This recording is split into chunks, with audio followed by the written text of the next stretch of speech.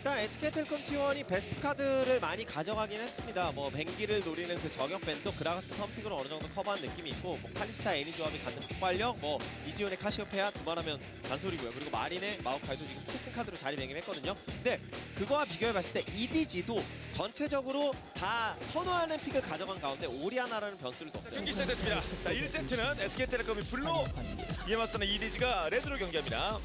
이제 그라가스 지금 레드 버프라서 이거 킬을 낸다면? 싸움을! 레드의 강타. 1대1 체력과에서 본이 현재 많아. 근데 만화도 없고요. 네. 자, 이제 뱅기! 전멸이 빠져서 네, 집어 던져! 우리랑 전멸이 있습니다. 근데 정화 빠졌고요. 정으로 떠라! 빠졌어요. 자, 다음 풀 배치기! 잡아! 네, 오자.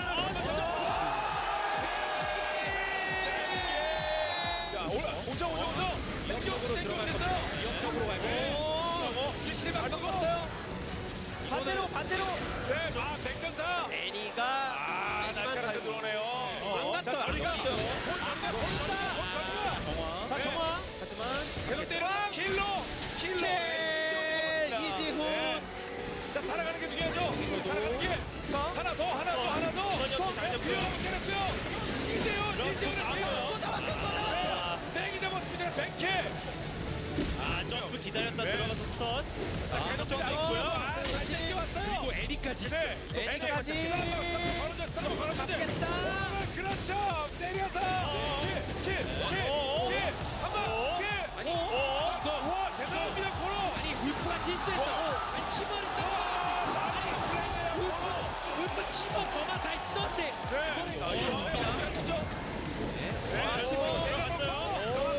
메이커 잡아냈고요. 충격파. 하지만 데미지 부족하죠 아직은. 근데 이렇게 해도 좋은 아파요. 네. 서로 오죠. 애니도 일단 오고. 네. 이제 하지만 우리가 체력이 워낙 안 있고요. 좋아서 일단 빨리 도망가야죠. 빨리 도망가고. 배 왔어요. 네. 내줘야지. 그라가스까지.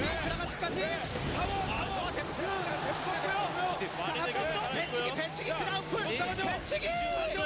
멈춰 박치기. 전면 메이커. 잡아냅니다. 실패다. 할 생각이었던 것 같은데 막 들어와요. 요건 때리다 말았어요. 자, 마오카이 앞에 탱킹 중. 마오카이 탱킹. 자, 딜 잡았고 카리스타 프리드. 추격. 리얼러브까지. 이거는 뱅기가 다 했습니다. 뱅기가 다 했어. 딜러들이 와야죠. 여기 하나. 네. 잡았고요. 두명 올렸어요. 자, 뱅기가 이제 탱킹 중. 뱅기 안 죽어요. 네, 세관 잡았고요. 뱅기 안 죽었어요. 뱅기가 이제 속상한 드디어 데프트를 죽어요. 네. 댐프도 죽이고 지금 되는 거죠. 안 죽고 댐프도 죽이고 되는 거죠. 전멸. 네. 넘어왔죠. 자, 3대1 나왔습니다. 자, 코로에. 이거는 스턴 싸움에서 상대가 안 됩니다. 네. 말이 빠져요. 말이 빠지고. 마린이. 딜러가 끝내줘야죠. 딜러 어딨나? 딜러 뒤에서 쏘고 있어요. 쏘고 있습니다. 왜 이렇게 안 죽어요? 코로, 네. 방금은 근데 네. 톡톡톡톡톡톡톡톡톡. 네. 싸우면 이디지가 미리 싸워야 돼. 자,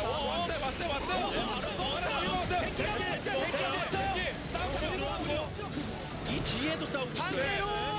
마린이 마린이 앞서 탱킹 중. 마린은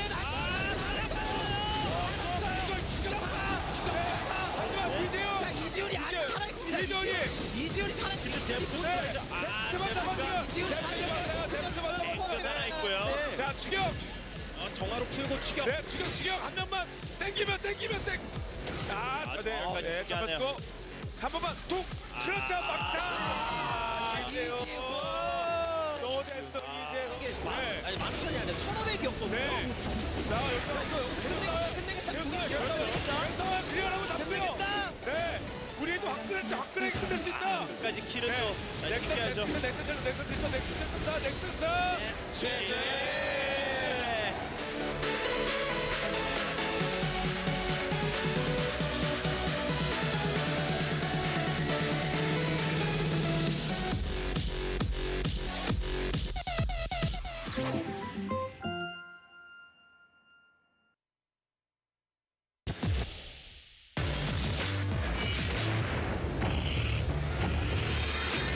그래서 이게 바텀 라인이 레오나 애니면 반반은 없습니다.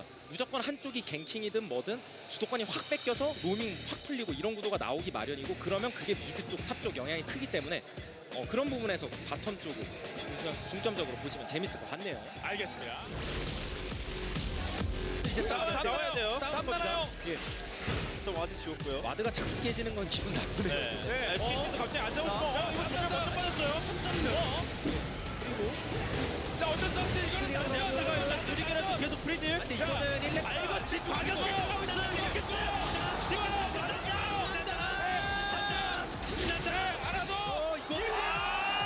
이렇게 프리미였으면 다시 게임하면 되지만 대회이기 때문에 그렇죠. 무조건 열심히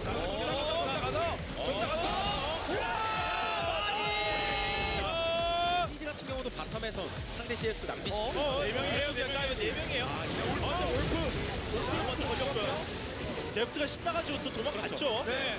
그런데 이거 뎁트를 끌어야 돼요. 뎁트를 잡았죠. 따라가는 그림인데요. 그렇죠. 네, 나중에 키를 먹는 게 훨씬 유리합니다. 네. 당연히. 자, 블록타기. 순간 이동 때문에 오히려 근데 저거 사는 안 잡았어. 보내 못하고 자 미드 싸움 치열합니다. 근데 못 잡았어요. 여기서 자, 이케 맞습니다. SK 대거. 네. 충격파는 들어가고 그렇죠. 타우도. 메이커 메이커 빨리 이퀄라이저로 진영하게.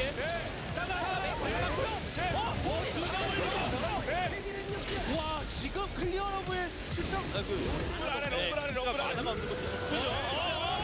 오늘 그래도 이지훈 좋고요. 신난다 평타. 신난다. 네, 근데 신난다. 만화는 없고요.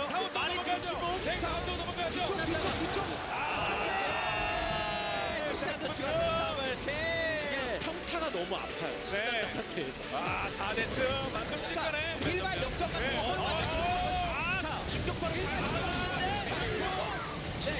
싸우는 거죠. 광역 초토화 로켓만 해도 엄청 아프고요. 이제 그러면 잡범으로 지금 풀 들어가는 게 맞습니까? 들어갔죠. 백기.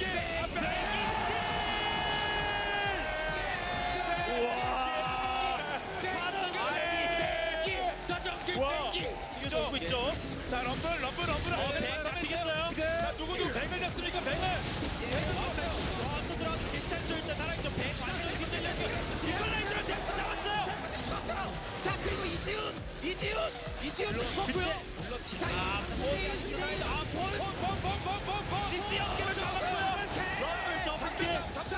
딜러 없는 상황에서 마린이 힘을 못 주죠. 어차피 말이 서로 딜러가 없다고 가정하면 뭐 딜러 차이도 분명히 나긴 납니다만 탑 차이도 많이 한 번씩 뒤돌아서 이거. 뱅겨 너무 욕심내고 그리고 지금 와요. 그리고 아직 그래곤 안 죽었어요. 아직 그래곤 안 죽었어요. 엮고 호르 그렇죠. 그래곤 들어가서 먹었어요. 호르가 전멸이 있어요. 전멸 있어요. 좀 높게 잘 피하고. 일단은 클리어다.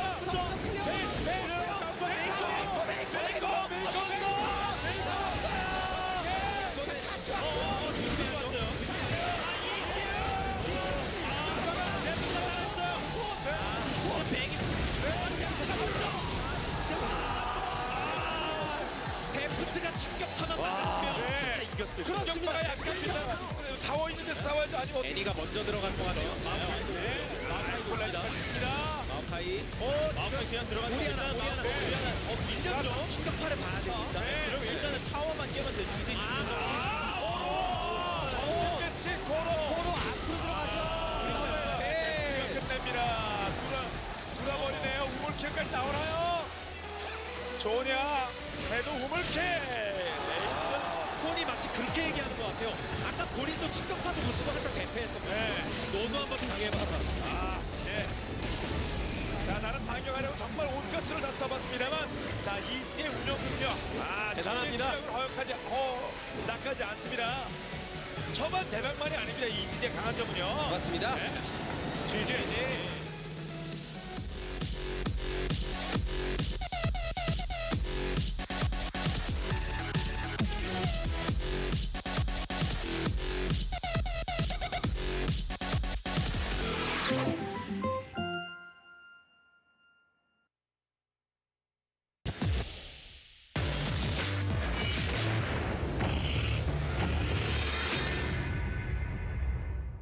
반면 EDG는 밸런스가 잘 잡혔어요. 그리고 데프트가 참 팀 내에서 절대적 신뢰를 받고 있구나라는 생각이 듭니다. 분명히 조합상 위험해 보이는 상황에서도 징크스 뽑더니 이번 경기도 징크스 또 뽑은 건 상대가 카운터 픽을 가지고 갈 수 있음에도 불구하고 플레이가 좋게 나올 수 있다. 네, 경기 시작됐습니다. 자, 결승전 3세트 SK텔레콤 블루 이에 맞서는 레드 EDG입니다. 자, 라인 잘 맞아고 됐나요? 탑으로 갔습니다. 자, 뱅기 지원 잡고 시작하는 정확한 생각이죠. 아, 한번 어그로 클리어 너무 잡아요. 어그로 공조. 클리어 어그로 아주 다른 누르는 살았어요. 누르는 살았어요. 이건 뱅기가 먼저 보였으면 낚시를 했어요. 여기서 근데 전멸이 없고 역시 제대로 쳤어요. 예술이네요. 2대스까지 나오나요? 이 연계는 예술입니다. 네. 그렇습니다. 이건 진짜 예술이에요. 잘 도망가나요? 살아가는 게 중요해. 살아가는 게 가능한가요? 타워 못 살아가네요. 때 있어야 하는데 그러려면 역시 골을 터지고요. 너무 험하게 룰루 믿고 싸웠던 건데. 룰루가 내려오니까 싸웠는데 근데 애니 징크스예요. 네. 근데 최고 지금. 셀프를 썼어요. 그러니까 본인한테 스킬이 싸우면 더 답이 없어요. 뱅기부터. 뱅기 전사. 데프트 사이드 쪽으로 빠졌고요. 네, 둘러싸는 뎁트. 뎁트 뿌리네. 뎁트를 마린이 불었어요. 마린이. 뎁트가 죽어요. 마이럴 상태. 신난다 못했어요. 2명 전사, 3명 전사, 4명 전사. 11을 말고 11은 살았습니다만. 진짜 잘하네. 네. 10대 0. 네. 자, 먼저 끌어내면 나이스 플레이. 진짜 잘하네. 네. 자, 쫓아가야죠. 럼블. 네, 여기서 그리하나 보기도 안 들어갔어요. 그리하나 오기 전에. 럼블이 와요. 제큰 누나가 아니 사형 선고가 그 아슬아슬한 그게 울고. 또 안 들어가면서 누누 쫓아가다가 또 손해를 봤습니다. 뒤로 물었고. 여기 아직까지 와요. 아까 전면 빠졌거든요. 울고는 뭐. 확실한 이재용까지. 그리고 지금. 아지르 군대 많이 나오는 현실감? 이거 보세요. 네. 여기서 또 먼저 일단 들어가죠. 위험하죠. 전면 랜턴 타려고 했지만 네. 랜턴을 또 아지르가 견제해주면서 끊었고 뭐. 예, 그래서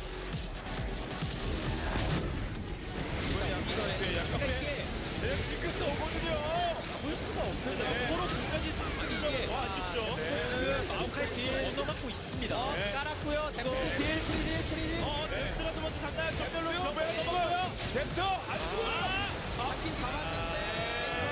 3명 죽고 4명 죽고 이렇게 좀 끊어먹기. 템트는 잡았어요 확실하게. 좋아요. 근데 이 눈이 마음을 빼야죠. 쟤네들은 건드릴 수가 없어요. 네, 쟤네 사이드 자체가 지금 거인이에요. 네, 쟤네를 근데 무시하기가 어려워서 도망가죠. 가죠. 이거를 무시하기 어려워. 네. 얼음 덩어리 때문에 공속도 제대로 발휘가 안 되고 추격대가 왜 이렇게 많아요? 전사. 자, 마오카이. 걸리면 이게 CC 연계가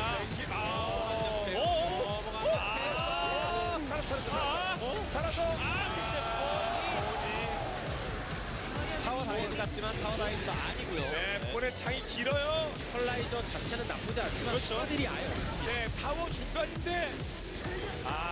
싸울 수가 없어요. 그리고 그 와중에 팀워 땡 잡고. 그 와중에 팀워 에이스. 난다. 저 에이스. 무섭네요. 자, 이제 길 엽니다. 네, 이건 서렌이죠. 네.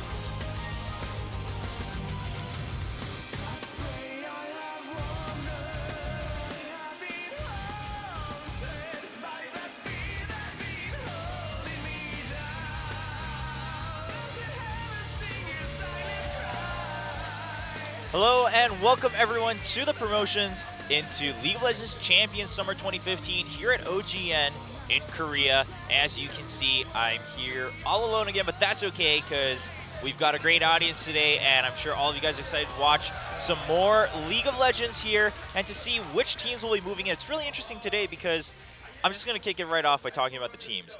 We had the two amateur teams yesterday, Winners and Anarchy, which had a lot of hype around them. Eventually Anarchy the one moving up, Winners being eliminated, and then of course Longzhu IM making it in with a clean 2-0, 4-0 game score yesterday against those two amateur teams. We can talk more about that at another time, but today we have technically three professional teams all trying to climb back into Champions. And I say back because at one point, both Prime and ZenX were also part of the Champions seasons in the past. Of course, Samsung, the one who are potentially facing relegations from the spring season, but we do have Prime and ZenX climbing back into the scene through the Challenger Series. And I say pros because these are all teams that have an infrastructure. You know, they've had the sponsors in the past. They have coaches or, managers following them. They basically have that foundation, and they've been organizations. In other games, I mean, you've had Prime and ZenX doing very well in other titles. And they actually did really well in the past for League of Legends too, especially, I mean, ZenX, again, have really brought up several notable names in League of Legends in the past. And then we have Prime, which had that huge splash when they eliminated SKT T1S last year during Champions. And then Samsung returning with the same roster they had throughout the spring season of Champions 2015 here at OGN. So we'll see. I mean, they have a lot to prove. People are already talking about if they get eliminated here, if they get relegated, it's going to be the biggest choke in the history of League of Legends, and it will continue the curse of the winners of Worlds being relegated, or at least, not having any chance of returning to Worlds in the next season. And we might very well see that. Even if they make it into Champions, quite frankly, probably not going to see Samsung at Worlds this year, given how they've been doing. They'd have to improve. I mean, they'd have to improve in a miraculous amount since their spring season, because they did end 8th in that spring season. They had a couple good sets, but none of the matches seemed really convincing from them. So let's look at it once again. We have SKT T1G, Tiger, CJ Entus, and then Junior Greenwings, KT Roaster, and Najin EM Fire, of course, retaining their seeds from the spring season. And then we have Longzhu IM and Anarchy, who qualified after yesterday's Group A of the promotion matches, and today Samsung, Prime, and ZenX. Samsung, the one trying to retain their spot and prove that they still deserve a shot, a little bit more time to prove themselves with that new roster. Prime and ZenX saying, hey, we're back with these new players. We've proven that we can scout talent in the past, so we're here to try to get back into the professional scene of League of Legends and see if they can get a seed and maybe even go all the way to the playoffs and potentially Worlds. Those are some lofty dreams, but hey, one can always dream and set their ambitions high here in the world of League of Legends. We've seen crazier storylines in the past. I guess not as crazy, but similar crazy storylines in the past. So we'll kick it off with two Samsung matches against both Prime and ZenX, and then Prime and ZenX will be duking it out against each other. Of course, I explained yesterday that both IM and Samsung had chances to select their opponents in their groups. They alternated, IM choosing first, and then Samsung chose Prime, and then ZenX, the last one left over, being seeded into Group B, which is kind of interesting because ZenX also, they finished second in the second round of the Challenger Series, and then I believe they only made it to the round of 16 in the first season. I'll have to double check on that. But basically, the record isn't too great, but the fact that they were left by both IM and Samsung, it does also say a lot about kind of respecting maybe that organization as a whole, or maybe just the playstyle is not working out. But there is Samsung. Samsung Galaxy and Wraith, the most familiar face in that support role, but all the other ones pretty familiar now too, because we've seen them throughout that spring season. And I mean, it's the same as when they first appeared with this roster for Champion Spring. It's that these guys still retain some of the highest individual skill levels that we've seen and the highest potential that we've seen in Korean League of Legends as individual solo players. But how long is it going to take for them to play as a team and to learn what it takes to compete at a professional team level rather than, Challenger solo queue? So we have QV in top, Eve, Ace, Fury, and Wraith. Fury being a pretty star AD player for Samsung. Of course, Eve having plenty of his own moments in the jungle, perhaps one of the more respected players from this team. And in mid, we had Bliss kicking things off in the beginning of the season, but then we had Ace joining mid-season and kind of taking over as that starting mid player. And then there's Wraith, who used to be known across different names in the past, was on the SKT T1K roster after Peekaboo first left the scene for a little bit. And then he was on Junior Stealth before that. I mean, he's been around before. He went on AHQ before that, and then PSW way before when he first debuted in 2012. So Wraith has been playing for quite some time. On the flip side, we do have Prime kicking things off here. And Prime, we see Gerard there in the back, of course, the head coach for the Prime organization as a whole. Prime has had some successful players in multiple other games, including in Korea, rather. I was going to name all the games, but then Prime has been doing really well. Even in games that are like pretty much only played in Korean esports, they've had some successful players along with ZenX. So we'll see how their new lineup does in League of Legends. We have Soul, Catch, Assassin, Nuclear, and Secret. Prime actually also has 8 players on their roster, so they rival SKT T1 in that sense, that they both have the most expansive League of Legends rosters we have, I believe, except for maybe some teams in China. I'll have to double check that, but especially in Korea, 8 players. So we have 3 roles. They have 2 players in mid, 2 players in AD, and 2 players in the support role. Only 1 top and jungle player, Soul and Catch. But they might, they might swap out players. We'll see how things go for them.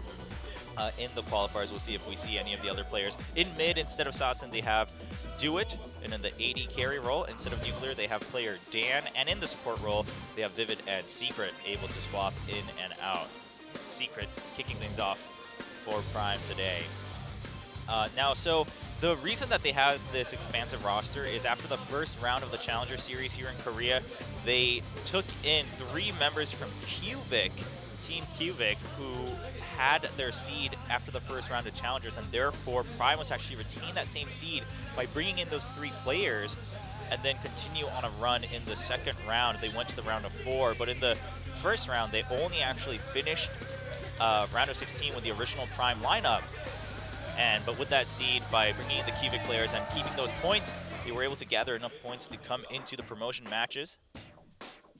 And we'll see how that works out for them. The only, so we have actually Sassen and Nuclear from Cubic now on Prime, kicking things off for them here in the promotion matches. Vivid for support will be stepping out for now in place of Secret. Now let's go into the picks and bans. Kicking things right off, of course, I mean, we don't have any KDA records or MVP awards to keep track of during promotion matches. The bans are going down pretty straightforward. LeBlanc and Zed both being banned, not as common, but when you have mid laners that really rely more on their individual skill, you'll see that a lot more often. Or, if you're playing against FLICKR, you might ban LeBlanc. The Gragas ban, and then followed by the Rek'Sai ban. Pretty expected by this point. If one team decides to ban one of the junglers, it kind of telegraphs that they want to prioritize that jungle pick. So then you say, hey, well, most players would agree that there's 2 very top junglers, Gragas and Rek'Sai. So we'll respond with a ban. The Cassiopeia being banned out, but no Azir, so Ace is going to be able to pick up the Azir right away as first pick. I mean, especially after the Kalista ban, Urgot not as prioritized by some teams anymore, so... And in general, kind of just being phased out depending on the meta and the opponent picks. So Azir going to be picked up right away. I mean, you have LeBlanc and Zed both gone, and then there's Cassiopeia banned out. So why not? With both Gragas and Rek'Sai banned out, Sejuani is probably next up for most junglers. Yesterday we did see the return of Lee Sin. Tucson having a really good game on Lee Sin. And then Thresh, still the go-to support for almost any team composition. It's impressive how long he's lasting in that role. Now we will have Samsung with their next 2 picks.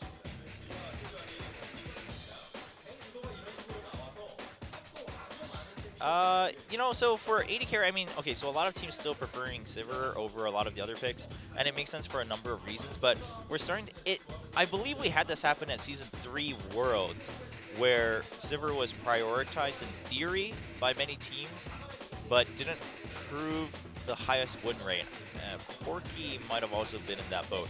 And so we're seeing certain times where we don't have necessarily the exact correlation from theory to gameplay, but Maokai being picked up is, of course, really solid. We saw the power of Maokai at MSI. Of course, this is on 5.8, but no big changes for Maokai, so... You know, just Maokai kind of the Thresh of the top lane, the Lee Sin of the top lane, where in any meta, you're still going to hold your own. You can still do a lot, especially with teleport still being valid. You're just going to have a big impact come mid-game as long as you didn't get absolutely shut down. Meanwhile, it looks like Prime going to go for the double AD. No, they're not. Yeah, it would be a little early. I mean, sure, with Maokai, you're going to want to avoid double AP, but double AD right away may not always have been the best point. And they're going to wait for their mid lane pick. Despite Azir being first pick, they want to still wait to see the rest of the picks before going ahead and picking a mid laner for Prime. And then Nunu being picked up as a jungler, yeah, after Sejuani. If you play Nunu, why not? You can have a big impact. We saw that happen at MSI also. Both Bengi and Clearlove liking that Nunu in the jungle. We saw Janna coming back here and there by many teams, and yesterday we saw Janna being picked up too in Group A of the promotion matches. And I mean, Janna's actually pretty fine against especially the likes of Gnar and Sejuani. Of course, the best Sejuani players will not really be deterred by any displacement because you'll be able to angle your ult ahead of time, and your ult does have a decent range. But Gnar is going to need to come right in, so that'll be good on top of the spell shield. So this is, I mean, Samsung has a pretty, oh wow, quick pick on that Cassidy. Looks like they were pretty much just waiting on it as long as there weren't complete shutdowns from the jungle or the support. But after already having taken away Sejuani and Thresh, I don't think they were too worried about it anyway. So Cassidy being picked up by Sasson up against Ace in that mid lane. Samsung still pretty much just saying, all right, well, you know, worst comes to worst, I just broke my pen. That's pretty sad. But worst comes to worst, Azir late game can just build up and hard carry the game. But if not, Sivir can. I mean, Sivir is a decent carry too, especially with that Nunu there, with that extra move speed from Janna too, and all that protection that's going to come in from, you know, Maokai, Janna, Nunu, your own spell shield on the hunt. Fury should be able to show off his mechanics here in this game. On the flip side, though, a lot kind of relying on Cassidy actually, because if Cassidy can get the ball rolling, I mean, we saw this. Cassidy will still become a massive carry. He still has that potential. Of course, Gnar is going to pretty much hold the same role as Maokai. Is a little bit finicky on the tanky part compared to Maokai, which is why Maokai is favored by a lot of players in most cases. And then Lucian, you know, just your standard AD carry. So I think a lot relying on Sasson here, because Ace on Azir will be able to catch up in power and maybe even overpower him in the late game. So let's go right into set number 1 of match number 1 in Group B of the promotions. Samsung versus Prime. Can Samsung start the day off with a win for a spot in the summer season? Let's find out.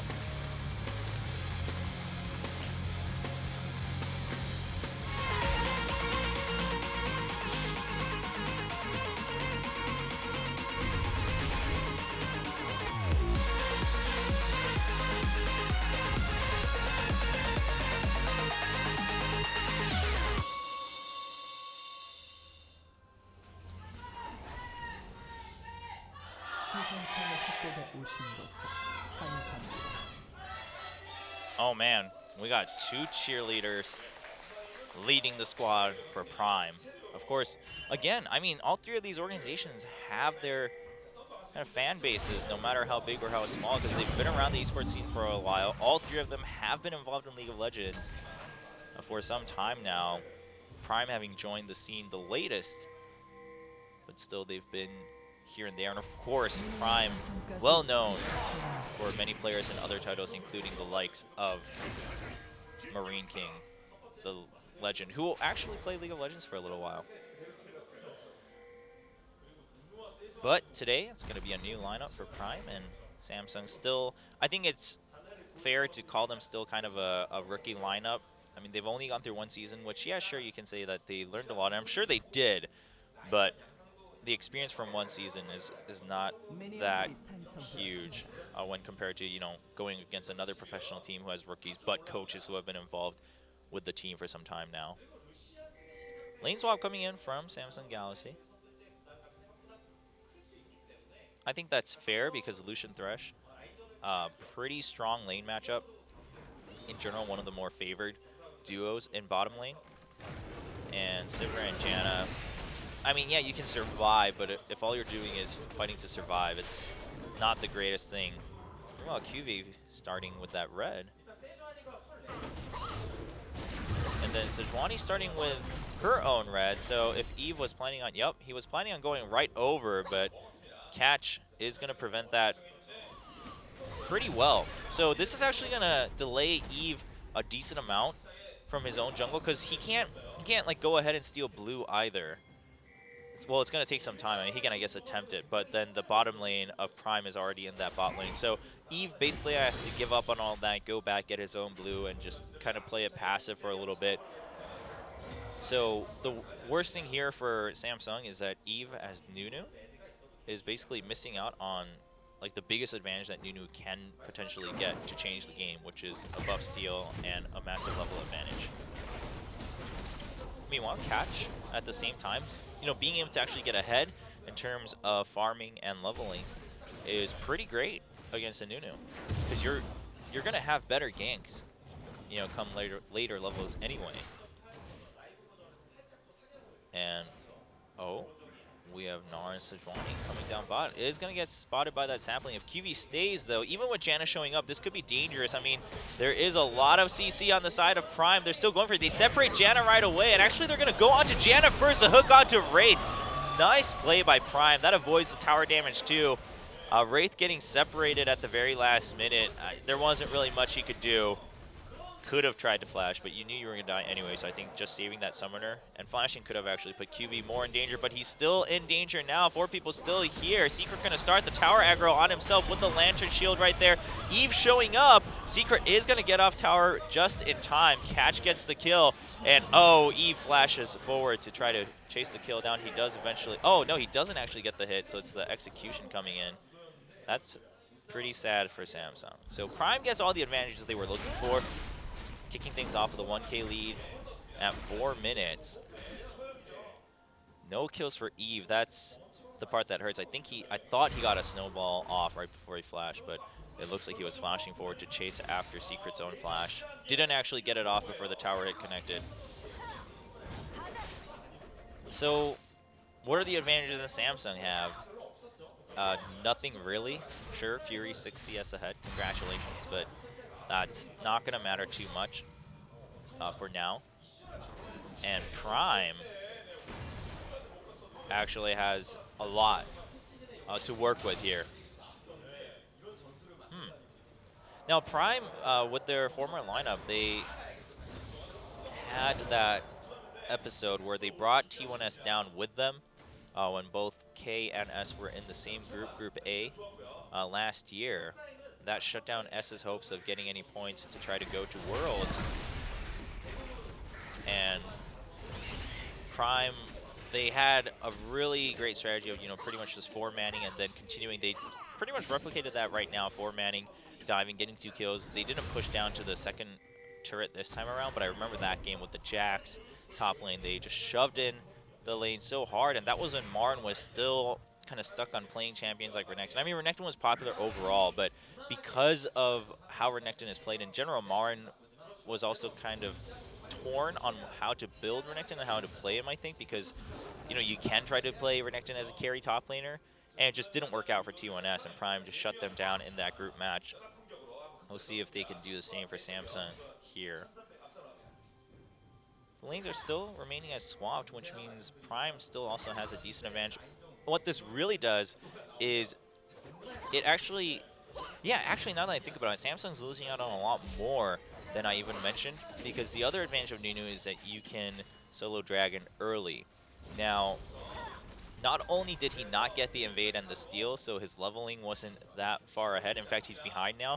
But on top of that, because of the lane swap, his bottom lane duo is not there. So in the case of an emergency, they can't come help. So Eve, you can tell he has no concern for attempting a solo Dragon, which is another big advantage that Nunu can get to change the entire game in the first 10 minutes for your team. So I mean, Samsung's responding well with what they have been given, though. And Catch also doing really well, just sticking with Soul. Soul is going to turn into Mega Gnar soon, so they'll be able to survive a little bit. Actually, Soul needs to calm down on his meter there. Because if he turns into Mega Gnar when there's no wave, he's going to waste a lot of time from... He transforms just now. Be able to clean that up. But, yeah, now there's no wave for him to deal with as Mega Gnar, so... it's a little bit of efficiency loss in terms of staying tanky, but Nunu did leave the top lane for a little while, so Mininar will be okay on his own. He still has a health pot too. And Catch, I would think, is going to go back to his red. Just check that out. And Assassin, meanwhile, taking advantage of a nice trade against Ace at level 6. But yeah, the poke still going to be annoying. Now, Secret is here, looking for a gank. He's going to go all the way around. No, looks like he's going to go in for a deep ward. Meanwhile, Eve now trying to make up for that steal earlier. Catch can't try to just go for a smite fight. Well, I guess he doesn't want to give up, though. Gnar could be coming back down. No, but we're going to see the red buff go to Eve. So Eve makes up for it from the level 1. He does get the red. Catch is simply just delayed a little bit. He hasn't lost out on everything just yet. We'll see if he can get the enemy red. But this also translates into the top lane tower. Samsung reacting really accurately right there. And Ace looks like he's going to get 2v1, 3v1. Assassin picks up the kill. Catch actually not getting that assist, so eventually it just ended with that 2v1. But well played by Prime. Can they make this a dragon? And they are going to start it. Lucian coming up. Casson does have to go back. Everyone at the top lane of Samsung after taking that tower is going to go back home, but they won't get here in time. So Prime actually continuing to stay ahead pretty well. It's like, all right, well, we lost the tower, but we got a kill in mid lane, got the ball rolling for Cassidy, got the first dragon, which is going to continue to help Cassidy with that damage buff. And I think Prime, if they keep this up, could very well just slowly and steadily win this game. Not too slowly, though, with that Azir, Nunu, and Sivir on the other side. And Maokai, too. Blue going over to Assassin. Eve making sure he secures his red. All the wards there are going to allow Prime to know that Eve did his red. They'll have a timer on it. Sejuani doesn't need the red. I mean, the damage always helps. But your biggest trait is, of course, your CC when you gank. And you have decent skill damage to begin with as a jungler. So what this really means is simply thanks to Eve not getting the steal early, Catch is like, all right, well, we're back to square one. I can just play fair, but I technically have stronger ganks, so we'll see what Catch makes of that. Hasn't had to use his ultimate just yet. Fury, meanwhile, getting... Oh, Wraith getting targeted by that hook. Secret playing pretty decently in terms of his targeting. He seems to be adapting really well.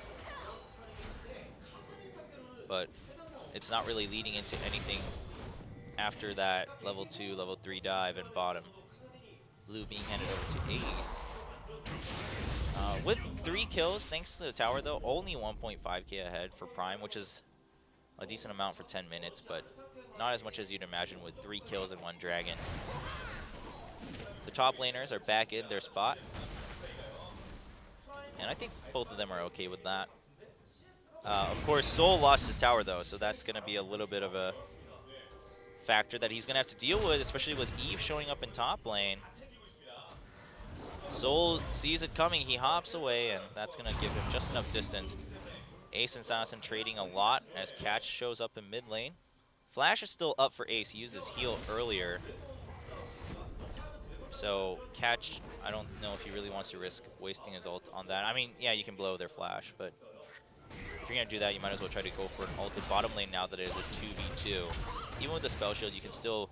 You're pretty much guaranteed to kill Janna if Sejuani shows up bottom lane without being seen by a ward, which I guess is pretty hard given the warding from Samsung.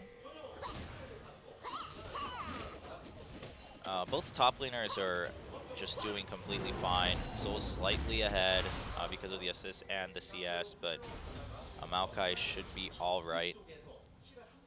Going towards that Righteous Glory.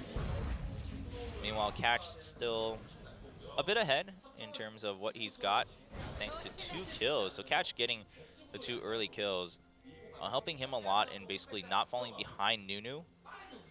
but now he needs to really translate that into ganks, because if he doesn't, it's like, what was the point of staying even / ahead of Nunu if you're not going to be able to gank? That's like the one thing that any jungler should be able to do better than Nunu. Well, okay, not any jungler, but, you know, this top pick junglers like Gragas, Sejuani, and Rek'Sai, is that you have hard CC, and Nunu does not.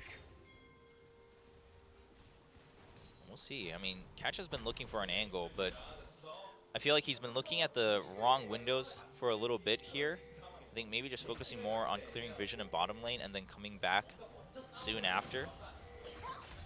Because Fury and Wraith are playing really just safe, and they've actually been whittling Nuclear down several times enough that even with those 2 assists, Fury's able to just do fine in lane, evening out in terms of items for now.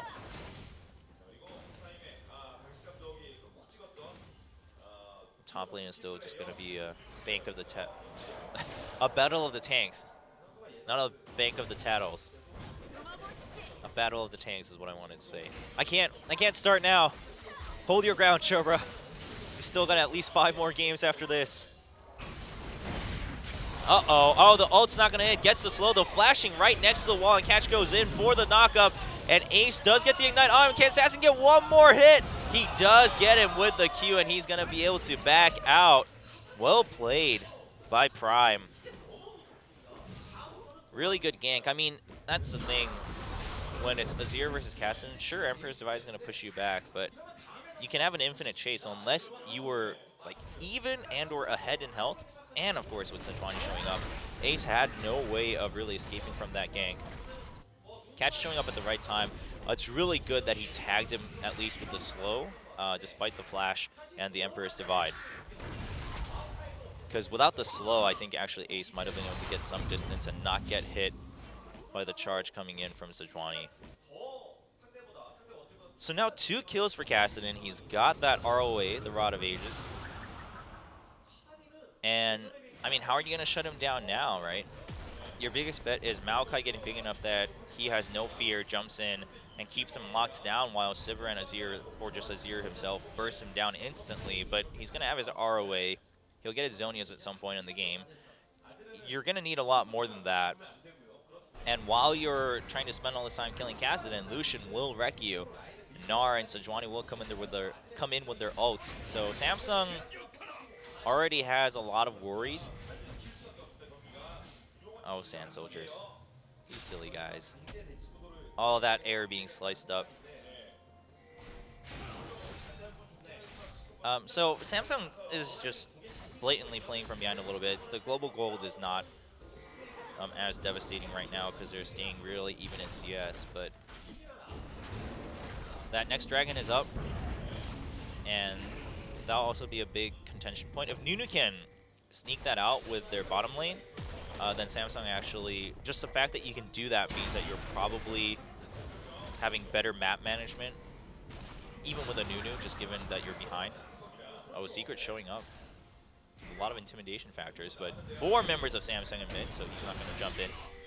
But if he can't do that and Prime quietly and safely just gets a second dragon, then it's not long before they get a third one too. The Death Sentence narrowly missing, and all that really does is give Prime time to regroup here and defend that mid lane turret. Azir has been whittling it down by quite a bit.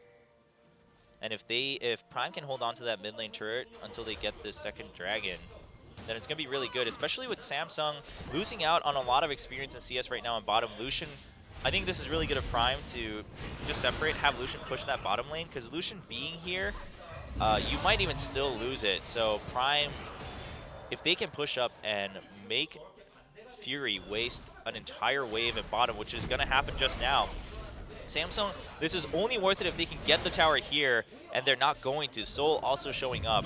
This is really well done by Prime, because now their time in mid had no effect in them getting into the game. So now if you get that tier 1 in mid, like, whoop-de-doo, it's like a consolation prize at this point. Wow, they still didn't get it. Prime actually, and wow, Sejuani still gets the second dragon. I thought Sejuani might also back off too, because then Prime would have actually made a mistake. Very well done by Prime here. Kassadin being able to clear just enough, and the threat of a death sentence from Secret denying Samsung even the consolation prize, and all they got was a shove up top, which Soul is going to pick up all this delicious, delicious XP and gold. Prime now 2K ahead. The gold lead is still pretty slow here for Prime, but they have 2 stacks of dragons. They've only lost 1 tower. I mean, this mid lane, it's a matter of time before it goes down, but not if Prime keeps putting down forces here as a threat against Ace in the mid lane. Because Samsung is so scared of giving more kills to Assassin. Assassin goes in, gets knocked up by the Emperor's Divide and the Howling Gale. There comes the ultimate from Catch on Sejuani, and the death sentence onto Ace as Soul shows up. They eventually take down Assassin. Ace is still alive. The Ignite on him. Will he go down to the ticks? He survives. He still puts out damage as QV comes in and cleans up Soul. 2 kills for Samsung. They will take the tier 1 in mid. Will they continue to shove up? Nuclear is gonna come down mid lane. And you do have the turret coming up from Azir right behind them, so they don't get chased all the way down mid lane. And they're not going to get the tier 2, but they get decent damage on it. And we have a pause. It's all right. We didn't have any pauses yesterday, so now Doa can sit at home laughing and be like, this is what I had to deal with for you, Chobra. Well, you know what, Doa? I'm totally cool with pauses. This is my time to remember the faces of each of the new players, because the names and faces aren't exactly lined up in my memory just yet. Meanwhile, we have Samsung. All these players we've seen for a while. Fury right there. And Ace. Well, Samsung, I mean, they put up a good fight right there in mid. No reports exactly on what the pause was about. It looks like maybe there was a slight connection error for Nuclear as he reconnects into the game. Or probably, you know, some gear error or something just right there. Yeah, Wraith. So this is a fan of Wraith saying, you know, we believe in you and your determination. Staying in League of Legends for 4 years. I mean, yeah, he's been playing since 2012 on PSW Ares. Now, League of Legends has been out for, what, 6 years now? I think if you count the beta phase. I don't know the exact month and date. And I started playing, I've been playing for 5 years now. Most people have been playing for 5 to 6 years if you're like a first-generation player, professional player, or even just a casual user.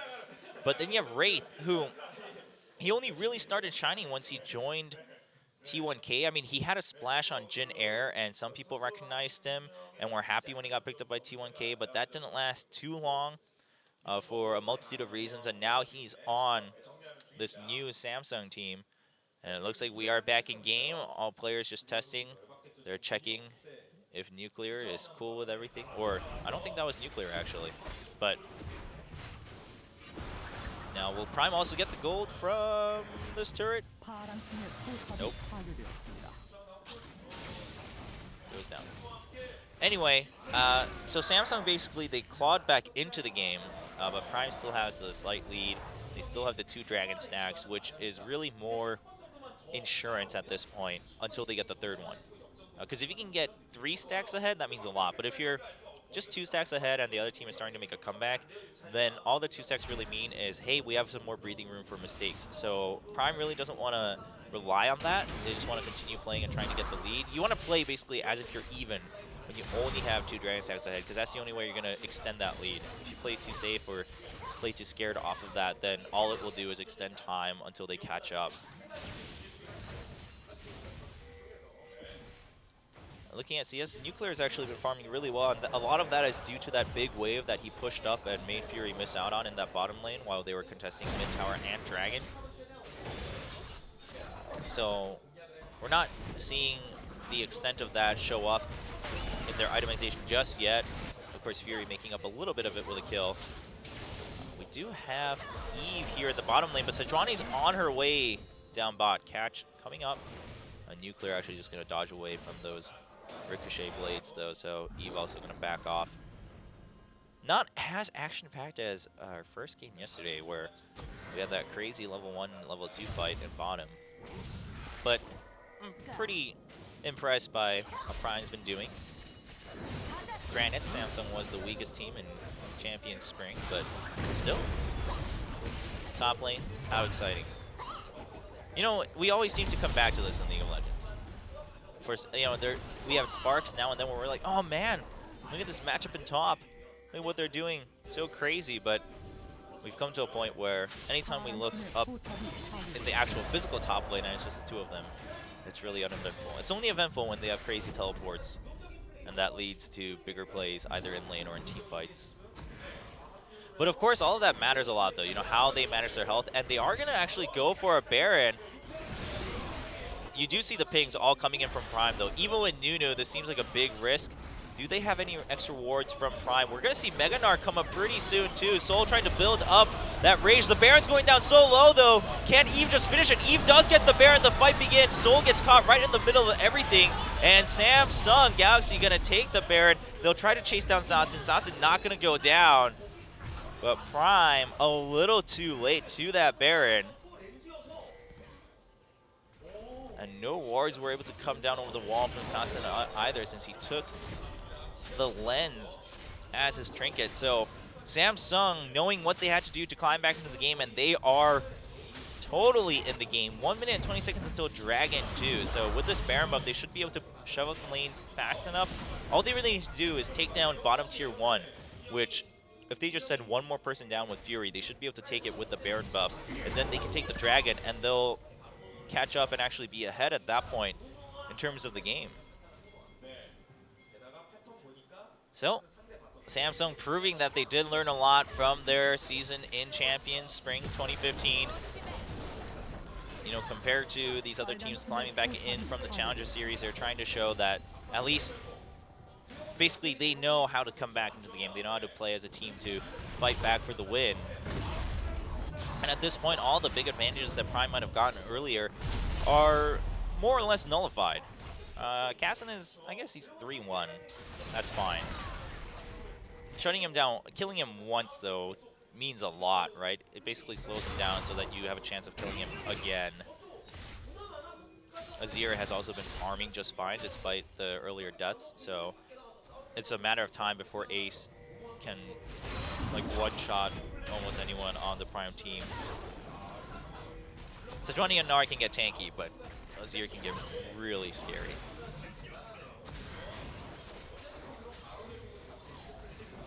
Alright, well, Samsung, they took down that bottom turret earlier, so Dragon is up. Looks like they want to pressure the tier 2 also while they have Baron. I like this idea. They already whittled it down to half health. They are just going to be able to take it no problem, and Prime doesn't have an answer for that. It was a 4v5 anyway in this mid lane, so after taking that tier 2, will Samsung go directly for that Dragon? There is a lot of vision, so they could just try to have some vision wars and then pick off someone from Prime, but I think they can just burst this down really quickly with Azir, Nunu, and Sivir. Yeah. Prime even has no interest in trying to contest that. They couldn't anyway. So now they have their own Dragon stack. They took down 2 towers in mid, all of the tier 1s. They have the Baron buff still for a couple more seconds, so they're trying to make the best out of their Baron buff. I really like this from Samsung, not wasting any time with this buff, not going back home to buy just after getting the Dragon. You know you have a couple seconds left. Try to bring this turret down to at least half health or more, depending on how the game goes. Soul right now has teleport, so he's staying in top lane, trying to pressure down the tier 1 in top against Samsung. And because of that, with Maokai also being up there, we do have Samsung eventually backing off. Baron buff running out too. And that's fine. It's not like they lost out on anything because they stayed and pressured the bottom lane. So Samsung goes back. QV does have his Frozen Heart on top of Righteous Glory, so he's fine against Lucian and Gnar too. You have 2 core items for Ace. Nunu, not the tankiest. Sure, he got a slight nerf on his health core level, but he's still going to be pretty beefy. On the flip side, Nuclear also has to make sure that he continues going really well alongside Zazen. At this point in the game, you need Lucian to be able to dish out just as much, if not more damage. And yeah, I mean, there's a lot of pressure on that because QV, Eve can both shut him down pretty well. Ace can burst him down no matter how big he gets. So Nuclear has a lot of burden on his shoulders. So does Zazen, though. I mean, he can't stop here. He's pretty behind in CS, which means his kill advantage is not translating into that much of an item advantage anymore. And that means Ace can basically more safely burst down someone from the enemy team because he can do it from a distance. Assassin can, in some ways, create, I guess, more chaos by going in once he gets his Zonias eventually in the game. But Ace has Emperor's Divide too, so I don't think that's really something you can give as an advantage to Assassin on Castellan. And Nuclear is not like super fed either. He only has 2 assists. He's farmed well. I mean, 10 per minute. That's great, but it's not like that was with a sacrifice from the other team. I mean, Sivir is a little bit behind, but has 1 kill, 2 assists, and has Nunu there for the attack speed buff. Uh-oh. I don't know if I can last even 5 games today, guys. My tongue's getting tied up in game 1. We'll have to see. Yeah, Maokai in the top lane. Yeah, he's going to want a little bit more to beef up, but I think he's fine where he is now. Gnar on the flip side hasn't finished any one item, and that's okay when he's Mega Gnar. I mean, this health, all the raw stats help a lot when you're Mega Gnar because you also have your own little boost. But when he's Mini Gnar, you're going to feel it a lot. So a lot on Soul to manage his rage really efficiently too. Baron coming up in 120. Samsung has a timer on that. I don't think they really need to rush it anymore at this point. Last time they had to sneak it in because they were behind. At this point, they actually have the advantage to try to bait Prime into walking in their blind. So they just have to win the Vision Wars, and they're going to whittle this one down. Fury spell shoots that Death Sentence, is able to get a couple free hits on this tier 2. Not a big minion wave though, so they'll back off. Good clear coming in with the static shift from Nuclear.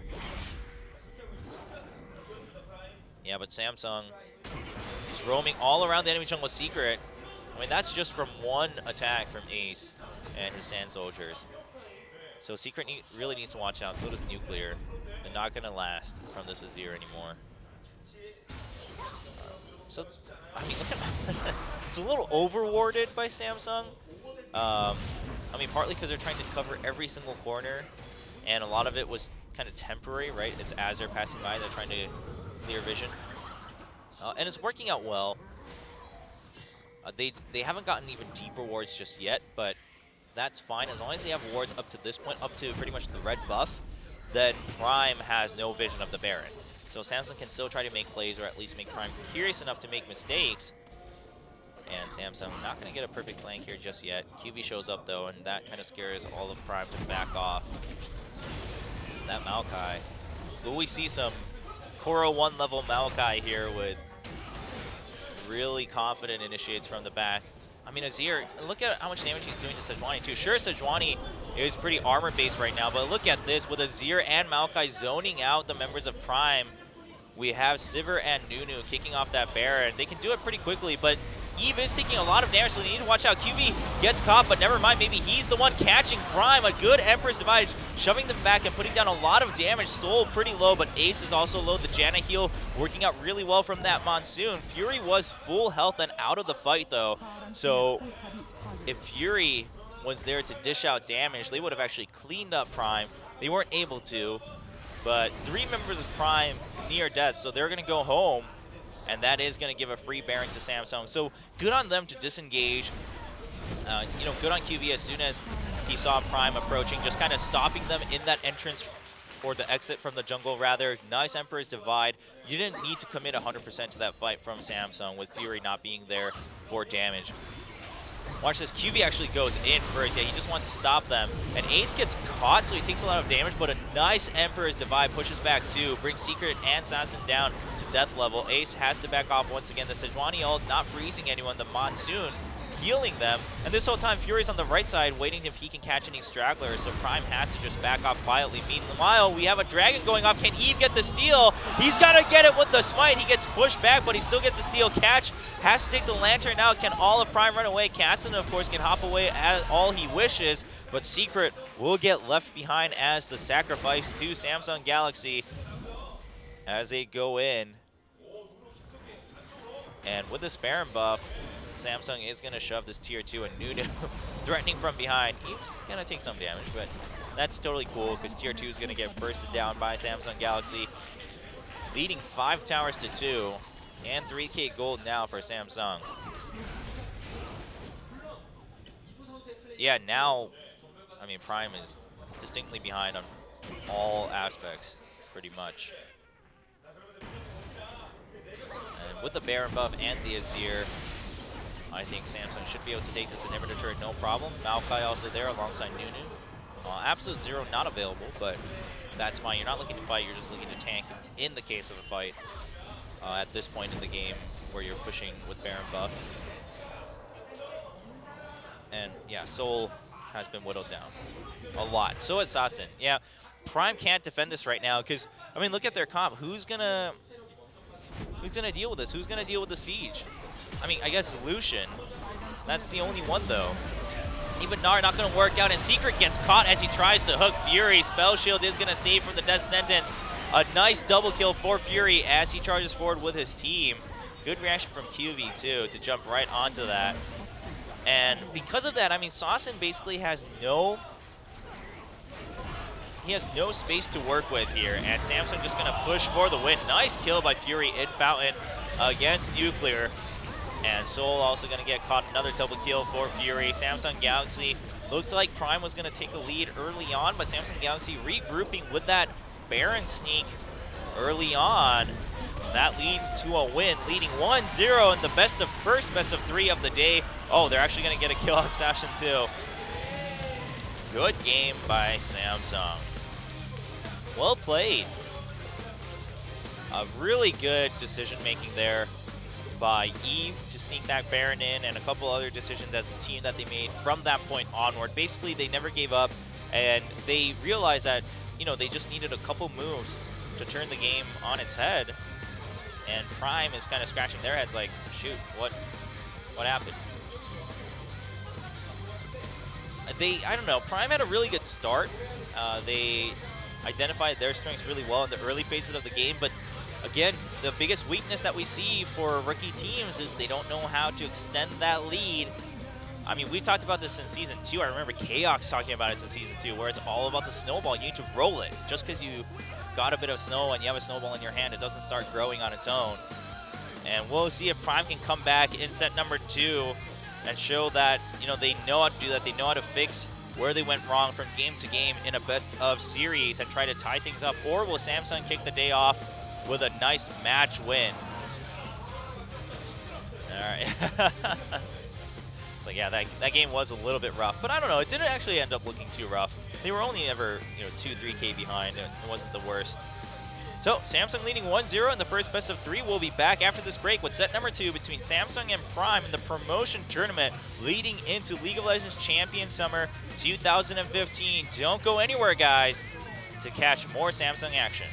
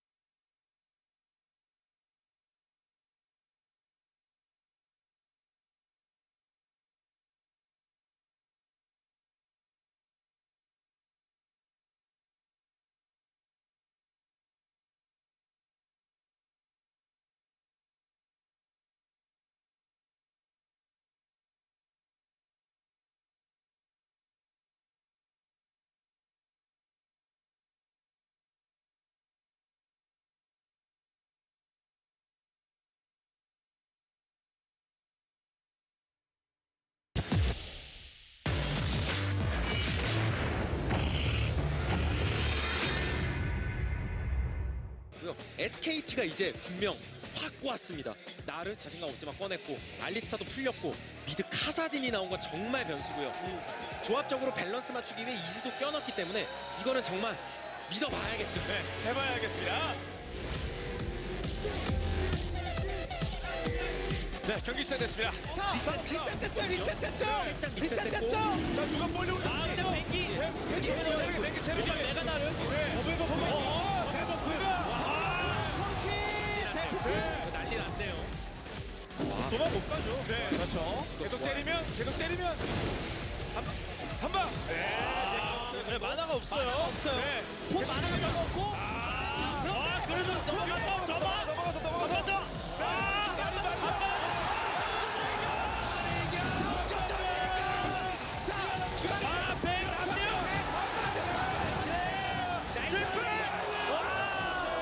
트리플 안 나오는데.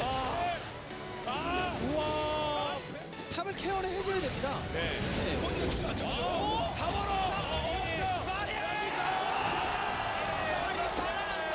이게 코르키 아지르가 간다니. 타이밍 빨랐고. 데니스턴이 잘 들어갔죠. 여기서 탭들 빠져나왔어요.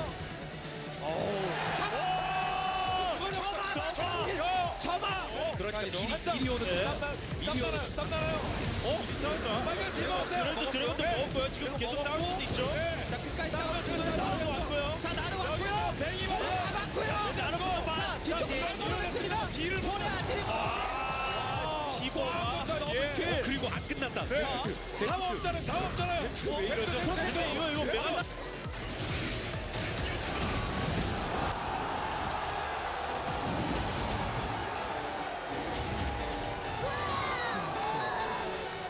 가야죠. 울프 그냥 가야죠. 가야죠. 전멸 없죠. 오데스 만들어줘야죠. 코로를 이제 세 개수가 더 이상 아니에요. 자, 마리는 네. 그렇기 때문에 이거는 잡아요. 몰아냈고요. 끊었고. 자, 마리 자, 카사딘이 중요한데.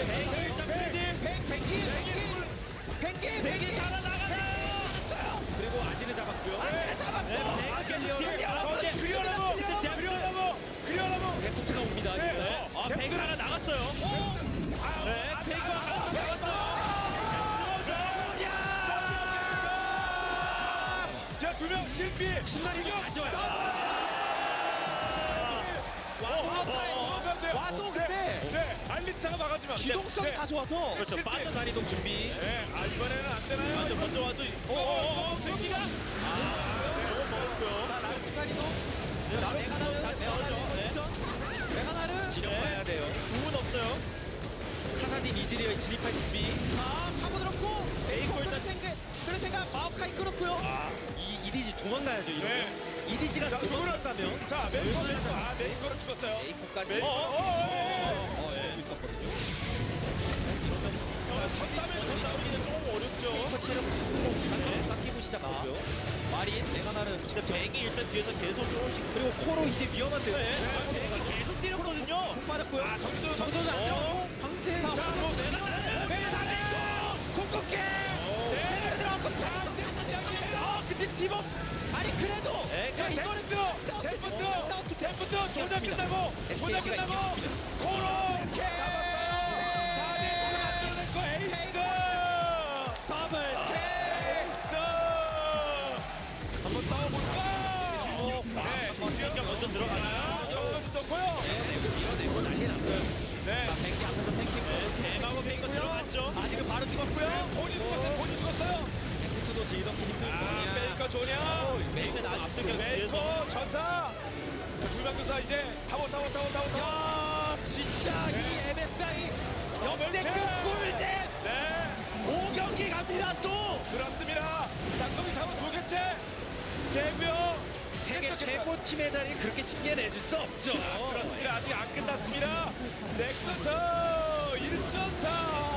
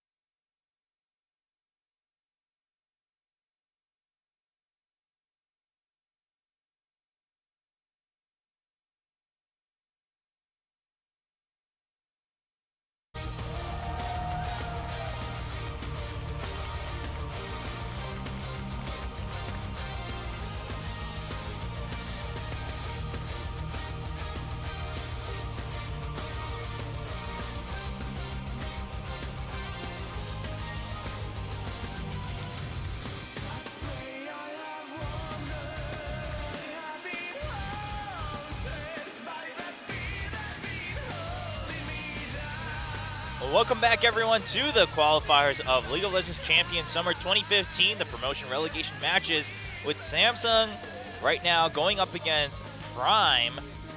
And Samsung is leading 1-0. Prime had a pretty decent early game, but they couldn't win the game. Doesn't that sound familiar for pretty much any team that was trying to battle with the best but never really made it? It's like, hey, well, they were winning until they weren't.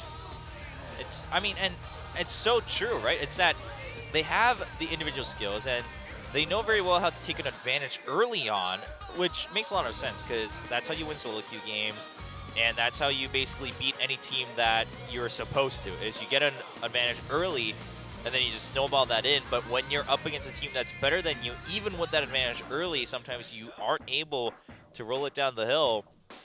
And we saw that with Prime in Game 1, mostly with Samsung having a really wise decision to Baron early and then move on from there. A couple other nice plays, but I think that was the biggest turning point there for Samsung. Lee Sin ban. It's been a little while. Well, I mean, Lee Sin is technically always relevant in the jungle, just not always ban-worthy.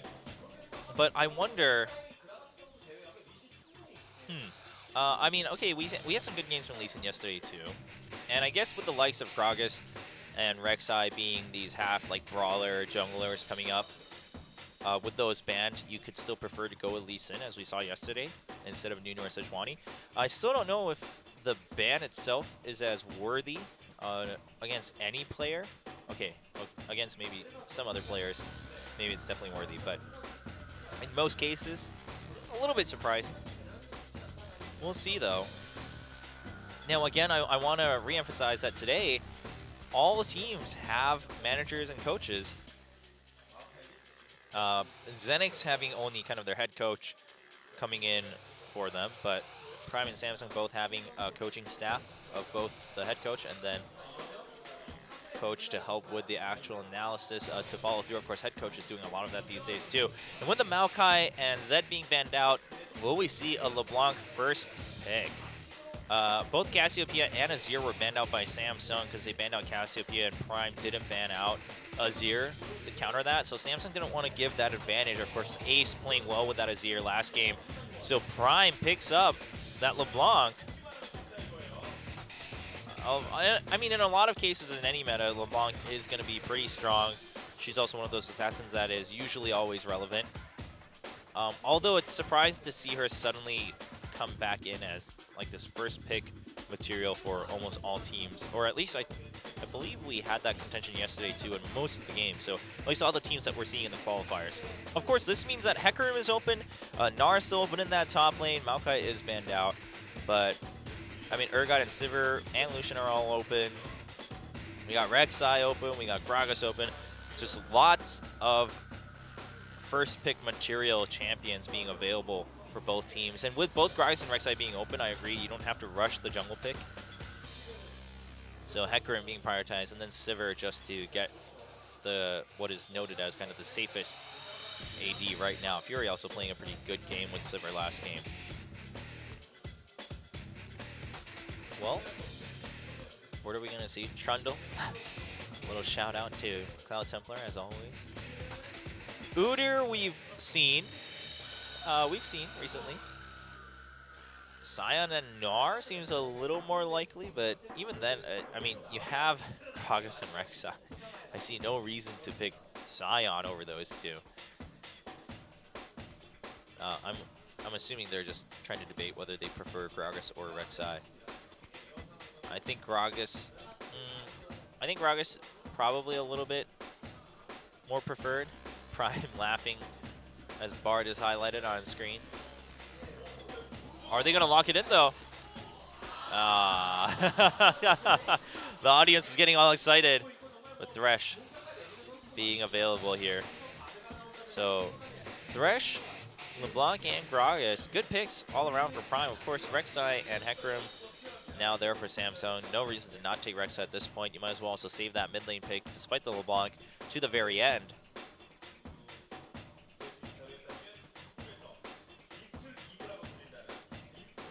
And what we'll see. Alistar, yeah, Alistar really coming back really strong this year in League of Legends. Gonna get locked in. I think that's good against the likes of LeBlanc and Thresh. And I'm not gonna get my hopes up for any Prime highlights until they actually lock in their champions. Vayne. What did I say, Chobra? Don't get excited about the picks until they're locked in. Because chances are they're not gonna happen until they're locked in. Urgot is available. We're looking for a top laner here though. For Prime. So I really don't think all of these will go through. Corki pretty viable also, given what we've seen yesterday, and Corki's still really strong. Ezreal always relevant in the AD carry role. But, I mean, I don't know. In a lot of cases you might... Well, also, I guess, with LeBlanc and Gragas. Okay, so seeing a really magic damage heavy composition here.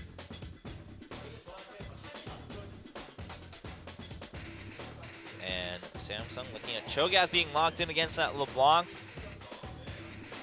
So going for a relatively easier lane phase, and also will be pretty good against the likes of Gnar and Thresh coming in with that silence. Then you have the Sivir, then you have the Hecarim. I feel like Samsung feels pretty good about this pick and ban phase. You're not going to have any hard, complete full tanks. Yeah, Rek'Sai is going to build a tank, and so is, Cho'Gath will get BP, and Hecarim will build some tank too. But you don't have the Maokai, right? You don't have the Mundo against this heavily magic damage composition from Prime.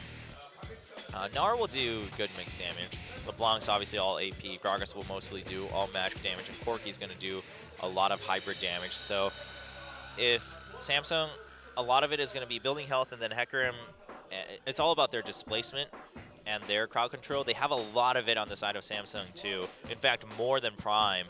Whereas Prime has very clear-cut ones like Death Sentence. You've got the Alistar, you've got the Cho'Gath Rupture, you've got the Rek'Sai, you've got the Hecarim Onslaught of Shadows. And with Sivir's ultimate, I think Samsung basically, they've set themselves up again so that even if Prime picks up the lead, I think Samsung can get back into the game, even without, a full tank dedicated to soaking in all the bursts from Prime. So maybe Samsung can get a 2-0 and kick off the day with a nice win in our day of 3 best-of-3s. Let's jump right into set number 2.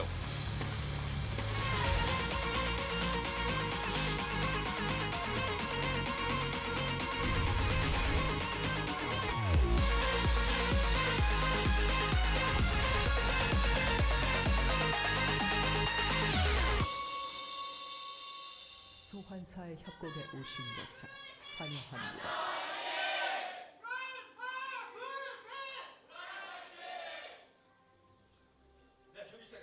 All right. So one thing to note, Prime is a team that had the most points from the Challenger Series across the 2 rounds. So they were ranked #1 after the 2 rounds of Challenger Series. 미니언 생성까지 30초 남았습니다. QV has no items. Is going to go back. I mean, yeah, with the Smite, you can farm and then go back, but you might as well buy a flask, right? And have that. So QV going to go back home. Oh, he's going to start with a machete. All right. I remember, I think it was season 2 still. Oh, no, might have been season 2 or like pre-season 3, where I was playing a game, and this was like a thing going around at the time, I believe. But I played a game with a Tryndamere who played with no runes and masteries at level 30, and they were like real men don't play with runes and masteries, and they got absolutely stomped in top lane of Tryndamere. It was mildly amusing at the time, even though he was my teammate. But don't do that, guys. I mean, unless you actually... Well, okay, you have no reason to not play with masteries, right? Unless you made a mistake. But if not having runes is like one thing. Maybe you use all your IP on champions, but even then, invest in runes. They're pretty good for you. So QV gonna take his blue as Eve takes his red. they'll share that. Like, nice friends on Samsung. And with the lane swap, QV just going to continue farming. And that will also allow Sivir to have a pretty solid and safe laning phase. So yeah, with the spell shield, and sure, Alistar has heals and whatnot, you can try to deal with the duo lane, but you know, if your jungler or if your top laner has smite anyway, why not just lane swap, play it off easy. Soul is also just gonna roam with his jungler too on the side of Prime then, and everything just goes quietly, which Samsung is okay with, because on almost all cases, Prime has a pretty solid advantage in lanes, across lanes. I mean, Cho'Gath has so much sustain, but you know, bottom lane, especially Quarky and Thresh, has just as much power in lane.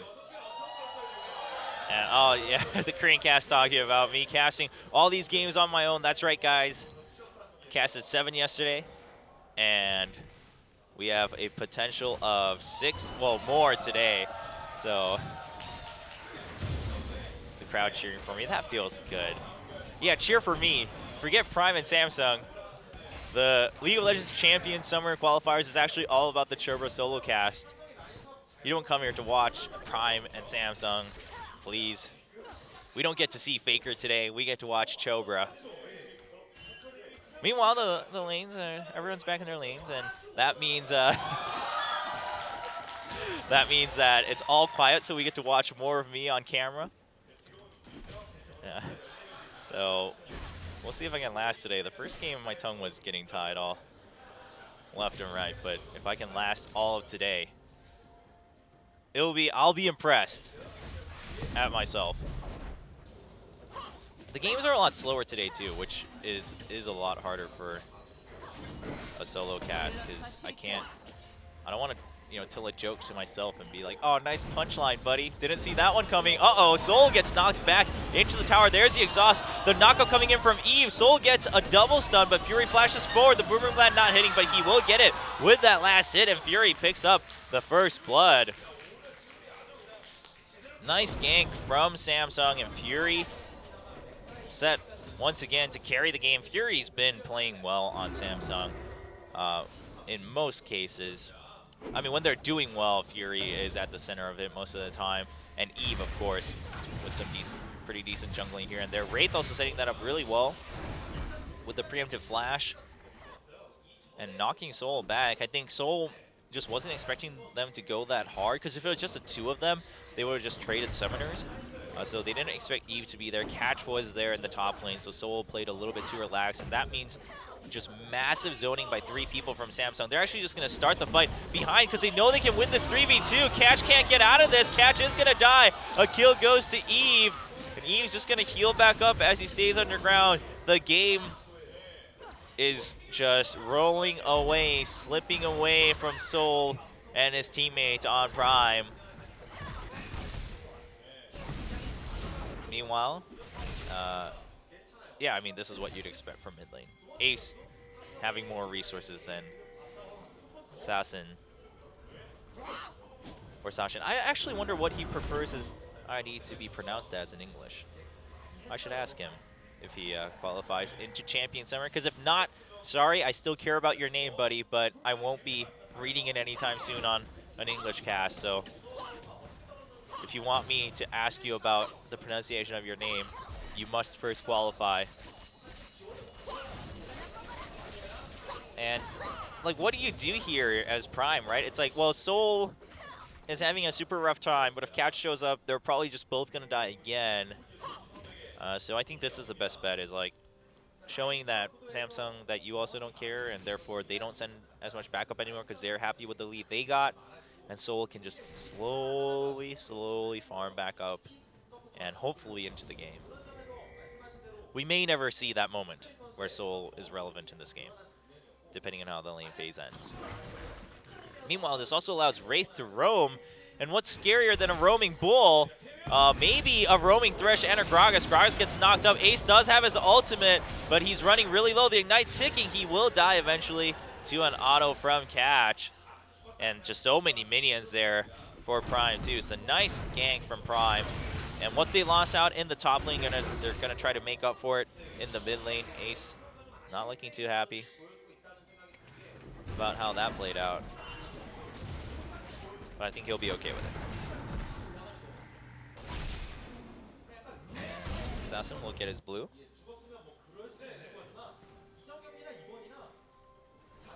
And Secret will up. There's the spell shield. So they swapped the lanes back because Hecarim's pretty well ahead in that top lane. Has a Skirmisher Saber and the cloth armor to help out in lane 2. So QB feels pretty good. He has a good level advantage. Soul just at level 5. Ace gets his blue. And Ace is in a little bit of trouble because basically he should have died. Whoa, what's happening down bot? Secret almost dead, but there's the Lantern shield coming in for him. And Fury doesn't get hit by the last death sentence, though. Here's Assassin waiting for a gank. If Assassin can get kills here in the bottom lane, things are going to get pretty interesting here for both teams, as that's a pretty good chance for Prime. Oh, but here's Eve. Oh, and he sees them. Secret's coming in. He's really low on health. Eve's just going to cut him off, and he's going to try to get the kill. The Boomerang Blade connects at the edge. Fury picks up the kill. Yeah, the call coming in from Ace, too, from mid. So, and, of course, the Tremor Sense from Eve. And that's going to lead right into a Dragon, probably. Catch does have his ultimate, so the Explosive Cast may go for a big play here for Prime. But aside from that, I don't have too many big hopes. Corki also helping poke it down. So Samsung's just going to say, all right, well, we'll just leash it out. Yeah, you definitely want to finish it at this point. Catch, can he get the steal, though? Oh, no, it's too far. Leashed it right out to the edge. And now with the Dragon, Samsung solidly having that lead. Ace does have his ultimate available. Not going to use it to get stacks just yet. Assassin actually just goes in for the burst, seeing that the Rupture is down. Here comes Catch with the Explosive Cask. Ace gets set behind, but there is the nom nom nom nom nom nom. And Assassin has to just walk back out, but it doesn't matter because Catch is... Doesn't matter if you try to take the LeBlanc down because the full health Gragas is right there, and Secret all alone. Oh, he actually dodges a lot of that damage, gets Fury, knocks back with the Flint. Here comes the teleport from Soul, but here comes the Rek'Sai and the Hecarim. Rek'Sai was actually not on his way there. Comes back a little bit later alongside QB. Rek'Sai was already there, rather, is what I meant. I'm starting to lose my mind. Catch has been doing what he can, but hasn't been too much. I think they're holding on, basically. Prime's holding on, and they're really trying to shut down Ace, because Cho'Gath can also like hard carry the game if he gets a good lead, and this is gonna allow.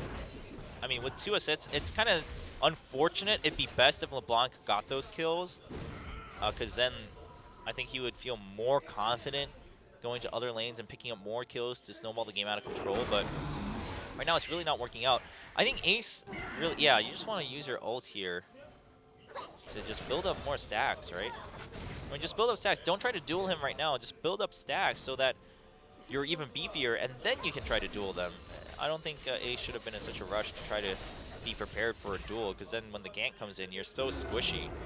When you don't have stacks, Cho'Gath is not beefy. The whole point is that he can get a lot of health. Fury still looks really happy about the game. 3-0-1. What he's going to pick up? He picks up an Avarice Blade. And now for Prime, a lot is on Assassin's LeBlanc.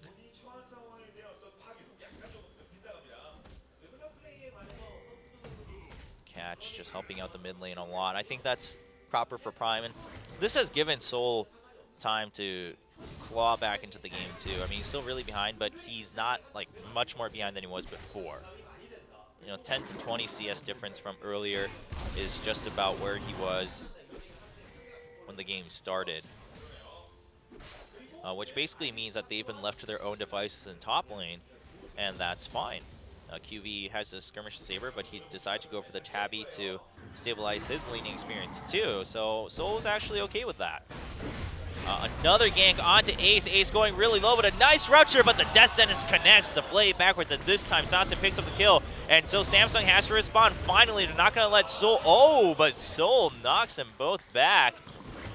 As Meganar, as he runs away as Mininar. And all right. Now Sasin's a pretty well-known player in the Korean solo queue and Challenger series. Of course, as any Assassin player, loves to play the likes of LeBlanc and Zed. Has had some good games on Azir and Victor too, it seems, in solo queue. And so far, he's looking pretty great. But the other thing is, it's not just because like Sasin's supposed to be the superstar or anything. Hold that thought as Nuclear flashes forward, but Wraith waiting for the knock-up first. And then he's going to headbutt him backwards.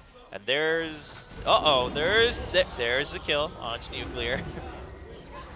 Nice try by Nuclear, actually trying to trade 1-for-1, force the ult out of Wraith, but he still died to Fury. So 4-0-1 Sivir. You are not, I don't know. I don't think you're really prepared for that.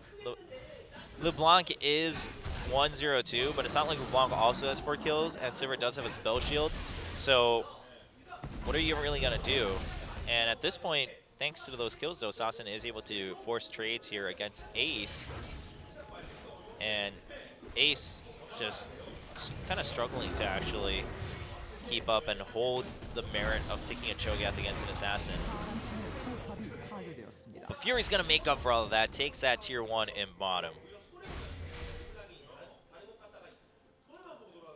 And Catch still focusing in mid lane. So what I was saying before was it's actually regardless of whether your mid lane player is supposed to be the superstar or not, the point is you picked LeBlanc, and if LeBlanc doesn't get big, like, you shouldn't have picked LeBlanc, right?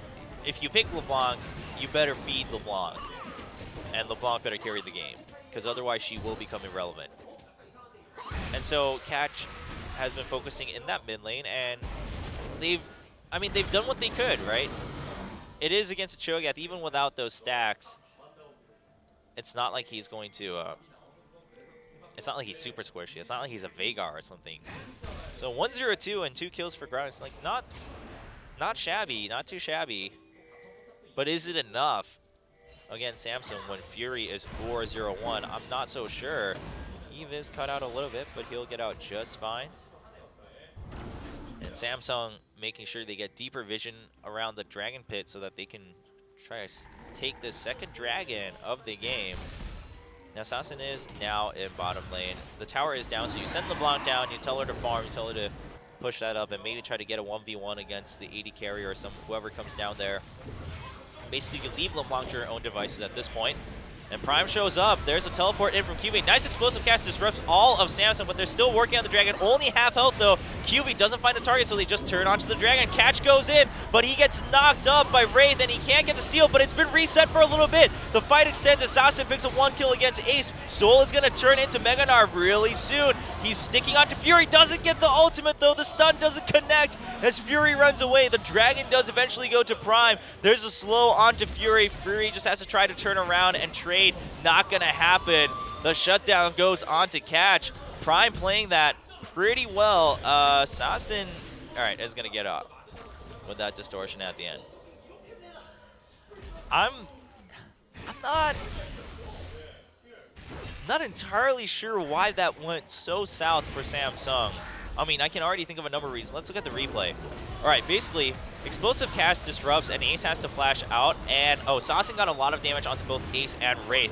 And here, the dragon starts to reset as all of them lose aggro, and Wraith goes in and he knocks up Catch, but it keeps resetting, and Eve needs to keep chasing it. QV wasn't available to take that front line, and Sasin goes in deep, picks up a kill, and then QV is actually caught out as he tries to be that front line, and the dragon's been sitting at 400, 500 health for about 20 seconds as Cash comes in to pick up the dragon kill. Well, yeah, I mean, Fury got shut down. The biggest, I guess, good news on that for Samsung is the kill went to Catch. It's not like LeBlanc got the shutdown gold, so that's cool, but LeBlanc is now 2-0-3. Ace is 0-4-0. Samsung, I mean, basically they need to watch out. Prime caught up in Dragon Stacks. They are still 2K behind in gold, mostly because of towers, though. And some CS differences. Secret flashes for the Flay, not going to connect, but here comes Catch. There's the body slam and the kill onto Catch. Catch is so strong right now. He's just super tanky, and then the base stats for Gragas' skills are pretty strong to begin with. Also against anyone who's going to be building health, which Cho'Gath naturally does. 0-5-0. Ace is now irrelevant in this game for a little while until he can pick up a kill. But even then, that might make him like more relevant in a negative way, so he really needs to just turn around 180 degrees here. Secret putting down a lot of pressure. And Samsung, I mean, Fury's still really strong, but Corki now has this Trinity Force. And with just an IE, like the IE's strong, but you're going to need a little bit more as Sivir to pull that off. And Prime is actually feeling really good, especially tying the Dragon Stacks is going to matter a lot. And Towers, I mean, it's not the same anymore because of Dragon giving those buffs, but at the end of the day, so I guess the only difference now is that it's the same with Dragons. Like, you can pick up the Dragon Stacks later, too. You can catch up, technically. But Towers especially, you can, like, literally catch up at any point with Tower of Gold. So, it's not too bad for Prime. We do, yeah, they're just going to pressure Ace. He actually flashes forward. A little bit over eager by Catch. But I don't know. I don't know if you want to blow your summers just to scare off a 0-5-0 Cho'Gath.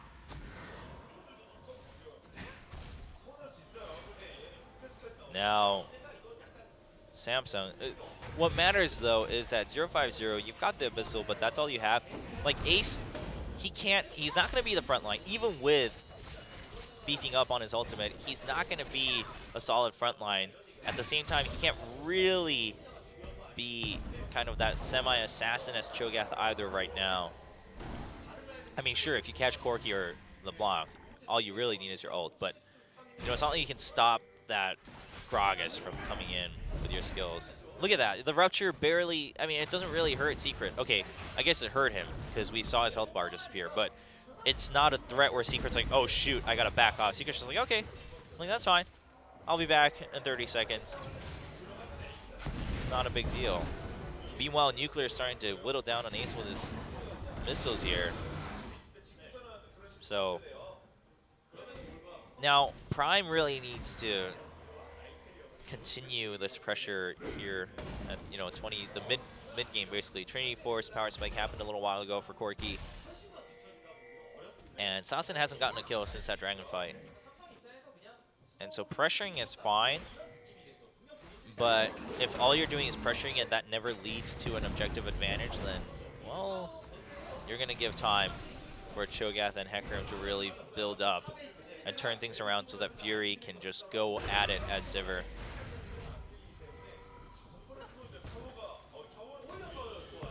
Alright, well, yeah, I mean, yeah, look at that tier 1. I don't think Prime is really going to take that anytime soon, and they kind of need to. And if they feel that they can, well, yeah, it's rough, because you don't want to send, like, more people down bot and put LeBlanc in mid. Like, sending LeBlanc down bot is fine, but it's not leading into anything. I think Prime's best bet is making something happen at the team fight that will most likely happen at the next Dragon, which is 25 seconds away. But Ace does have a lot of health now. He has his Morel and Omicron too, so that's not too bad. We'll see what Prime shows up with. They're not going to have time anymore right now to go back home and buy anything. Gnar will go home buy. He has teleport too, but he's going to rush forward with home guard. All he has is Randuin, so he's not super tanky. Mega Gnar did just end, but by the time he gets to Dragon, oh, he's just going to go back top because he has teleport. That's fine. It looks like he was going to head down mid for a little while there. But, so especially in top lane, he should be able to build up his meter and control it well enough that he can have Mega Gnar here at the Dragon Pit. They do take that tier 1 and bottom for Prime, so that matters quite a bit. And whittling Eve down below half health is also really good for Prime. Rek'Sai can try to regain that, but they're not going to give him an opportunity to. So right now, Samsung has to choose. Do we fight with a half-health Rek'Sai, or do we not? Gnar is going to teleport first.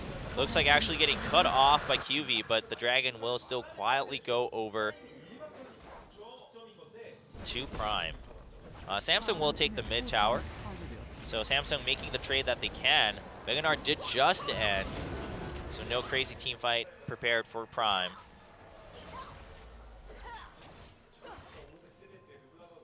And let's see, where's Ace? I mean, just looking at the size, you can see he has all 6 stacks of Feast right now on his ultimate, and he's not behind in experience compared to LeBlanc. So now he's back in, right? He was relevant for a little while, but he stopped dying after that point because he was irrelevant. So now he's here, and you're gonna have to. Yeah, Assassin was porting back on a pink ward. That's just gonna sit there. QV also farming really well. Soul has fallen quite behind in CS at this point, so QV still doesn't have his Trinity Force though, so a bit of a late start for Ekram, but as soon as he gets that Trinity Force, he's still a big threat to Corki with that Skirmisher Saber. Even LeBlanc to some extent, because he's going to reduce the damage done to him by them as soon as he smites them. Meanwhile, Gnar only having that Randu, and Soul's not too happy about that. Blade of the Ruin King nearly finished for Nuclear, but Youmuu's is finished, and Last Whisper on its way pretty soon from Fury. So Samsung, by the time the next team fight happens, I think they'll be pretty satisfied with where they are in the game. They are behind in one Dragon stack, though, and that's not going to matter when it comes to the team fight itself, because the 3rd stack is what's going to affect the team fight after the first one.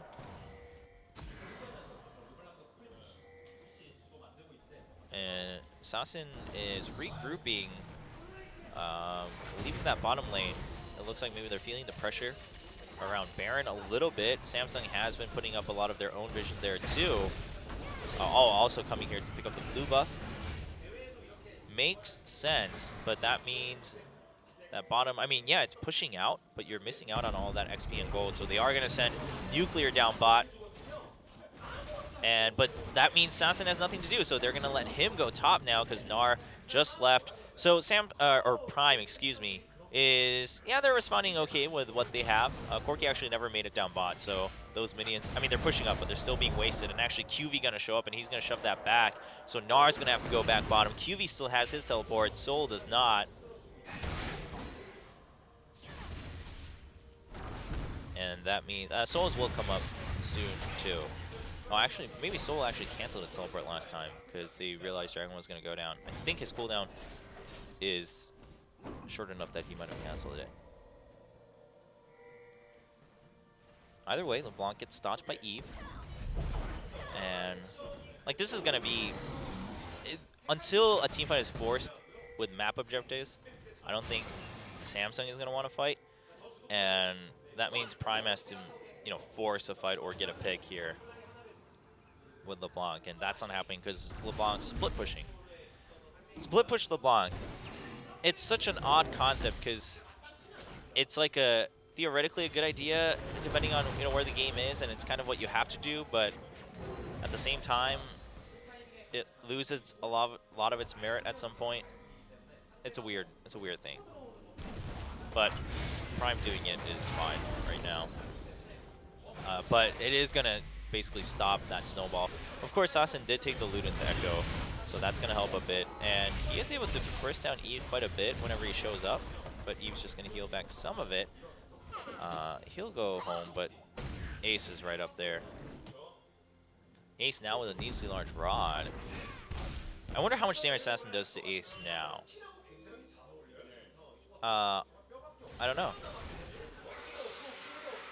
I mean, Ace, he just built AP, right? So it's still just his B stacks, but that means I think he can actually counterburst Assassin at this point with these items. Because he's got all the items he would want. So it would be interesting. And with the loot into Echo, actually, Assassin probably losing out a little bit of that single target burst he can do. Wow, Ace actually only 600 gold behind Assassin. So yeah, he's totally cool with it, despite having 5 deaths. Amazing how that happened.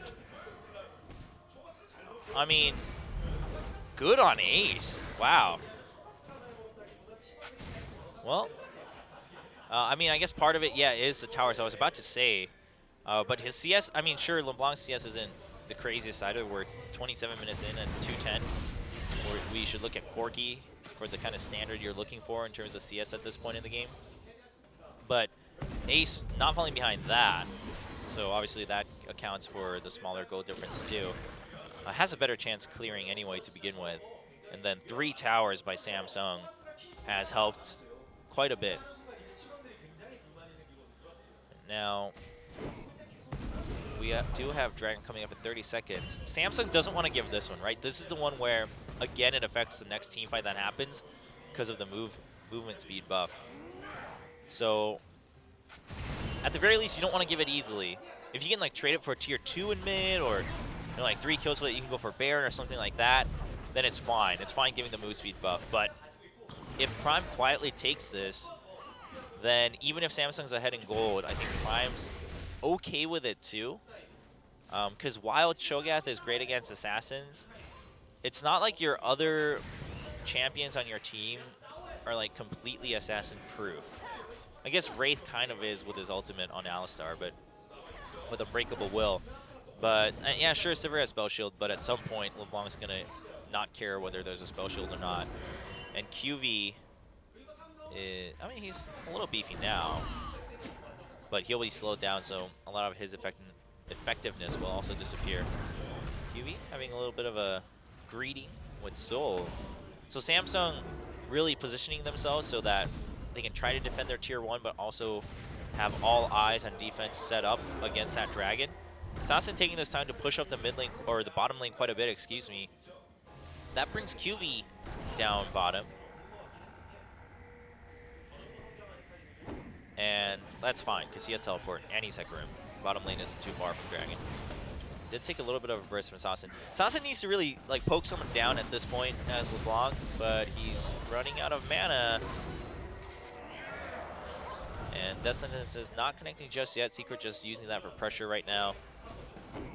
They did get rid of the pink ward, but there's still another ward there, so Samsung still has eyes around the Dragon Pit. They also have a ward within the pit itself. And Hecarim pushed bottom back out. He's going back up top to block this big minion wave, so he's taking advantage of all the XP and gold he can get. He does have an experience advantage to Soul, because Soul's been hanging out with the team for quite some time, while QV has been going back and forth between top and bottom lane. You see the ping on Dragon as soon as you see QV up top, but QV has teleport. QV needs to teleport first, so if they want to block this Dragon, he can't try to wait until it's like halfway. You just want to go down and show up at the Dragon Pit before that Dragon's too close to dying. There we go, the teleport coming in from behind. Prime does get the Death Sentence right there, and we see Sivir activating her ultimate, chases Prime off of the Dragon. Oh, but the explosive cast comes in for the steal with the smite from Catch. Prime gets the third Dragon. Can they continue to fight? There's a stun from Meganar. Prime, are they going to disengage? A 3-man stun from Meganar, but they're pretty beefy on the side of Samsung. Wraith survives with a minimum health. Fury does get Death Sentence. Assassin still at full health, but low mana. Nuclear at half health. So Fury picks up a kill. 2 deaths on the side of Prime. Samsung, all 5 members alive. And this will, can they lead this into something? Can they maybe go to Baron? I don't know. QV's really low, and so is Wraith. But they are going to push that mid lane, and will they go forward? No, Fury's actually going to port back home. But we're still seeing pings on Baron, and it looks like that's actually from the side of Prime. They're just going to go ahead and check it. They're going to see that Baron has not been taken. Well, a really good steal right here from Catch. Watch as he's all the way on the outside, and then he goes in. Smite and Explosive Cast being used for the steal. Meanwhile, Assassin goes in, doesn't get much damage, but look at the positioning from Soul. He is the true front line, and as they come back forward, he flashes forward, 3-man stun. Fury does spell shield that. Luden's Echo activating for a little bit of extra damage, but a nice onslaught of shadows is actually what disrupts the entire Prime team as they were all grouped. The Death Sentence will bring Fury in for a little bit, forcing that flash, but Gnar was CC'd completely and surrounded by all the front line of Samsung while Fury was dishing out damage. So Prime wasn't able to follow through on that, and Assassin being a little bit low on mana meant that he couldn't keep diving back and forth with Distortion to continue putting out AoE damage onto Samsung. And Cho'Gath this now has a Zonios, has a kill and an assist. Well, Cho'Gath is relevant now for both teams. Once again, this could be good news or bad news for Samsung. Same with Prime. If they can shut him down again, they'll get the fair 300 gold. But if not, Ace will continue to just get bigger and bigger.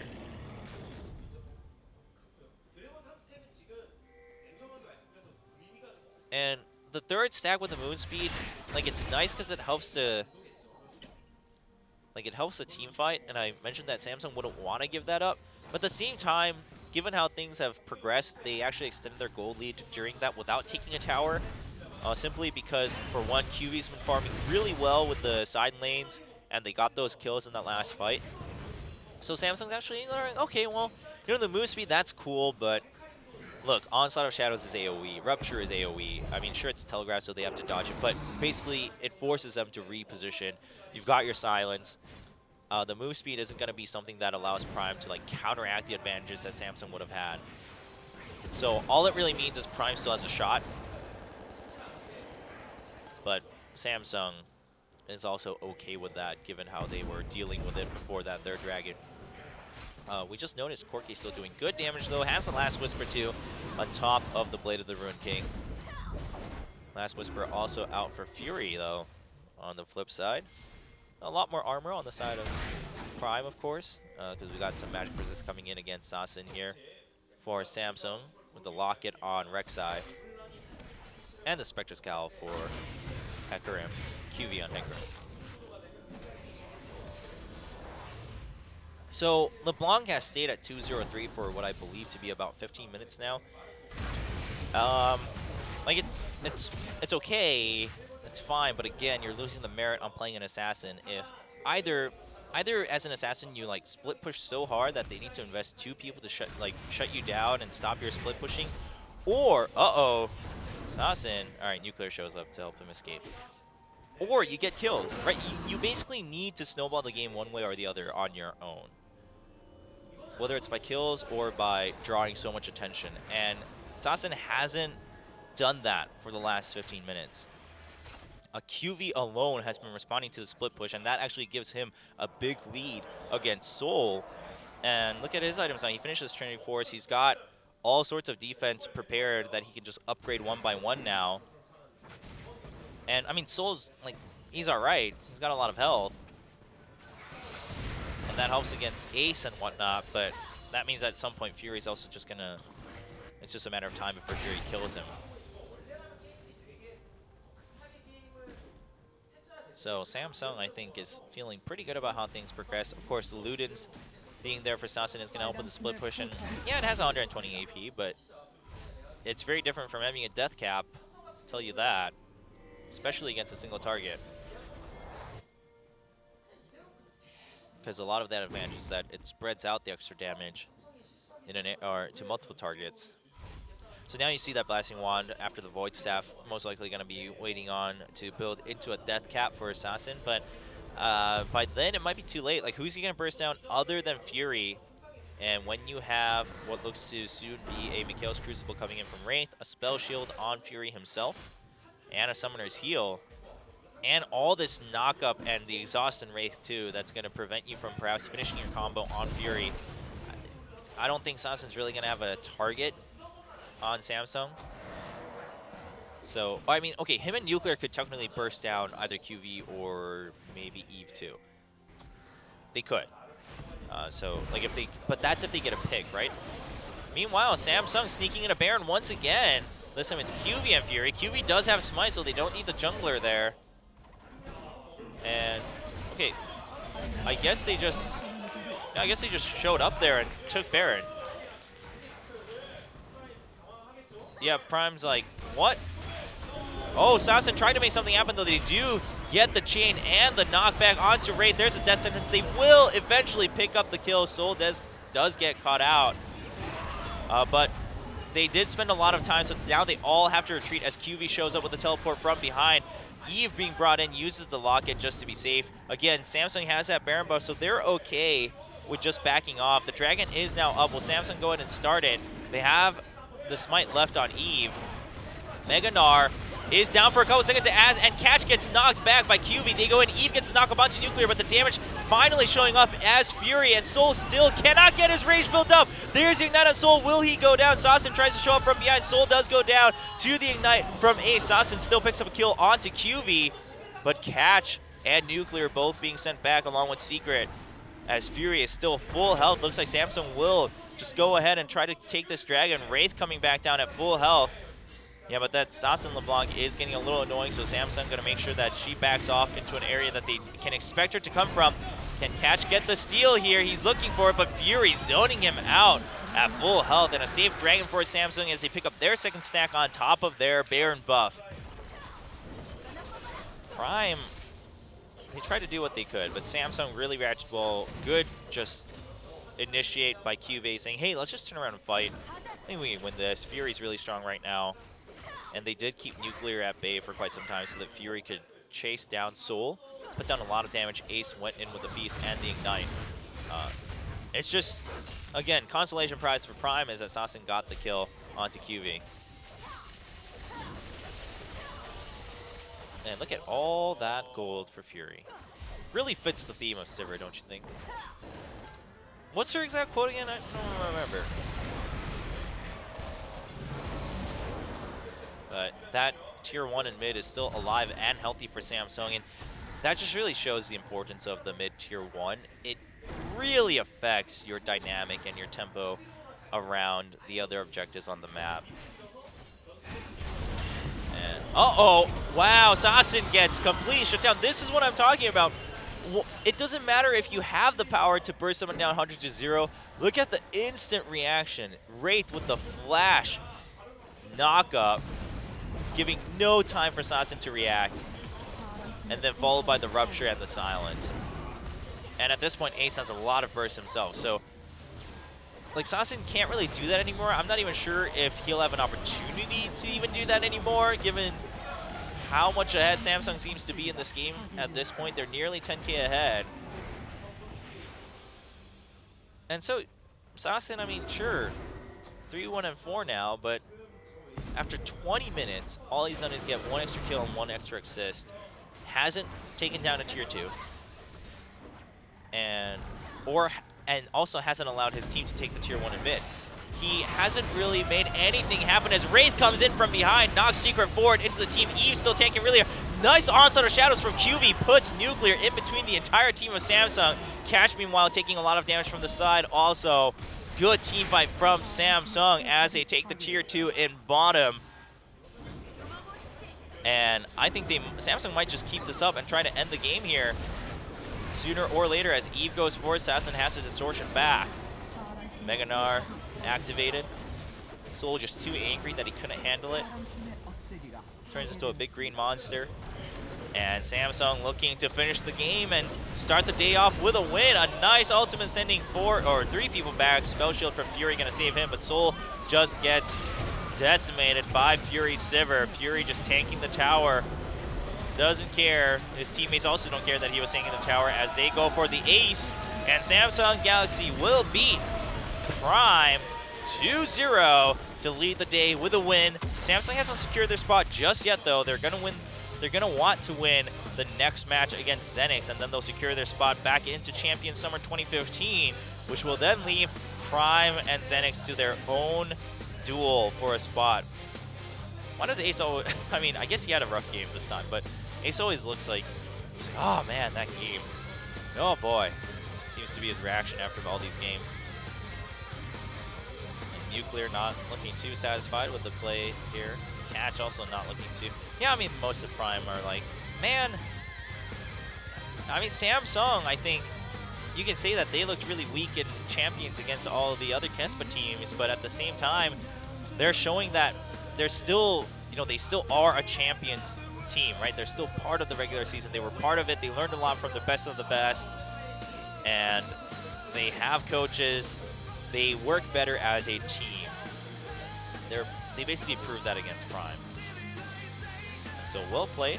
Eve continues to have some decent jungling here for Samsung. One of the most influential players on that new roster, in my opinion, alongside Wraith. Wraith with some really good Alistar play. Prime is not done yet. They'll return in the third match of the day against ZenX, but for now, ZenX challenging Samsung to try to make things interesting for Group B of the qualifiers for Champion Summer 2015. We'll be back after this break, everyone. Don't go anywhere as we start our second best of 3. Samsung versus ZenX. Can Samsung secure their spot in the regular season of Champion Summer 2015? Find out right after this.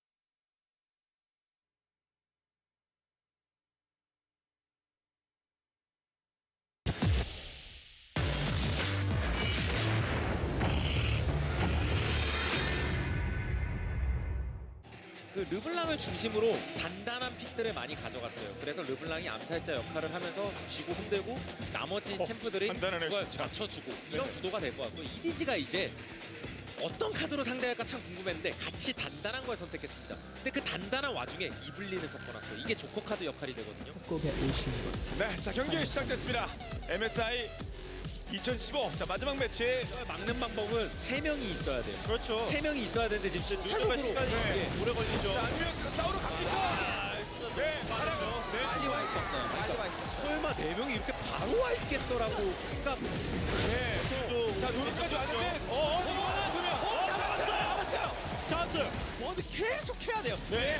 의외 타이밍. 자, 딜. 안 들어갔어요. 아, 단단한 거로. 네. 틀린 전진 타이밍이 너무 좋았어요. 네. 들어가. 딜 갔다. 근데 땡길 수도 있죠. 땡겨. 일로 와. 네. 죽을 것 같은데요. 네. 아, 폭대는 없어요. 폭대는 없어요. 폭대가 없네요. 폭대가 없네요. 네. 와, 없었고 르블랑. 자, 좋았었죠. 잡았고요. 나가 파고들면서. 네. 11호 옵니다. 데프트 위에서 안정적으로지. 자, 뺄려면 나가고. 있죠. 코로 잡혔고요. 네. 두명 전사. 저 육중한 몸으로. 그런데 코로 르블랑 이세옵니다. 르블랑 이세옵니다. 나름 하나 없고요. 자, 점사 싸움 데프트 죽었고. 네. 자, 마린이 못 버티겠는데요. 머릿수에서. 르블랑이 세명 뒤져서 전사. 네. 결국 인원에서 차이가 났습니다. 오르가면 나르고 일단 막았고요 한번. 그리고 네. 데프트가 데프트. 네. 땡기면 잡았어. 자, 베이커 생존. 정화 쓰고 살았어요. 네. 전멸도 다 썼고요. 네. 노틸. 자, 추가 딜. 자, 사는 게 중요해요. 되게 도와줄 수가 없죠. 애매하죠. 도와주자. 자, 벌름 다 버려야 돼요. 네. 아, 더블킬. 모르가나 더블킬. 이거 한번. 자, 사냥개씨. 나르가 멀어요. 희생해야죠. 아, 이거 포커식 싸움에서 안 되겠는데요. 한 명 잡히고 시작해서. 네. 그렇습니다. 예, 일단은 빼야 돼요. 일단은 빼야 돼요. 조절 안돼 있고요. 기가 막히게 왔어요. 절대 페이커 이거 못 들어가요. 페이커가 못 들어가요. 베이컨 무조건 도망가야죠. 그걸 또 맞췄어요. 그 와중에. 타워. 아니, 이제 진짜. 그래서 오죠. 르블랑 일단 뒤로 뺐어야 됐어요. 그 자체는 잘 들어갔죠. 포로 살았고요. 딜 페이커. 베이커는 죽으면 안 됩니다. 그거보다 네, 베이커. 오르가나 추가 아, 왜 이렇게 자꾸 중요한 순간에 딱딱 맞아서 SK 텔레콤 뱅기 먼저 줬다. 네. 자, 페이커가 달려들 수 있는 저었죠. 킬! 네. 잘해 보였어요. 네. 잡고요. 발언을 막았다는 점에서 네. 충분히 이거는 그래도 자, 선전했습니다. 더 가다가 죽어요.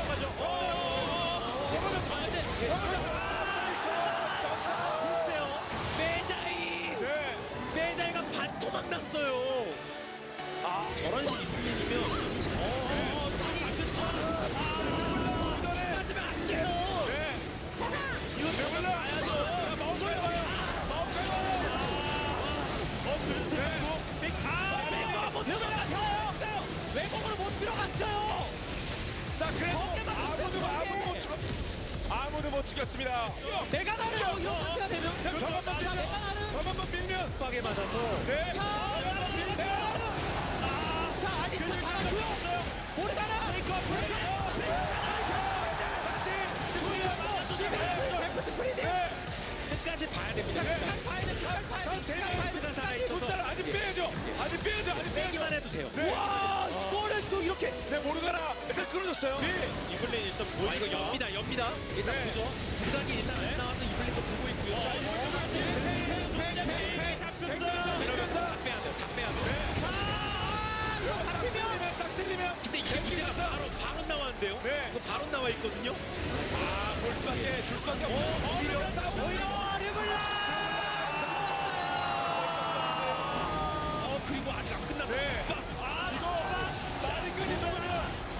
마리까 죽으면 이거 이 모르가나 이제 기회 잡은 거 아닙니까? 네. 또 계속 조심해야 돼요.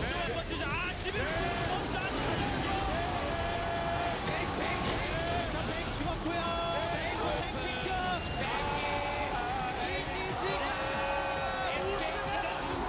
NKT가 쓰러지네요. 그렇습니다. 마지막 경기에서 넥서스 깨지면서 실제.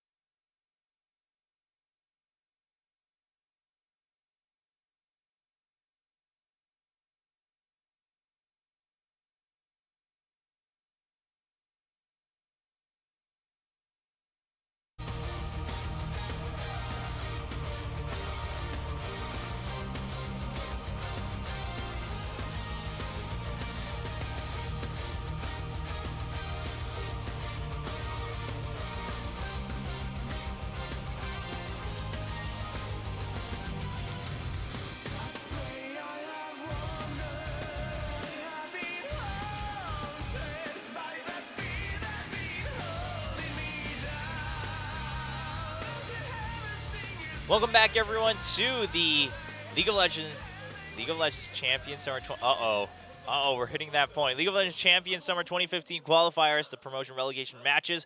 We've already finished one best of 3 today with Samsung taking that 2-0 against Prime, and now we have ZenX challenging Samsung for their shot at making things interesting for today. If ZenX wins here, then ZenX now has a chance to just qualify straight up into and actually that will mean Samsung qualifies too. So basically ZenX can make things interesting for themselves and Prime, or Samsung can secure it and then it goes down to ZenX versus Prime at the last match. Unless ZenX wins here and then Prime wins the last match, then we have tiebreakers. So we'll see how that all pans out. But first off, in order to have that kind of outcome, ZenX does need to beat Samsung in a best of 3. Samsung did, at least against Prime, show that, hey, there's a difference between just having finished a season with the other Kespa teams in a full round robin, 2 round robins actually going through it. Even if we lost all those games, it means that we learned a lot. And they showed that to Prime. They were like, hey, you think you're going to get ahead? Well, we're going to get Baron, and we're going to know when to take these objectives a little bit better than you guys. Of course, they had some rough spots in that match, but we'll see how they do against ZenX and also how ZenX looks compared to Prime against the same opponents, Samsung. And yeah, so someone was saying this before this, one of the Korean reporters here, Kenzie, but the mid laner for ZenX. At certain angles, looks slightly like Easyune. Just saying, makes things interesting. Their mid laner is Candy. And ZenX also has a 6-man team. They have 2 top laners. Right now, starting will be Kakarot, but they also have Zest in that top lane. Zest also played on, actually, 4 of their players, not all of them. 4 of their players played on Team Mook during the qualifiers last year for summer season. So that was Zest, Shaft, Candy, and Lunar all there. But today it will be Kakarot kicking things off. Zest will not be showing up for the first set, and then we have TML as a support here. Now, I believe Shaft doesn't have the highest ranking in solo queue, and some are questioning whether that was the reason that they lost 3-0 to Winners, who played yesterday and ended up not qualifying, actually. We had Anarchy beating Winners in that last match and taking that spot, the 8th spot in Champion Summer. The Winners was the team that won 3-0 against ZenX in the second finals of the Challenger Series. ZenX still here with the points they acquired, though, through that season. Able to challenge Samsung for their shot at the 9th and 10th spot of Champion Summer 2015. Samsung right now still looking, you know, pretty confident after the game against Prime. They're still playing with Ace in that mid lane. Eve and then Cuvée in top. And Eve's, you know, still playing pretty solid. Fury has been playing well, as he often does for Samsung. Wraith with some good plays. I mean, Samsung has made some splashes throughout the season, too. I mean, we had Wraith with the Syndra support. Wraith generally just showing that he's a really solid player. But how long it's going to take for him to help really bring his teammates up as a team that can compete with the best. Shaft there warming up his hands. And Kakarot in the top lane. And ZenX, again, a team that has brought up some solid talent for the Korean League of Legends scene, such as Coco, the mid laner for CJ Entus, and multiple other players in the past. So we'll see what they have to do. ZenX, I believe, yeah, when Coco was still on the team is when they got out of the group stage. And before that, when they first kicked off in the League of Legends scene, they brought in members of Team OP, a legendary team in the first generation of competitive League of Legends here in Korea. So they have a lot of legacy here in the Korean League of Legends scene too. But then they were kind of like, they were similar to IM when they first entered with the ZenX brand. But then with Coco kind of shining during his debut, they broke out of the group stages, and that was a bit of an upset, and then Coco got picked up. And many of their players continue to move onwards, such as OQ. He was one of the last iterations of ZenX Storm. ZenX Modlook here. And so we'll see how they do. They're filing into the lobby now. Like a little nervous, but also they can't let that get to them in game. You know, it's against Samsung. Funny note, Anarchy yesterday, they also got completely shut down by Longzhu IM. And in their post-match interview after they beat Winners to qualify into, I believe they won 3-2, yeah, the last game. To qualify into Champion Summer, they said, yeah, so we think we can at least beat Samsung during the regular season. I mean, Samsung didn't even re-qualify yet. I mean, sure, you expect them to re-qualify, but at the same time, it's like, part of it is, I guess you're giving credit to Samsung, assuming that they will re-qualify, but then you're like shutting them down, being like, hey, we as an amateur team think we can beat you. I don't know how Samsung feels about that. Samsung probably really needs to re-qualify now just to beat Anarchy during the regular season and shut them down. If I was on Samsung, that's what I would want to do. So there's a lot on the line here for Samsung too. I mean, just generally, obviously, you don't want to be relegated in any region, in any league. Do you have the head coach Lee for ZenX? The Cassiopeia and the Lulu ban against ZenX here. And the Nidalee ban. Nidalee's come up here and there for Samsung. Evos, of course, playing Nidalee even after it got phased out for a little while. And Candy, during his interview, you know, we get some quotes from all these players when they first come in. for qualifiers, and Candy said, well, I really want to qualify into the regular season and then kind of be the new shining rookie in mid lane. Of course, one of the first ones to do that was FLICKR, disregarding the first generation players, because at that point everyone was rookie. FLICKR, of course, made a huge splash. Rookie, the mid laner for KT when they won. Moving on to China with Kakao, was also a player that made a huge splash. Coco made a pretty big splash when he first debuted. So Candy wanting to kind of continue that legacy here. Oh, I guess Pawn also. I mean, he kicked off his career solo killing FLICKR 4 times, so that's about the best you could ask for. And Cho'Gath being banned out. And then Rek'Sai. Well, Cho'Gath being banned out opens up a lot of assassin possibilities here.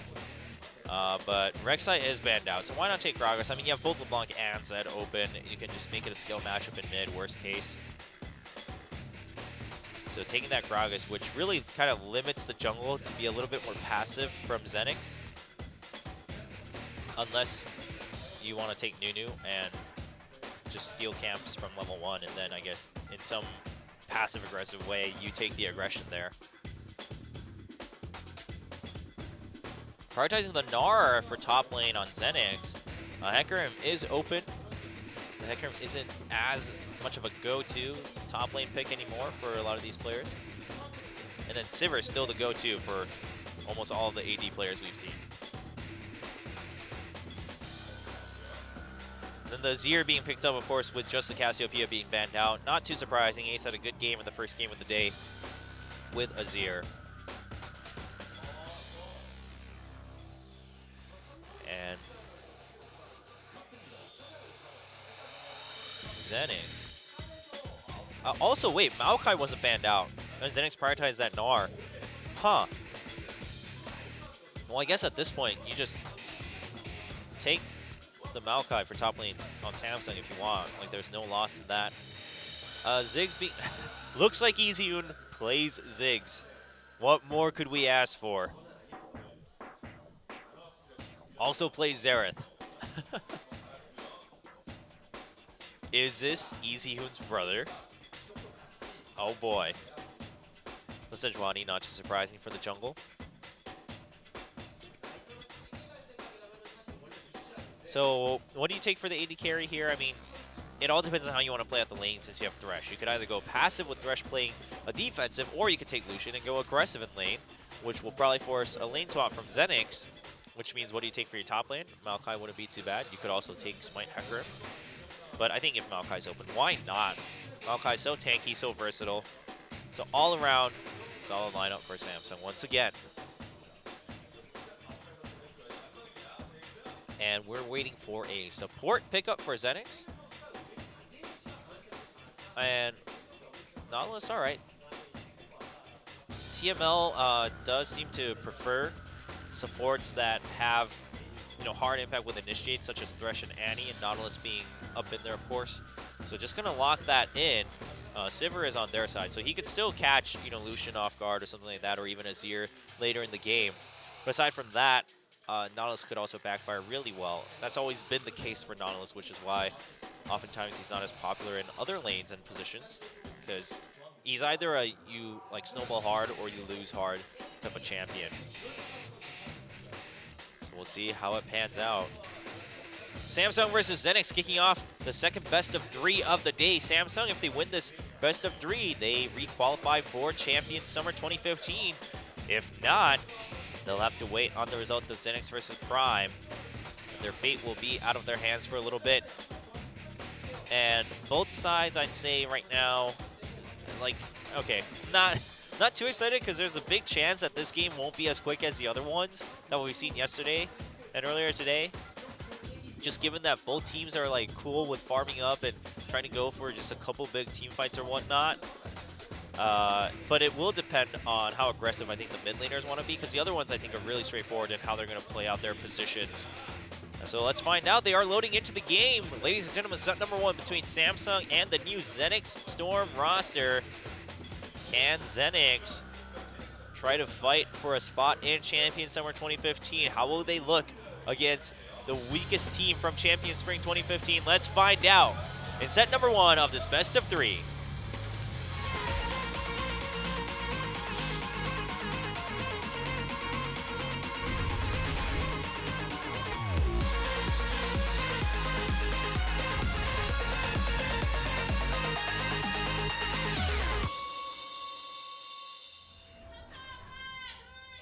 소환사의 협곡에 오신 것을 환영합니다.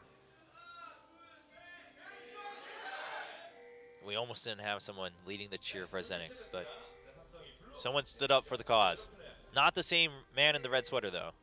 Just doesn't have the same feel as yesterday. My allergies are also out in full force, and I forgot to bring a pack of tissues. So I might just have to blow my nose on my microphone, and you guys can all deal with my allergies with me. That'd be so gross if you think about it. It would also probably hurt your ears, but aside from that, it'd be really gross. I regret talking about that. 2 heals on the side of ZenX, whereas we do have the cleanse coming in from Ace. I am still tempted to say clairvoyance sometimes when I see that icon. Although, like, I never confuse the ability. Like, I understand that the ability is still cleanse, but sometimes the word clairvoyance just wants to pop out. Maybe it's just because I miss clairvoyance. I miss when the trend was take clairvoyance and clairvoyance at level 1 to see their items. It's like, ha, we know your items now. That was a popular thing back in the day in League of Legends. At least in solo queue. I forget if it was popularized among pro teams. Probably not as much. But clairvoyance in general was pretty popular in professional matches because it was just like mad extra vision. And yeah, nothing too crazy. Just going to take the small creeps next to the blue here for ZenX to try to even out. Samsung took both the Krugs, though. So they're just trying to even out an XP by doing that on the side of ZenX because they understand that most likely Samsung will go for the Krugs. QV goes back up top after taking a camp. Hits that level 2 a little bit earlier. And so the earlier level 2 actually coming down for ZenX with their little jungle spiel, but not by much. So Samsung's still going to have the advantage just because they are the aggressors in this matchup. I mean, Nautilus is pretty scary, but Thresh can shove Nautilus back, and at the same time, Lucian's going to simply dish out more damage than Sivir early on. Actually, just in general, Lucian. And Ace has taken a little bit of poke. That Boomerang Blade, oh man, it's actually just charging up. You know what that reminds me of? It reminds me of the tiles that you sometimes see in the top-down Zelda games. They like float up and they start spin, and then they start to spin and then they come at you. It also just looks really creepy, but it's probably just our spectator mode. It's actually kind of cool. Otherwise, it's going to be super quiet, which means there's not much for me to talk about. And it's probably going to stay this way for quite some time, actually. This is not what I asked for. Solo casting all these best of 3s. I was so happy yesterday because all the games are super action-packed. Regardless of mistakes or not. We had like level 1 fights and everything. Well, not in the jungle, but in lane. Ooh, some... Okay, nope. Not going to happen. Shaft just going to get out of there. Gragas is showing up on the enemy side, and Nautilus is going to get caught. They're actually going to go over the wall with the lantern from lane. TML takes a ton of damage, flashes over into tower range. So they trade the Ignite for the flash. Lots of damage. Yeah, TML going over just to try to put a ward down. I mean, obviously he knew Wraith was missing into the river, but if it was just Wraith, I don't think TML would have been worried. And they did actually see... Yeah, wait, they knew Eve was there too because of the ward being played. Shaft would have seen that in the jungle. I guess TML just kind of knowing that, or having faith that he could get out. And he did, eventually, with Flash, but...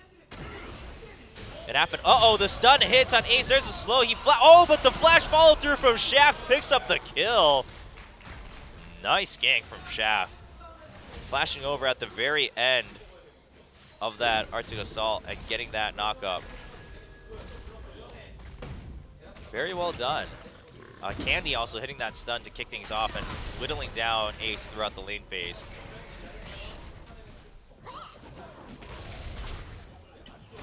All right, well, guess the players heard me because we had some action, and now we'll be back for 5 minutes of peace and tranquility here on Summoner's Rift. except for the minions. The minions will never have peace. It's really sad if you think about it. It's like the ones who fight the most on Summoner's Rift are essentially the minions.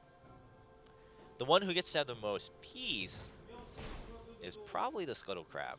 Although actually not these days, because everyone's realizing how powerful the Scuttle Crab ward is. So, you know, that doesn't feel too great either.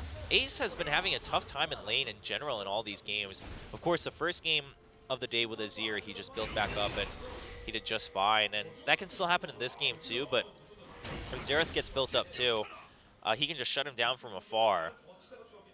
And Candy can also just kind of assassinate someone else on the team of Samsung from afar. So it's going to be dangerous. So Ace really needs to... He basically needs to step it up in lane to the point where he doesn't keep getting caught. And alright, they erase the ward. And two members of ZenX here, Sejuani and TML, both ready. If Ace makes even a move towards that pink ward, he's going to die. But TML and Shaft will just back off. They don't want to spend too much time doing nothing. Wards from both teams around Dragon Pit. Meanwhile, Eve is going to show up in bottom lane. We want to try to make something happen again here in bottom. Wraith trying to see what the wards are at. And wow, correctly just reading the situation says, all right, let's just back off. They probably know. I don't think we have an entrance here. Meanwhile, that's going to give Eve a chance to clear out these pink wards. And so you can't really use that for mind games anymore here in the mid lane. Both mid laners do have their ultimates. And Eve, is he going to get caught out? Yeah, he's just going to give up on erasing that pink ward, so Shaft will still be able to keep that alive. But for how long is the question. Ace and Candy trading back and forth. Candy getting a little bit of an advantage on that, but Ace, all right, yeah. If he got hit by that, it would have been a little bit dangerous. But not going to happen. Top lane is just going to be pretty quiet through and through. And Ace, yeah, looks like he's just going to be forced to go back home.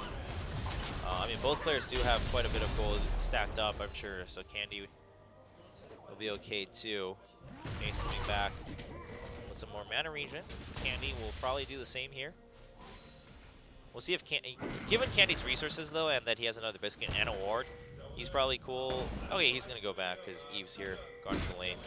If not, I wouldn't have been surprised if Candy had some other ways of continuing farming for him to go back and maybe get enough gold for boots or something like that to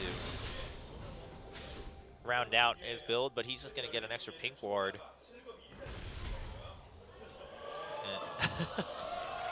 So apparently, funny news is that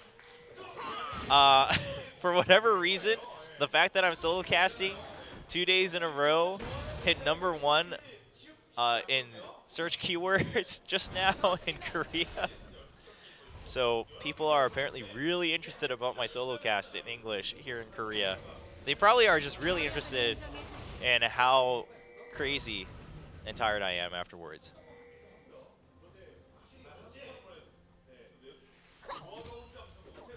Now, top lane is, yeah, there's still nothing to talk about. I'm not even going to bother, even if we look at it. We'll just look at what else is happening somewhere else, and still not much either. I think it's really, again, Candy and Ace. Who wants to be a little bit more aggressive? Who gets more help from their junglers?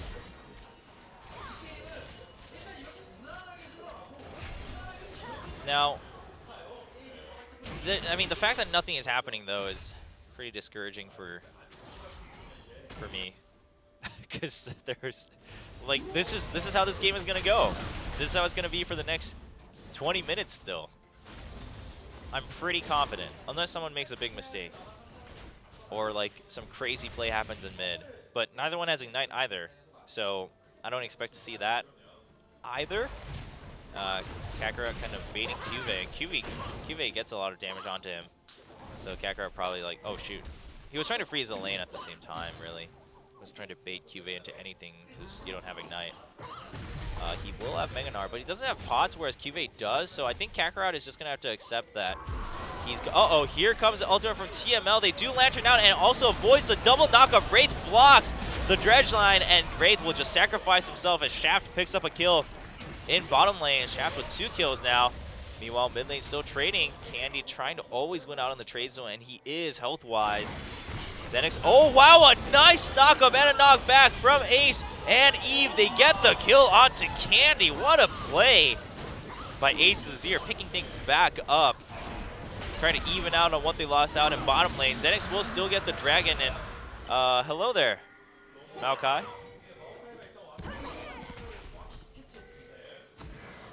Cuvée, the ultimate scout. Yeah, well, they had dragon. I mean, Kakarot's not in top lane either since he was bottom, so I guess Cuvée, I mean, he could have shoved the lane in and actually forced Kakarot to miss out another wave, so that would have been really good for Samsung. So a little bit of miscommunication on Cuvée teleporting towards dragon. ZenX picks up that first stack, but nice kill by Ace and Eve are going to even things out here. What a good play using his Sand Soldier here by Ace. Goes in for the damage and then the knockback with Emperor's Divide. Stun coming in from Eve. Knockback with Explosive Cast. Just really well executed. And another dive onto Candy. They're done with that, but Cuvée will die to the tower. Kakarot picks that up. Meanwhile, the tower does eventually go down. And Ace instantly putting up his own tower there in the mid lane. And ZenX just going to go ahead and take care of that. This one was really more to secure the retreat from Samsung after taking that mid-tier 1. Gnar picking up that tower destruction. And uh-oh, Shaft getting a little bit too eager to check out what's in the enemy jungle, but no more damage follow-up from Samsung, and Eve running a little low on mana is going to allow Shaft to just escape quietly. Ace now well ahead in CS. Has a kill and an assist. And Candy had to just get boots and settle for that. I wonder what Ace will get. I think he should be able to just finish his Morellonomicon the next time he goes back. I think Samsung is feeling pretty good. They are ahead in gold now. See as Azir gets back home on the minimap. Oh, he's just going to go straight for the Nisu large rod because he had that much gold. Why not? Oh, and the boots. Wow. Ace is going to start to hurt already by a lot. Meanwhile, Candy Xerath is not going to hurt as much anymore. He's not going to have too many solid targets. Bottom lane's been pretty quiet, other than that one 4-man gank on Wraith. That was more of a sacrifice so that Fury could live, though. And sure, it's a kill is a kill, but the kill went to Sejuani, so it's also not the biggest impact kill that Samsung has given up. And Fury's been farming just fine. In fact, staying just ever so slightly ahead of Lunar. Wraith is just waiting for someone to come closer to that ward, but it'll just get erased from afar by Lunar. Eve here, Shaft here also. Who's going to show up first? Now, I think with the tier 1 pushed in, though, and this ward here, ZenX understands. I mean, I think Shaft was really just there for a defense mechanism. Ace, of course, missing also didn't exactly make things very sneaky. Eve will go ahead and clear that ward. Now, with this tier 1 down, though, I mean, what do you make of this as Samsung? I guess continuing to pressure bottom lane is a pretty good place to start. Really deep wards in the enemy jungle, though, from ZenX. They just saw the ward getting erased in mid. So, generally, they know that they just have to watch out on this bottom side. They know that that's where that Samsung is going to want to focus a lot of their energy and time. So, ZenX just buying time by doing this. Kakarot saying, all right, fine, let's fight. Battle of the monsters. And Kakarot actually chasing through, putting down a lot of damage. But Cuvée will... Oh, actually he gets stunned again. This is really dangerous for Cuvée. Oh, he gets the knockback. Kakarot. Oh, can he get the hit? Oh, but he gets snared under the tower, and there's a lifesteal. Both of them will trade 1 for 1. Maokai passive OP as he survives long enough. Shaft getting knocked back. Eve gets drawn in by the dredge line. There is the ultimate combo from Nautilus and Sejuani, though, as Lunar shows up and forces a kill onto Eve. Shaft is pretty low, but he's still alive. He's trying to escape from the ground, but Lunar gets caught out by Ace. Lunar stays alive, though. He escapes, and Candy picks up a kill onto Wraith. They can't clean up TML either. ZenX, 3 members living, at near death, especially Shaft and Lunar. Living with just a sliver. Ace not able to pick that up for the team. Fury also not able to pick up a kill there. The culling not hitting. I think only about half of those hit on Shaft, unfortunately.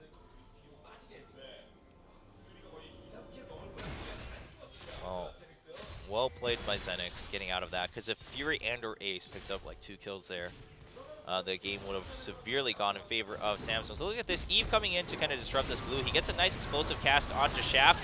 There's the combo coming in from Nautilus, and Lunar just gets a quick kill onto Eve. Now Ace from behind tries to go in to make something happen, and he gets a good Emperor's Divide, but all of them eventually flash over, and thanks to the stun from Candy, we do have Sivir just running away.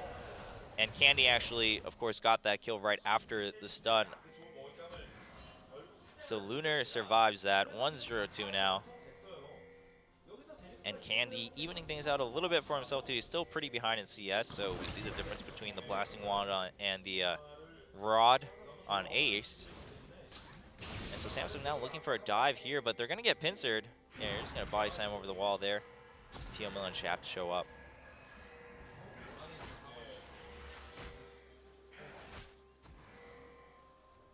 But Samsung's still hanging out. They want to kill in this bottom lane. A lot of focus from Samsung in the bottom lane. Kakarot, meanwhile, angry that Cuvée thinks he can keep dueling him. And Lunar will just escape. I mean, Samsung's trying to bait them with all these wards because Dragon is up. They're basically baiting with Curiosity. How long will that last? So Meganar was just used, not the ultimate itself, though. Both teleports up for both top laners. Dragon's already at half health while we were looking at top lane. So that should just be a quick one for Samsung. But here comes On the Hunt. Dredge Line not going to hit, but there's the ultimate. Wraith will get caught out. He eventually dies as Lunar takes a ton of damage. Ace goes in for the finish along with Cuvée. Nice culling, helping whittle the entire team of ZenX down. And 4 members gone from ZenX in a near instant. Well, TML's actually zoned out by Azir's turret there. And Ace still chases through. He gets the ace. Ace with the ace for Samsung as they push forward here in the mid lane. Well played by Samsung at that Dragon. And will they get the tier 2? Looks like they might here. Cannon minion. Lots of damage coming out. And tier 2 also down. Big advantage gain for Samsung at 18 minutes. 4K gold lead. They even out on Dragons. They take the tier 2 in mid. Candy really doesn't have much to do right now. And what will Azir get with all that gold? Probably a death cap.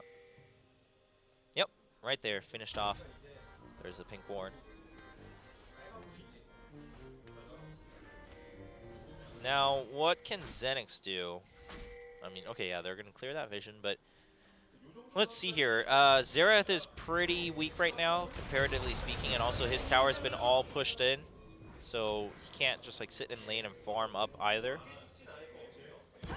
The AD carries are pretty similar, and Super always has that utility, but I mean, with who, right? Okay, Sejuani and Nautilus have a lot of CC, and Sivir has okay damage, but Gragas already has a lot of armor. You're not going to just insta-give him. Cuvée, of course, is pretty tanky as Maokai. Yeah, you're not doing too much damage. There's a Dredge line, but even then, I mean, that tower is doing, like, way more damage than Lunar is. Lunar got a little too greedy. Shaft, I think it's because they thought they could turn it into a 3v1 pretty quickly, but Shaft got there a little too late for that to happen. Meanwhile, a true 3v1 about to happen in top lane, perhaps. And, yeah, just going to hop away from the death sentence. Candy showing up in top lane. And he's like, oh, shoot, never mind. Big guy on the left. And bottom lane eventually gets shoved in by ZenX, so they got something out of that, but they're still pressuring this tier 2. ZenX needs to, or Samsung still is, so ZenX needs to have an answer for this. Looks like they won't, especially with Meganar running out here in a second. I think Kakarot, yeah, just needs to watch out. Don't want to get caught by the explosive cast. The tier 2 given up to Samsung, and Samsung still maintaining that hard lead. They'll also get the red buff steal. Buff control beginning from Samsung as they start to dominate the entire jungle side of ZenX.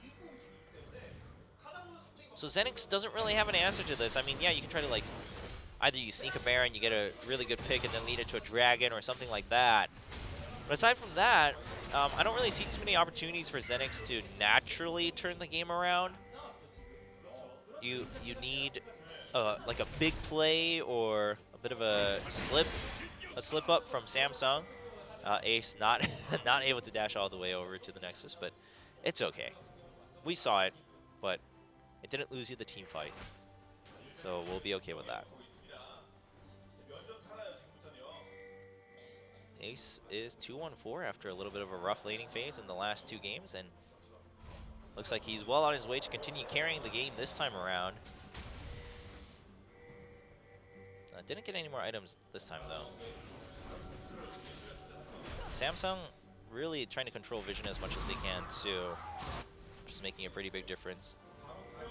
Yeah, Candy, I guess, checking out Baron because things were pretty quiet.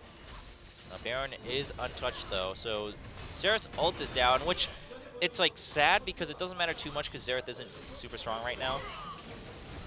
So it's cool if you use that for vision. I mean, it'll come back up sooner or later. Pings from both teams near the Baron, which really holds more meaning for Samsung. Shaft trying to look for an angle, but QV is going to spot him. He's going to let Shaft just charge over the wall and run away.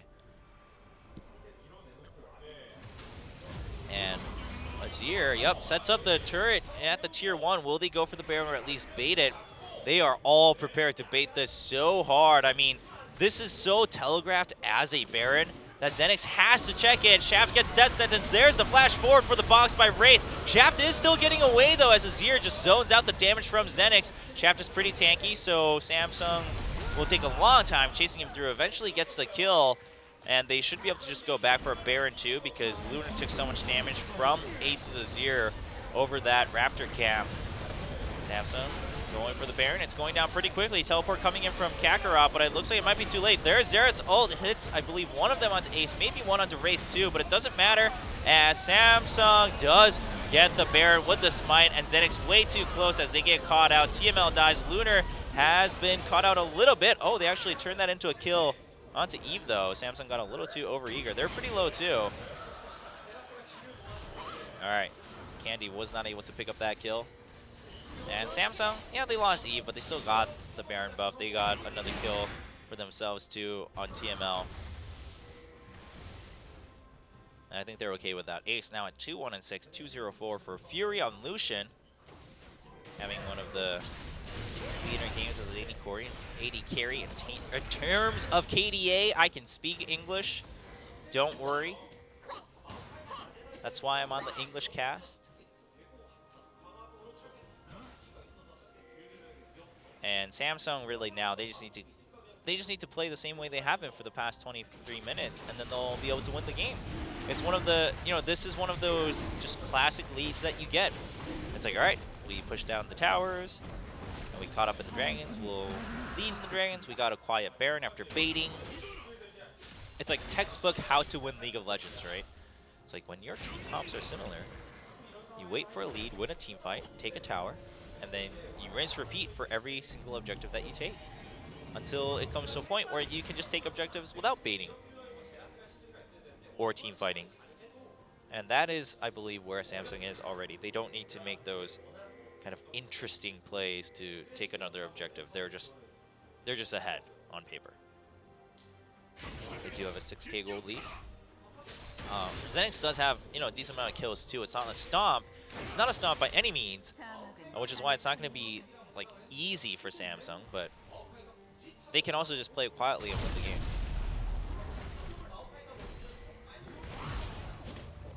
Now, Kive still trying to push up top. The rest of his team is just pushing up bottom. Quite frankly, I think, if you're going to back off after just pushing that one wave, you could have just regrouped earlier, I think. But you'll still get this tier 2 because ZenX cannot defend this, especially without Gnar. I mean, who's going to frontline that? Sejuani can, but not on her own. So tier 2 goes down pretty easily for Samsung. And Maokai now regrouping in mid. Looks like they want to pressure one inhibitor while they have that Baron buff. It's not going to last for too much longer. So after just shoving, they're like, all right, well, Well, top lane actually, all the tier 2s are down, so you can't get like another tower in top lane either. So the Baron buff gonna end before they can take another tower for Samsung. So they took one in bottom lane. And also a dragon during that buff period. Not too bad. Not too shabby at all.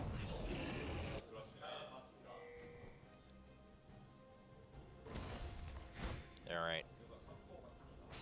Void Staff now out for Ace.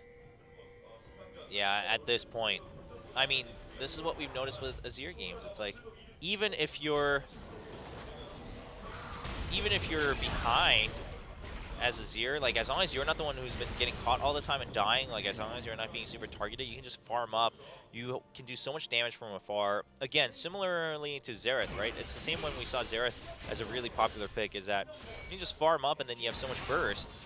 But in some ways, Azir has a lot more utility, especially with Emperor's Divide, and therefore Azir being kind of the popular pick these days, and Xerath being phased out for a little while now. And I think Ace is in that point. We saw that with Ezio at MSI against AHQ. FLICKR also in their game at MSI on the first day. So Samsung looks like they're going to lead this series 1-0 if all things go as planned, and then they'll be well on their way to getting another win and securing their spot in Champions Summer 2015. Looks like if you were a fan of the new lineup of Samsung, or you're just a fan of the team brand, then you can start to be a little bit happy and keep your hopes up. But of course, you never know until the game's over, because we've seen some weird games and weird finishes to League of Legends matches in the past. We've got the Xpeckies, we've got the Insects, we've got the CLGs, we've got the Dignitasuses. We have all sorts of things going on. All right. Samsung continuing to push. They're probably just going to wait until the next Dragon and Baron, unless like ZenX leaves a lane completely open. So Samsung just going to continue to pressure all lanes. They might want to start getting a little bit more vision on the bottom side too. I mean, that much vision is okay, but if you want to be like super safe, I think you can put down a little bit more vision on the bottom side too and secure the Dragon really quick, and then head over to the Baron. You can keep Cube up top too while you do the Dragon, so as to make sure that ZenX doesn't try to counter Baron while you're doing Dragon. Right, yeah, getting a little bit more vision deeper so you can read ZenX's movement exactly as soon as they leave lanes. And wards like that is really going to help as soon as you continue split pushing towards inhibitors, because you can maybe get picks right as ZenX shifts from lane to lane. It's going to force ZenX to move around behind their base walls, which for one, wastes a little bit of time, and two, means that ZenX is playing super passive. All they can do is clear waves from beyond the wall. There's a Scuttle Crab being taken down bottom. Scuttle Crab already taken up top next to Baron. And Wraith is going home, but that's fine. He's still got 45 seconds until Dragon. Lucian can solo it anyway, as long as there aren't any enemies around. We have Fury waiting to drink up on that elixir as soon as a fight starts. Get that extra lifesteal off of champions, some extra damage. And with all this vision, ZenX cannot try to counter Baron either. They're just trying to get their vision back a little bit. And they got a little bit, but no vision within the pit. So the curiosity is still going to kick in as soon as Samsung starts to disappear from the map. Yeah, given where ZenX is and Lunar running pretty low, looks like Cube going to flash forward. He cannot get the twisted advance onto Lunar. Won't be able to lead that into a kill. Baron is up, and Dragon now up. What's Samsung's choice? They are using Azir's passive once again to keep ZenX at bay, but them committing a little bit to that and that not leading to a kill is a little unfortunate. Using Xerath's ult to check out Baron for a little bit and then trying to get some damage onto Ace. It looks like he did get at least a hit. But yeah, Fury, there we go. During that time, he's going to go ahead and take Dragon, and then they can start baiting the Baron a little bit again. Kakarot is pushing the bottom lane really hard though. So he can... Yeah, but now he's scared because he has no vision. So if he could continue to pressure that, I mean, ZenX could have bought themselves a little bit more time. But all of Samsung backed off from the mid lane. So ZenX gets a little bit of more vision retained around their red buff. They still have no vision within the pit itself or right at the entrance of it. And because of Eve's positioning, ZenX hasn't really had a chance to continue to go in for that vision. All of Samsung coming back. Azir a little bit far behind, but Fury is back there in the mid lane alongside Wraith. Fury with that last whisper, and there's Sejuani, and he actually gets the stun onto Fury. Oh, but the stun not leading in from Xerath. Xerath not connecting the damage. Fury just runs off, and Eve shows up. He goes in for the stun, and he separates everyone as he just zones out Lunar.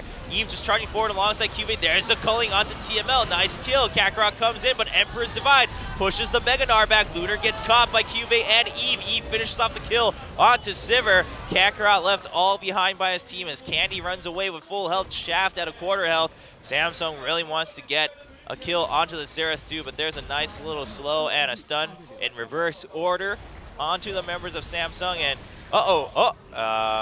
don't think that would have, yeah, you needed all 3 hits. Man, it's really close though. 11 health. Wow, that's gonna feel really unfortunate for Candy, but the point is that Samsung wins that team fight and they get the middle inhibitor, and then they can lead that into a Baron. Shaft correctly, or making the correct choice here, had to run away from the team fight. Might as well shove in the bottom lane before you go home, because you weren't going to defend that inhibitor on your own anyway. But the question is, can he come back in time to contest that Baron? I don't know. QV doesn't have his teleport, so I guess you have that advantage. And your teammates are all in mid lane. So Samsung also going to back off that Baron. And Samsung's okay with that. I mean, they don't need the Baron to win right now. They have a 9k gold lead, 10k gold lead now, with 2 extra Dragon stacks. In terms of leveling, they're quite ahead too. Ace at 17, 3 levels ahead of Candy. And you have Fury 3 levels ahead of Lunar too. That is pretty big. That is pretty big. So, like, Candy just... I mean, as soon as you fall behind on Xerath and then your opponent has a similar style where you can just build up and then burst from afar, it's so hard for Candy to have as big of an impact anymore. Especially also because you have Maokai and Gragas who will dive into you if you stay too close or if you don't keep moving. So Candy really has to poke them out before the start begins. But if your poke isn't hurting too much, then that doesn't happen as well. And Samsung, oh, the check does come in from Candy's ultimate though. Arcane Barrage gonna check that out and stops Fury from doing that Baron. Emperor's Divide is also a big threat against Candy too. So basically Candy has to play scared now because he is behind and his poke isn't as meaningful. Look at the damage from the culling. Candy down to a 3rd health. Yeah, there's just too many threats for Candy to worry about at this point that he can't do like the base damage that Xerath has, given that he's behind on farm a little bit. Doesn't have the Void Staff, whereas Ace has the Void Staff and that DC Large Rod. And here we go, nice stun onto Wraith. Wraith is caught out. Ace does get knocked up by TML. Lunar gets the kill onto Wraith, but look at the damage coming in from Ace's Azir. Explosive cast, not able to finish off Lunar, but Lunar has to go home. And so Samsung will just turn right back around onto the Baron. ZenX, will they just throw everything on the line here to try to go for a steal? Shaft puts the ward down. Can Shaft go for the steal? He gets the stun onto QV, but meanwhile, Emperor's Divide comes in onto Candy as Fury finishes off that kill. And QV's just like, I can be here all day, guys. Oh, but it's because they're waiting for Eve. They didn't want to whittle it down because Shaft is there. And so Shaft just tries to force the smite battle, but no one's hitting it from Samsung as Shaft eventually goes down. That is... okay. I'm sorry, ZenX, but the game is over when Maokai can literally sit there for 30 seconds, 40 seconds, and be like, I will tank Baron without hitting him a single time until my jungler comes back. That hurts a lot. Fury 6-0-5, by the way, at this point. 3-1-10 Ace. It doesn't matter. It doesn't matter if you do poorly at levels 1 through 3, because you will, you know, you can just carry late game. That's cool. And they're going to charge forward onto Kakarot. They're not going to find anything there, but they do have the Baron buff, so Samsung looking to get another inhibitor and or finish the game here. Oh, look at that, Banner of Command onto that supercharged cannon minion. It's like super duper charged now. And Luna trying to go in, but just gets shut down by Cube and Ace and Eve. And that is a game, ladies and gentlemen. Samsung will be able to clean up this fight. Doesn't matter if Ace got stunned because Fury is still alive and well. Charge forward with damage on the TML. Cube got a little too excited, but Fury's cleaning the base on ZenX's side of the map. And Samsung will lead this match once again 1-0. Samsung is now one single game away from securing their spot in Champion Summer 2015 here at OGN in Korea. A lot of people actually had some skepticism about Samsung. They're like, well, I don't know. They had some sparks during the regular season, but eventually they did look pretty poor overall. And so even some skepticism in Korea too, like can Samsung really make it back in? I mean, it'd be so crazy if they got relegated, but isn't there a possibility? But Samsung trying to disprove all of that and saying, please, we are still in the regular season. We still deserve to be there. Kakarot, he's like, I can't shoot this gun anymore. Too distracting. Spits it out. And Samsung leading 1-0. We will be taking a short break once again. Fury. Is Fury suffering from allergies too? Because that's what I look like when I'm suffering from allergies. I'm going to bet he is. I think we're in the same boat. So I will carry on my solo cast just as well as your play, Fury. If you lose the next game, I'm just going to talk about random things on the cast of the third game. And we'll all base it on Fury's performance. Meanwhile, ZenX, to be honest, not a big fan of... Oh, Kakarot just wanted a new piece of gum. Not a fan of Candy's Xerath, especially just given how the game played out. I think a lot of it was that gank in mid from Eve and Ace turning the mid matchup around a little bit. But we'll be back after this break, guys, with set number 2 between Samsung and ZenX. Samsung, can they win? And you have a 4-0 score today to get their seat back in Champion Summer, or will ZenX put up a fight? Let's find out afterwards.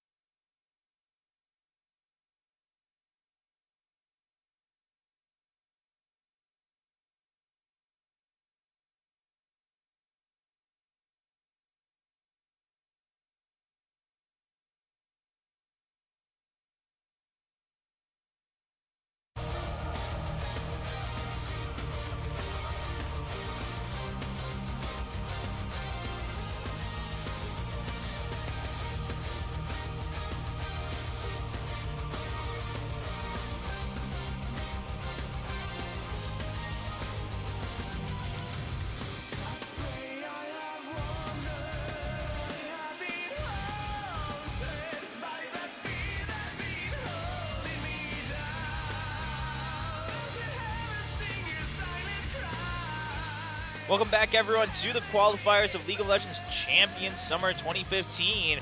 And I've been told by our production director that we will be jumping right into picks and bans, which is so awesome because it reduces the time that I talk to myself while looking at these wonderful faces of Samsung. I really want to ask him after the game if he has allergies too. I'm so positive that he does. And then we can just sympathize for each other and the terror that we live through every spring and fall. And pretty much all the time, actually, for me, because I'm allergic to quite a number of things, apparently, that float around in the air. But regardless of what my allergies are referring to, I'm not allergic to League of Legends, which is great, because we've got quite a few more games today, at minimum 3 more, starting with the second set between ZenX and Samsung. So let's jump right into picks and bans. Look at that. That's so awesome. All right, ZenX now on the blue side, and Samsung there on the red side. I was going to say the right side, which is technically correct. Now, Samsung, they last game, they focus fired Candy during their bans, put him on Xerath, and he wasn't really able to do too much with that. I mean, he traded really well in lane 1v1, no doubt, but it didn't really matter once the ganks came in and the ace grew, and the rest of Samsung was really just getting fed to overall. The Maokai ban, really solid. I mean, that's what we learned at MSI. Sure, you don't always, perhaps not every game you're going to first pick it, but at the same time, if you get the opportunity, you're going to pick it, because Maokai's one of those champions where, yeah, he has a couple really strong points, but it's not like he's going to be a carry or something like that. But these days, more and more what we're finding out is at the end of the day, in any meta, if you never die as the top lane, then that's cool. And Maokai does that really well. Gragas being banned out. Kalista also possibly looking for a Rek'Sai pickup here, so the Rek'Sai going to be banned out also. Samsung says, well, if we can't get one of them, you can't get any of them either. And so after the Maokai ban, really prioritizing Gnar. I don't know how I feel about that. The Gnar wasn't terrible last game from Kakarot, but yeah, I mean, if anything, I think if you're going to prioritize something, maybe the Hecarim. Sion, I mean, no matter how good you are, I don't know if Sion is first pick priority material. If you're gonna do that, why not just first pick Sivir, you know? Yeah, I mean, Kakarot's played Sion before and whatnot, but yeah, when you have first pick, okay, because Sion is not exactly the most contested pick anyway, so if you're gonna play something that you can play really well but isn't the most popular, then might as well just take something, even if it's not super contention, that you can just secure, like a Sejuani or a Sivir. So Sejuani gets taken away by ZenX, so Samsung will have to dig a little deeper for a jungle pick here, and they might wait a little bit, maybe into the next round of picks for that one. QV saying, well, okay, well, you know, Hecarim's open. Might as well try to bring the carry back from the top. And then Sivir. Fury played really well on Sivir in the first match against Prime. He nods and says, yeah, I'm ready. Put me in, coach. So Sivir and Hecarim. Also on the hunt, gonna help Hecarim too, of course. Just Sivir's ultimate. I don't know who it doesn't synergize with. I mean, extra mobility just helps everyone in the game in one way or another. It's never not helpful. The only time you waste the Sivir's ult, if Sivir ult is if you ult alone. And, when you're not exactly going anywhere emergent. If you ult on your way back to lane when there's nobody there. That's, the only time you can really say it was a true waste of Sivir's ultimate. Otherwise, it will always help someone somewhere. All right, well, now that Hecarim's been selected, I think the Sion is fine. If you weren't going to prioritize Hecarim anyway, Sion's okay against Hecarim. Of course, Sion got a slight nerf in 5.8. But, not to a point where if you're a good Sion player, it's going to completely, destroy your pick. He still has all the merits that he had beforehand. And so Zion will be locked in for that top lane against Hecarim. So the top lane matchup seems to be confirmed at this point.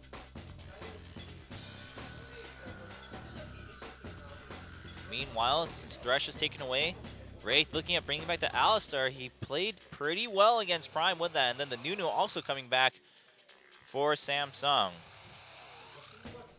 So this is all on Fury once again in QV. Cassipian and Azir both banned out, so LeBlanc is available here for Candy to play if he wants in that mid lane.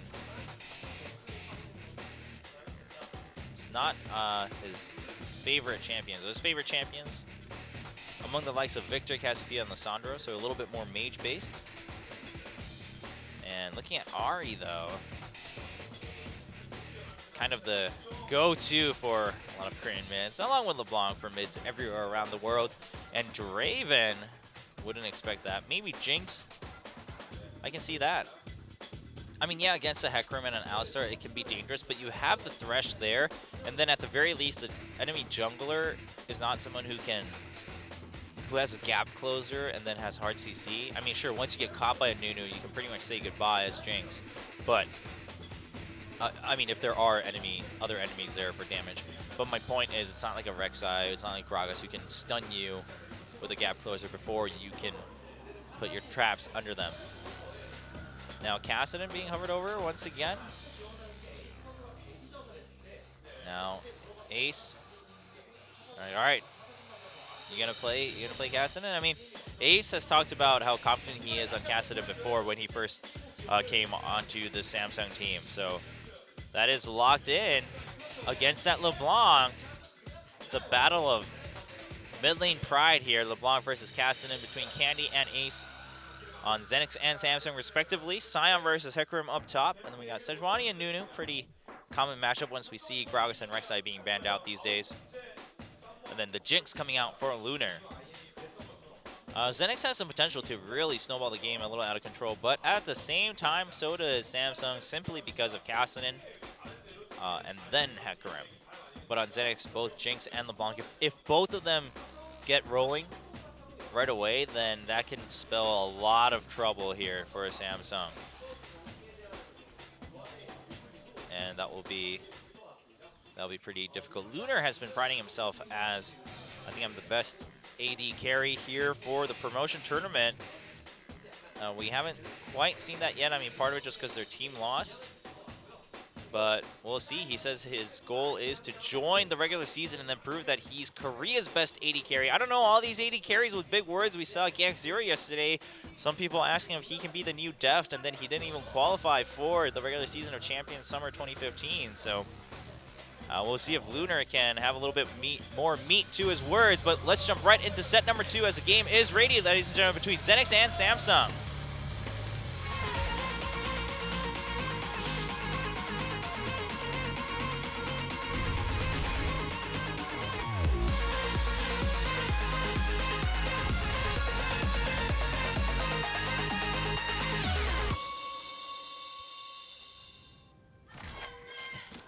소환사의 협곡에 오신 것을 환영합니다.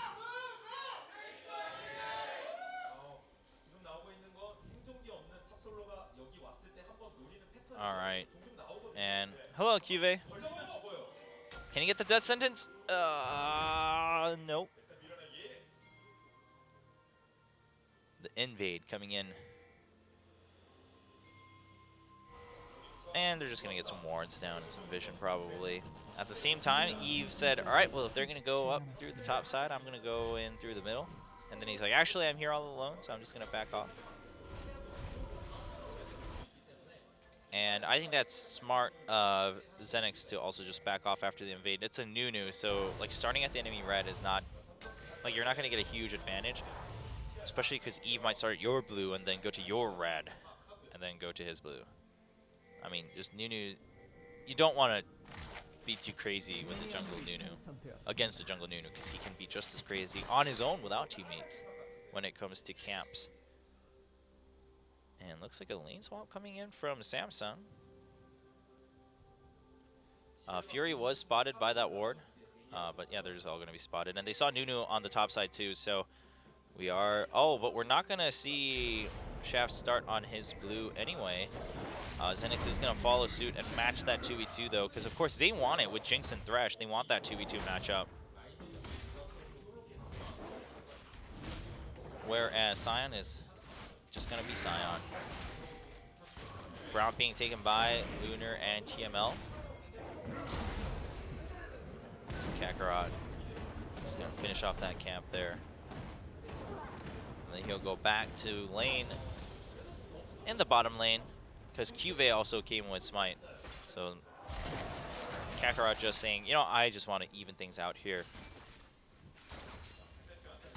So Kakarot said, his quote is, "Live like Flame, play like Impact." Not really, I get the whole play like Impact part. You know, kind of be the Rock, right?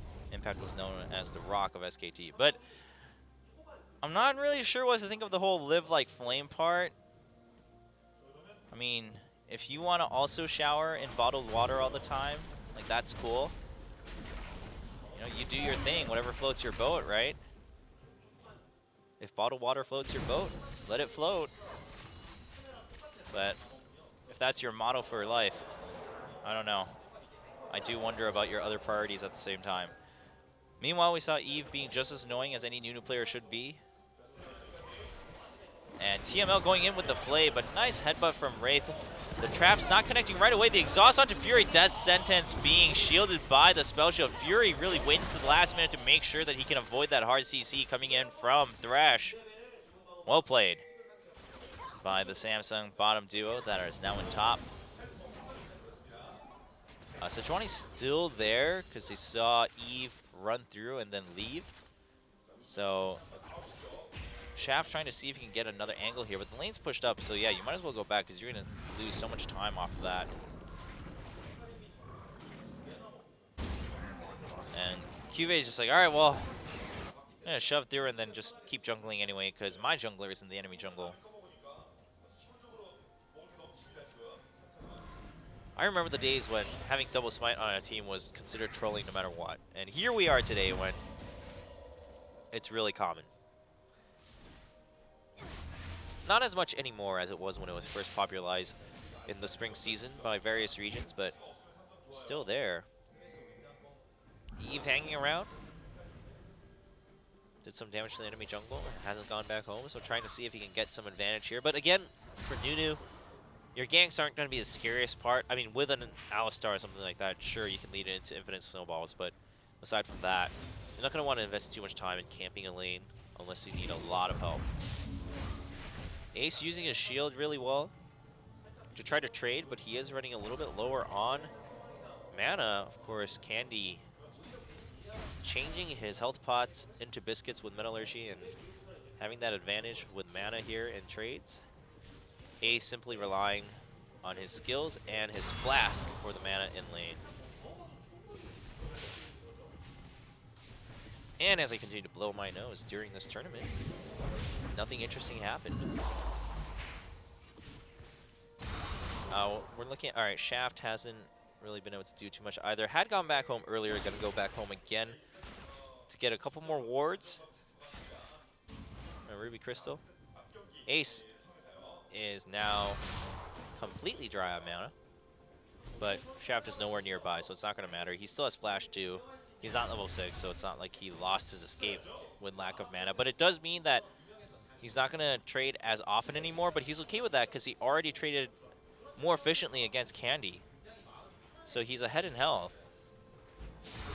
And now if he's the one who always chooses when to trade, then he can continue to stay ahead in health because he gets a shield every time he trades. Meanwhile, Wraith trying to zone out Lunar. Because the ZenX lane is pushing a little bit on top. Both mid laners are level 6.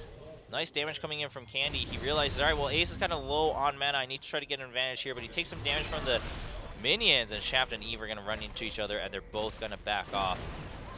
And Fury is pretty low, but there's a headbutt back into the tower onto TML, but Fury too scared to chase through on that damage with Lunar sitting back. So both sides just kind of chill out after that trade. No one used summoners in the 2v2. Meanwhile, mid lane, both champions are even on CS, and Ace is fine with that. LeBlanc didn't get a kill, so Cassidy just doing his job. And of course, the bottom 1v1's been a similar story here. Juve a little bit ahead, but that's also because he can just jungle camps after he pushes up a lane. Juve also has the Gromp passive on him, so he can win trades too, much more easily. He has a Skirmisher's Saber too, so that helps. Looks like Candy may be looking to help out that bottom lane then. Or just getting wards on Dragon, because it is a Nunu on the other side. Good awareness from him.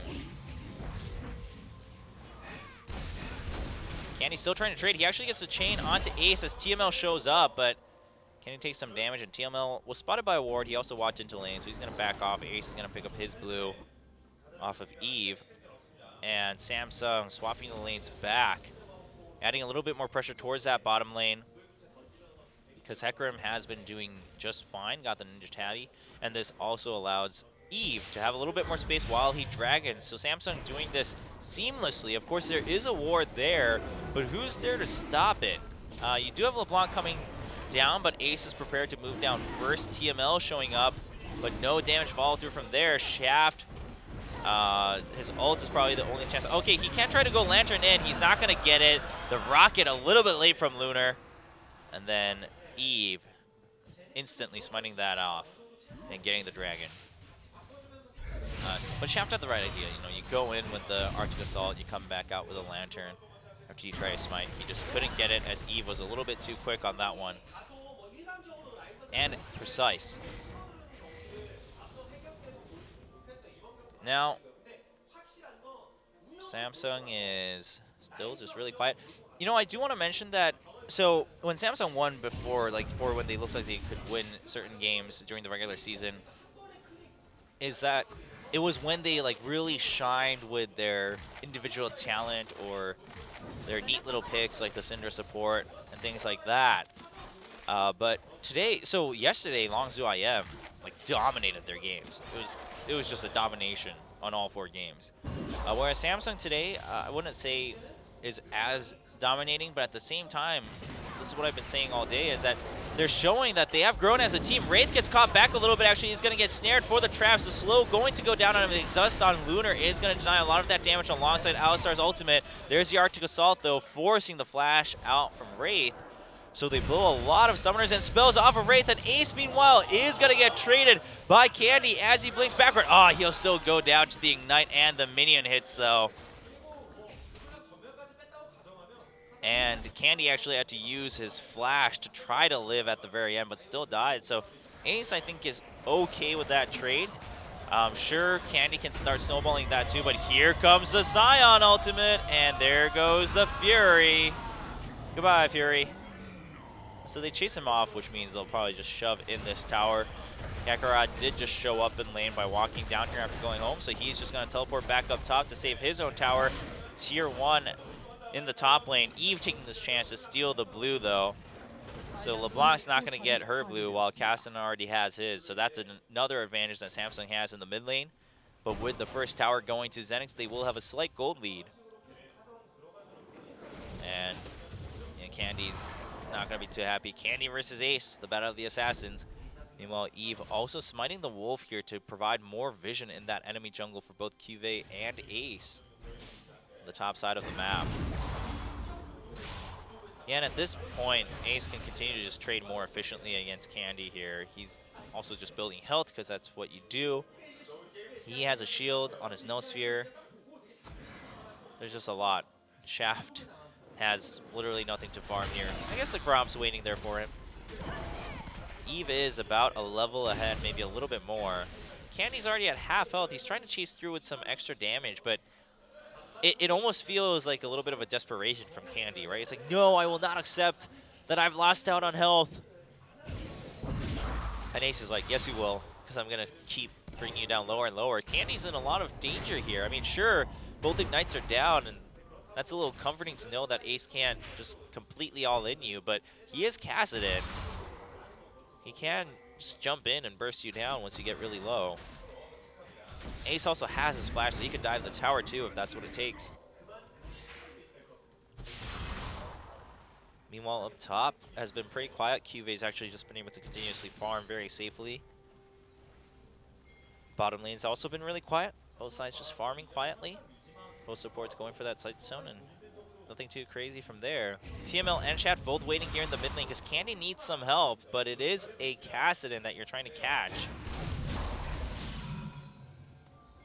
Ace takes some extra damage this time, but Candy's still lower, and Candy's just squishier in general, you know, because she's not building health, or he's not building health. I guess the player himself is male, so I can say the champion is female.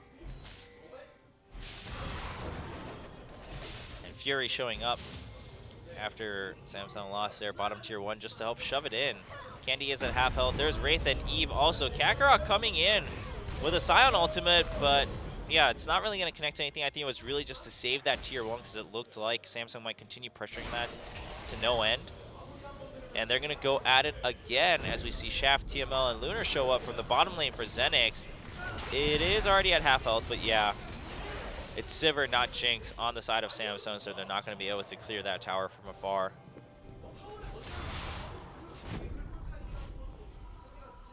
And global goal now equal for both teams, so ZenX losing out a little bit of that advantage that they had from pushing down the tier 1 at bottom. Dragon up in a minute, and QV finishing his Cinderhulk up top. Kassadin, is he able to get his ROA when he goes back this time? I feel like he should be able to. As soon as he lands home. Yep, there it is. Finishes his ROA at 13 minutes. A little bit over 13 minutes, but that's just about good timing.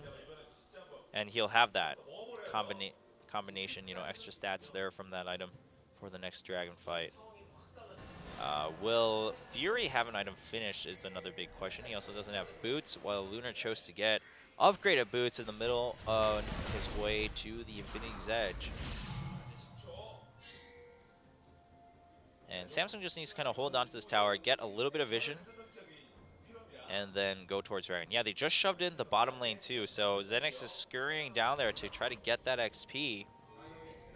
It is going to be Candy on that LeBlanc going in to soak it in, as you do need to defend that middle tier 1 also. Otherwise, Samsung could instantly just turn things around in mid lane and pressure Candy out of that area.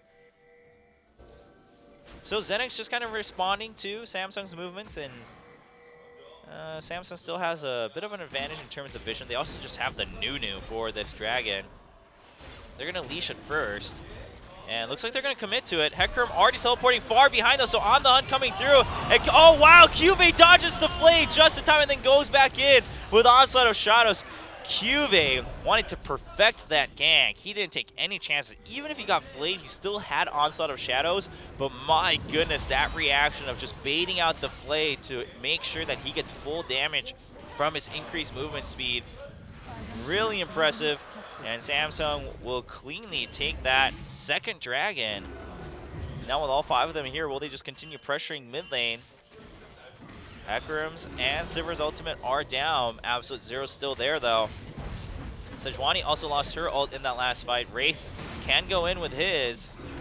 So I don't think ZenX wants to commit too hard into trying to harass here in this mid lane. It could get dangerous. And so, yeah, they're just going to back off. ZenX not looking for a fight that could lead into a dive or anything crazy like that.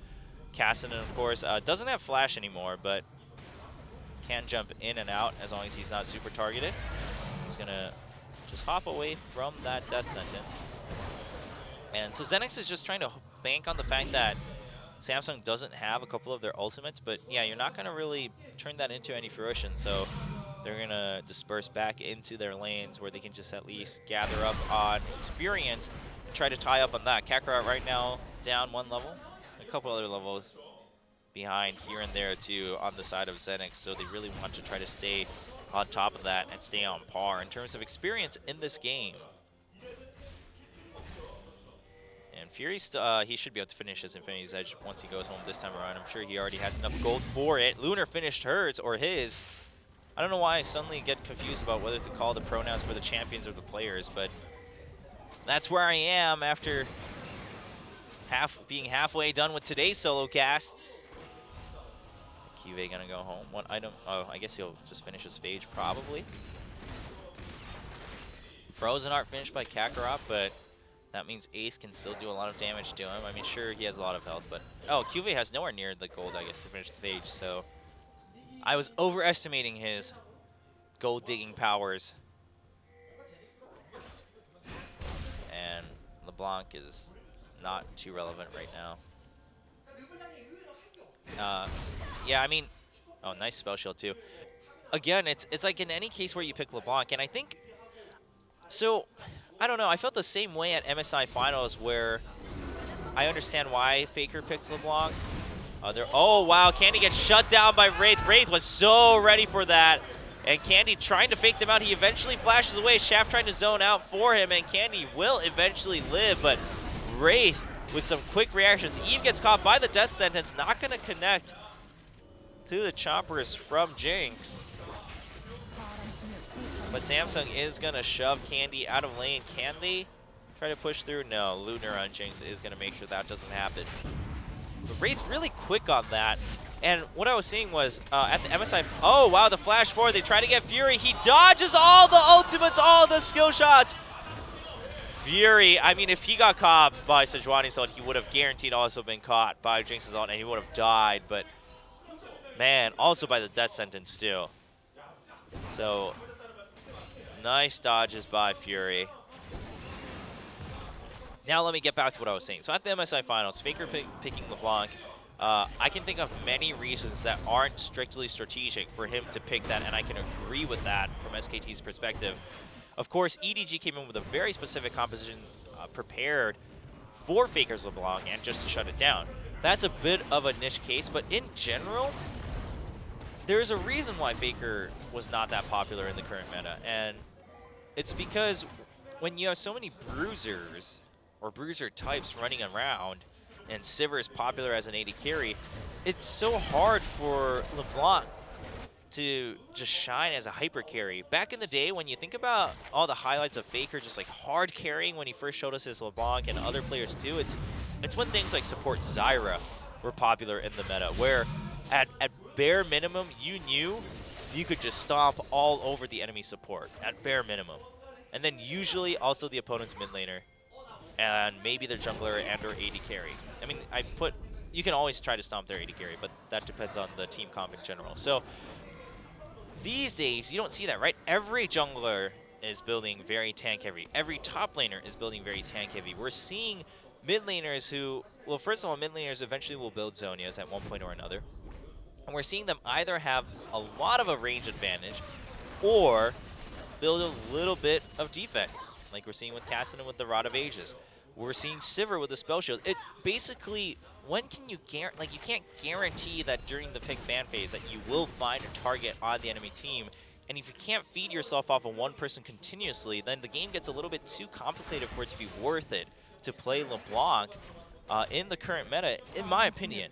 So that's why I can still understand if you like wait and then you last pick LeBlanc, depending on how the picks went through, or if you have, I mean, so I guess you have Jinx as a different hyper carry, so there's that merit for ZenX's picks and bans. But aside from that, yeah, I mean, I wouldn't, it's not first pick material in my opinion, in any case. Even SKT generally, even with Faker, even when, you know, they were winning with 13-0 record for Faker, they oftentimes wouldn't just like first pick it blindly. Well, not always, let's put it that way. So I can understand that maybe as a mid laner you're super confident, but I don't really agree with that being a first pick material for any player and or team. Especially when you're seen as the one challenging upwards here against Samsung.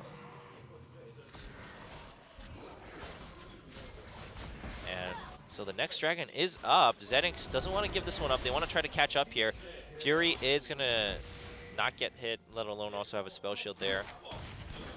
So the other thing that LeBlanc can do then, if you can't kill them, at least bring someone down below half health so that they have to go home, right? That's how you used to play LeBlanc in the other metas too, is that if you couldn't kill the support, bring someone down to half health. And that's why things like LeBlanc, Caitlyn were really good combos, because because then Caitlyn could finish them off with ace in the hole. Here comes the teleport. Nice double knockup by Wraith. He sends one back. Shaft gets caught by the Absolute Zero. He's slowed. Fury continuing to chase. Here comes QV. Onslaught of Shadows. Lunar flashes out. Candy is just going to be ignored as QV comes back to help secure the kill, because here comes Kakarot and helps pick off Fury from behind. Ace was zoned out for half health. There's the ultimate from Jinx. Not going to do too much damage. QV basically trying to zone out Sion for his teammates as Candy and Lunar try to show up for cleanup, but Lunar also needs to watch out. Candy a little bit low on mana, flashes forward, but the chain not going to connect, and he's also going to dodge Ace with his distortion backwards. I was focusing a little bit too much on QV and didn't catch exactly what happened to Fury, but it looks like Kakarot and Shaft basically just cornered him in and picked him off along with Candy, I think. No, Candy, that's the kill he had earlier in that mid lane trade. So yeah, it was just Shaft and Kakarot getting that kill. And now the dragon is still up, so both sides could try to fight for it, but considering Nunu's here first and Nunu's on the side of Samsung, I'm going to give credit to Samsung here for most likely taking this dragon. Sivir is also already here, ward down across the wall. They should be able to do it decently quickly, yeah. Shaft can still go for a Lantern Steal if he wants, but it doesn't look like they want to commit to that too much. It's too risky, because if he gets caught here, it definitely leads into a tier 1. So they try to say, all right, let's take our own tower here against Samsung in mid, but QV holding the fort pretty well in mid lane, waiting for his teammates to show up. Meanwhile, Candy trying to burst down Eve, but not going to happen. But they catch QV with the death sentence. A nice double knockup coming in from Sion. Candy still at decent health. Eve gets hit by the Super Mega Death Rocket on Lunar, and ZenX will be able to transition that into a tower here in mid lane, bringing the game still to a pretty close call here. Samsung does have the great advantage of 3 dragon stacks against ZenX, but ZenX, with a nice death sentence onto QV, was able to secure a tower for themselves and even the tower score out, bring the gold gap a little bit closer than it was before. And Lunar, he didn't get the kill this time, but he has no deaths either, and he's starting to just slur all my words here, and he is farming a lot, and they're sending him to farm all the leftover CS here and there. So I do think that Samsung does have to watch out. I mean, Jinx is Jinx is one of those champions that if they're left alive, like, they will carry the game late game. It's like the old Tristana. It's like a hyper version of Tristana.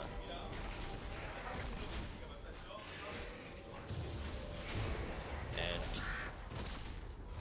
so now that we're on, not on break, but we have a little bit of a pause in action.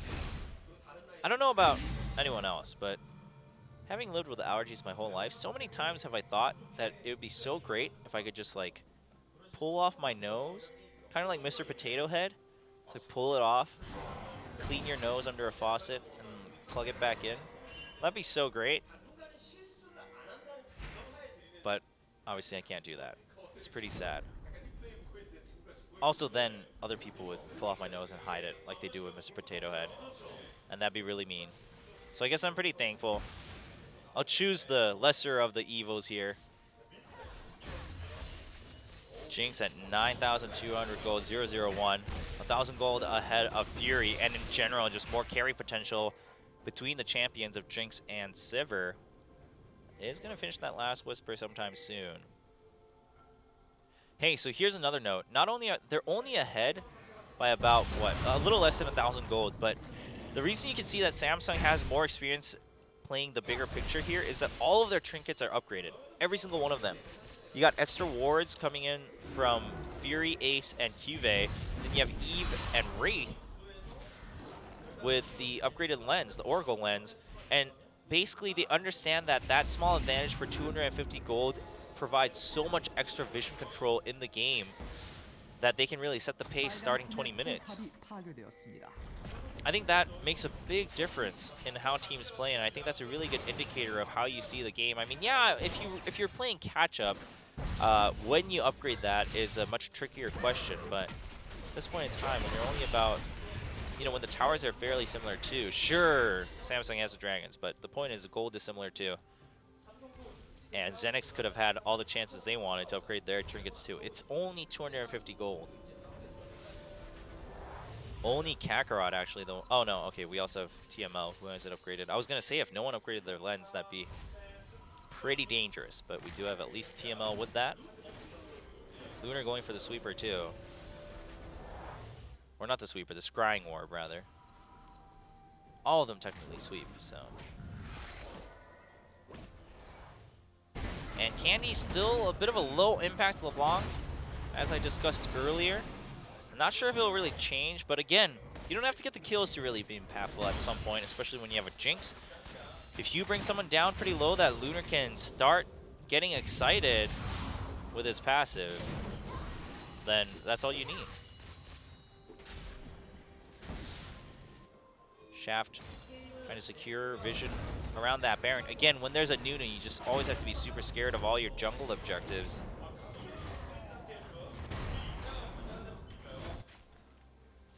And you also want to clear out all the wards because Juve has been charging in with Home Guard off his teleports pretty efficiently for Samsung. The next dragon up in a minute. All right, if this one goes to Samsung, it's like regardless of gold advantage, once you get to 4, it's not even the buff you get, it's the fact that the next one gives 5, right? That's the biggest threat, is that Samsung can basically threaten to suddenly snowball the lead so hard with one extra dragon. I mean, yeah, the 4th buff is really good too, and in general, all the buffs, once they add on to each other, it means a lot.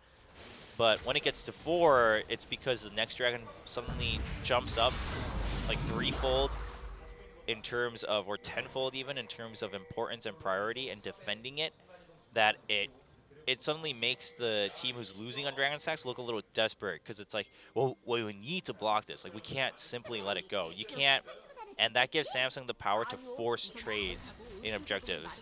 So this is why starting at 3, you almost want to treat it as the same situation, because otherwise you won't even have a choice in treating it that way. It will just be a fact that you can't give up the next dragon. So ZenX wants to pressure this, but at the same time, then Samsung with Nunu could quickly just get rid of Baron. So good for ZenX for securing vision around Baron too before they came down here. And now they're all grouping down here. Sion walking down, although he does have teleport. If he can set up a good ultimate, it could change things here. Ace does have quite a bit in his arsenal though. Not too much damage against Shaft, but that'll be different against Lunar. Here comes Hecarim from behind the Dragon Pit, and there's On the Hunt. Ace jumps in, there's Zonius. 3-man knockup as QV just goes in and zones out Lunar. Lunar gets killed by Ace as Shaft tries to go zone him out. Ace is caught by the Death Sentence, but he blinks out. The knockup not happening from Sion. Eventually gets killed by Candy, but Candy's super low as he gets finished off by Eve. Wraith and QV still wreaking havoc as Fury throws all the boomerangs in his arsenal to help clean up the fight. 4-1 advantage for Samsung in that team fight. And what will Samsung choose to do? The Dragon's still there, but looks like they're going to just go for that Baron.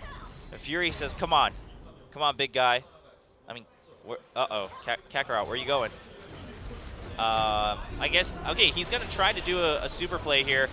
And yeah, he's just going to get headbutted back out.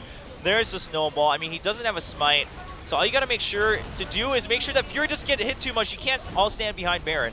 That was really dangerous, because if you all stand behind Baron, it's pretty dangerous. Oh, there's a super mega death rocket. And Fury, is he going to die? There's the knockback. There's the snowball. Kakarot still gets the kill. This guy is so tanky. Wow. This guy. I don't know. It like shouldn't have been that exciting. But he got something done, so props to Kakarot. He's really tanky right now. And that means ZenX will be able to secure the dragon to deny. Oh, never mind. Ace actually got bursted down to half health, but there's QV. Goes in with Onslaught of Shadows. Is Lunar gonna die? Dragon is also running really low. Sejuani does secure the dragon, but Lunar dies. So does TML. And Shaft now caught in the Dragon Pit. He's going to try to charge forward, but they're blocking the way. Eventually finds an opening, but Ace will follow through. Oh, Candy gets headbutted back. Good play by Wraith. There's a knockup onto Candy. Kakarot still there at so much health, but Ace coming back forward. Ace is pretty low, and so is QV. I don't know if they can continue this. Nice absolute zero, and he's going to stop that. Candy going to jump in and stop that, and they have to run away because Kakarot still has so much health. Holy goodness, this Sion. considering how this game has been going, Kakarot has so much impact, probably much more than you would expect him to. So let's look at this. Oh, this was the earlier fight, it looks like, yeah, where Lunar, look at this, Absolute and everything, but Lunar just gets zoned out by Cube and he gets bursted down with the full Home Guard damage. Meanwhile, on the right side, Candy does go back in, gets the kill, but then he's gonna get zoned out. It blinks back in, flashes away from Eve, but can't control both his clone and himself at the same time to try to trick Eve. And eventually Samsung cleans up that team fight that led to the Baron, which also led to Fury's death in the Baron pit by Kakarot. Samsung is a team, not as a Tim. And let alone we don't have a Tim, we have a Tom on SKT. But Samsung is leading about 5k gold now. 3 dragons, and some of them still have the Baron buff. Cube showing up, but yeah, like you can't charge it to Kakarot at this point. And Kakarot has a Banshee's Veil for Ace, and then has a Frozen Heart and a Sunfire. So it's gonna be a little while before Samsung can really deal with this Ion. I mean, last time I guess if they didn't go for Baron, they could have killed Kakarot, but then Kakarot would have probably just tried to run away, and you wouldn't have gotten Baron. So at the same time, Samsung isn't going to be able to just cleanly finish this game yet until they can guarantee that they can deal with the Scion. On the flip side, Luden's Echo now out for Candy on top of his first 2 core items. Still no death cap though. So what we're seeing with a lot of LeBlancs now is that you are really just focusing a lot on that wave clear and just bringing people low, like going somewhat poke. But against things like Alistar, we saw earlier, it can be pretty dangerous. Wraith has really good reaction speed right now, and Candy can get caught out. So, so it can only work. So I can still understand the theory behind it. Since you were picking Jinx, you have a different hard carry to help there, so you can be kind of the sub carry that just lays it out for your AD to pick up all the kills. We haven't really seen that happen yet, though. Only 5 kills total in a 35-minute game for ZenX. And Cube taking relatively a lot more damage simply because Kakarot's not taking any. And so the pony will run away. And Samsung, yeah, continuing to try to get that vision advantage as they push through. They want to pressure all these tier 2s at once. Going for the 1-3-1, but not going to be as effective because Kakarot's going to hold his own really well. LeBlanc with the Luden's Echo will be able to clear waves even more efficiently on top of Distortion. And they've defended all the tier 2s. Baron buff is down for all members of Samsung now. And Ace actually getting caught takes a lot of damage. Kassadin can only trade favorably when he has vision and he can Q at the same time. So well done by Candy. Now, if Samsung gets the next dragon, though, again, it's the same situation as it was before, so ZenX still has to play as if this dragon means everything to them, or at the very least, they need to get, like, 2 objectives if they're going to trade it for free over to Samsung. So it's some tough choices and some tough planning coming in for ZenX. Meanwhile, Cube still wants to try to do something to Kakarot Scion, but you simply can't. He has another Chain Vest. I mean, this guy just won't take damage. He refuses to. He also has 301 CS and a lot of that helping add health to his health pool, so Candy going with another blasting wand. Most likely a death cap. Could be a void step, but probably a death cap on top of that Abyssal Scepter. So Candy really just going for a lot more AoE, poke damage, wave clear here on that LeBlanc. And then trying to set things up for Lunar, but the Jinx who started 0-0-1 is now 0-2-3 and was forced to build a Quicksilver before finishing off her 4th damage item. So that slows down Jinx's damage a little bit, while Fury was able to catch up in terms of core damage items and it equals out at that BF sword after 3. Candy trying to burst down. Whoa, that is a lot of burst, but so did that Boomerang Blade. It only hit one way. Candy needs to go back home. Candy didn't start at full health, just in case you were wondering. Just in case you can only hear the audio. LeBlanc didn't start at full health. It's not like Boomerang Blade did 60% damage with only one way hit, but it does hurt a lot once you gather up on that AD. ZenX is still going to play a little bit of a reactionary League of Legends here. And this next dragon is going to be where a lot of things are decided. If ZenX can win this team fight and get their second dragon, that's actually just a lot of hope and a good window of opportunity for ZenX to continue getting the lead and continue getting their vision back. Baron is also up in 20 seconds, so whoever gets this dragon will most likely also get the Baron. And so we're going to see Kakarot just teleporting in early, trying to get the knockup onto Wraith. Wraith is caught out. There's a Destinus, but they don't want to waste too much time as QV comes in. There's the Absolute Zero. Fury trying to kite from the outside. Onslaught of Shadows over the wall. They're trying to get down onto Lunar. Lunar is still alive, but eventually Lunar goes down. And here comes the monster Kakarot, trying to survive as long as possible, but where's the damage for? ZenX nowhere to be seen, as Shaft, Kakarot, and TML the only ones alive. It doesn't matter if Kakarot can live forever, because no one's going to do damage for him on his team, and now he can't live forever when 4 people are on him with no one to help him out. QV going to just push him into the wall, get the kill for Fury, and body blocking for Fury, knocking him back. And well done by Samsung. I mean, the thing here is that QV, for one, has an easier time sticking to Lunar, and Fury started the fight in a better position, way away from Kakarot, and they're also doing double objectives, both Baron and Dragon at the same time, and Samsung should be able to, from here on out, just close out the game.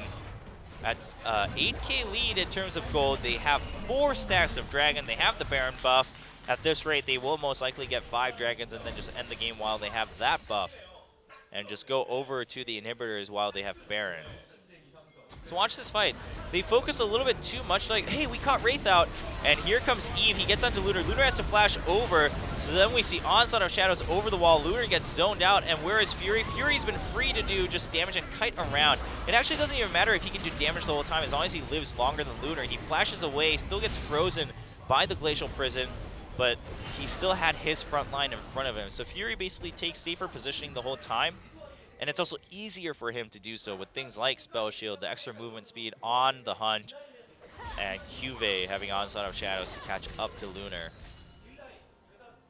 So while it's all cool and great for LeBlanc to try to set up kills for Lunar alongside his teammates, it's, you know, it only works if Jinx can live long enough, and there's a Hecarim on the other side along with an Alistar and a Nunu. I don't know how you're going to try to get away from that. Using On the Hunt to just quickly push forward while there's no one defending the tower to sneak it in, because your minion wave isn't that big. Smart idea from Fury and the team of Samsung as they get 1 tier 2, and now they can snowball that into a second and maybe a third. Candy goes really low. So does Ace. Candy a little bit lower, but they basically traded as he dove and then secured the tower for Samsung. Here in the mid lane, bottom lane going to take some time before they can push it in, because there's a huge minion wave pushing out on the side of ZenX. But Samsung now over 10K gold lead, over, not over, but 10 kills ahead exactly, and 4 stacks of Dragon. It's just a matter of time before they get 5 and finish the game here against ZenX, which would mean Samsung secures their spot in Champions Summer this year. So this means a lot, so they're probably just going to play it patiently and secure that spot. And after today, I don't expect to see first pick LeBlancs any more often, until, you know, balance changes come through. Just even under, like, I'm trying to force myself to understand why they would have done this, like the whole, okay, well, she's going for, you know, she can adapt into this AoE build, she can push, she can split push with that Luden's Echo and distortions, she can try to poke and just, you know, split the damage among everyone so that Jinx can just go off with the Super Mega Death Rocket and then her passive to clean up the fight. That's all cool, but that means right now you're not a high threat to the enemy CC, which means all the CC jumps onto Lunar. It just isn't really working out too well, especially against the champions that Samsung picked. So I'm still a little skeptical. But who knows, maybe they'll have some crazy play that lets them come back and win this game. They need about 5 of those to win the game, but you can never give up in League of Legends. I mean, who knows? Maybe Fury has to go eat dinner. Oh, wow, a nice trade, but Ace goes forward. And a battle of pride for the mid laners. Lunar is doing some good damage from the outside, but against who? Just Eve Meanwhile, Fury gets drawn back in after exhaustion. There's a Glacial Prison. Fury gets eliminated by Kakarot. Now it's Lunar's time to shine. He's chasing through. QV needs to be slow so that Lunar can catch up. He does get flayed back, and there's another kill for Lunar. Actually, it's going to go over to Shaft with the shutdown gold. But with Ace gone, they could... It's the flip side, right? ZenX can now focus all of their efforts onto Fury. It works out in a very similar way, except that Ace just generally has more impact than Candy overall. And now ZenX trying to push through since they have their AD carry. And it is Jinx, so they should be able to take this really quickly. Shaft just tanking that tower so that their minions can continue to push through and catch up. There they are. Can they go over for the inhibitor turret too? Ace is up in 5. They need to take it very quickly, and Jinx does exactly that. Can they take the turret? Probably not the inhibitor itself. Eve going really low. He gets knocked off. More damage coming in for Lunar, but here comes Ace trying to chase Lunar away, but Kakarot will help finish that off. Gives the kill to Lunar. Lunar's passive now activated. There's the death sentence falling all the way through on Ace. Ace is still able to blink out. Pretty low cooldown on that ultimate. He's still coming through, but a lot of damage from Lunar. He's still at health. Pretty healthy state. Here comes Candy from the side. AC swatch out. He dies to the ult. Distortion. Fury gets knocked up after using the Mikhails, and Fury's gonna get caught from the spell shield. Still living. Double kill for Fury. Kakarot gets blocked back. Fury's still alive. QV trying to come in and save Fury. Fury lives. Kakarot now being chased out by QV. What a save by Hecarim and Alistar. And Shaft still, that smite does not do damage. Just a debuff. And so the kill goes to an execution, but Kakarot can't do anything. Fury, the hero, along with QV. And, ran into the wall there. Kakarot gonna be slowed down a little bit by QV, but this is basically a battle of the giants, and it's not really gonna go anywhere. That must be so annoying for Kakarot. I mean, it's like, you're not really hurting me, but you're just... Meanwhile, Fury. Yeah, QV's like, I know. Whatever. Fury gonna take the inhibitor for Samsung. What a team fight. I mean, good flank by Candy, but I think Fury also just correctly targeted Candy as soon as LeBlanc showed up in front of Sivir and then picked up that kill. And if Samsung gets this dragon, which they will be at 5 stacks, and then Baron will be up in 45.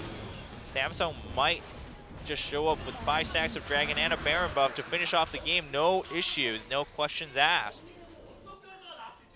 And so ZenX now trying to set up around Baron themselves first.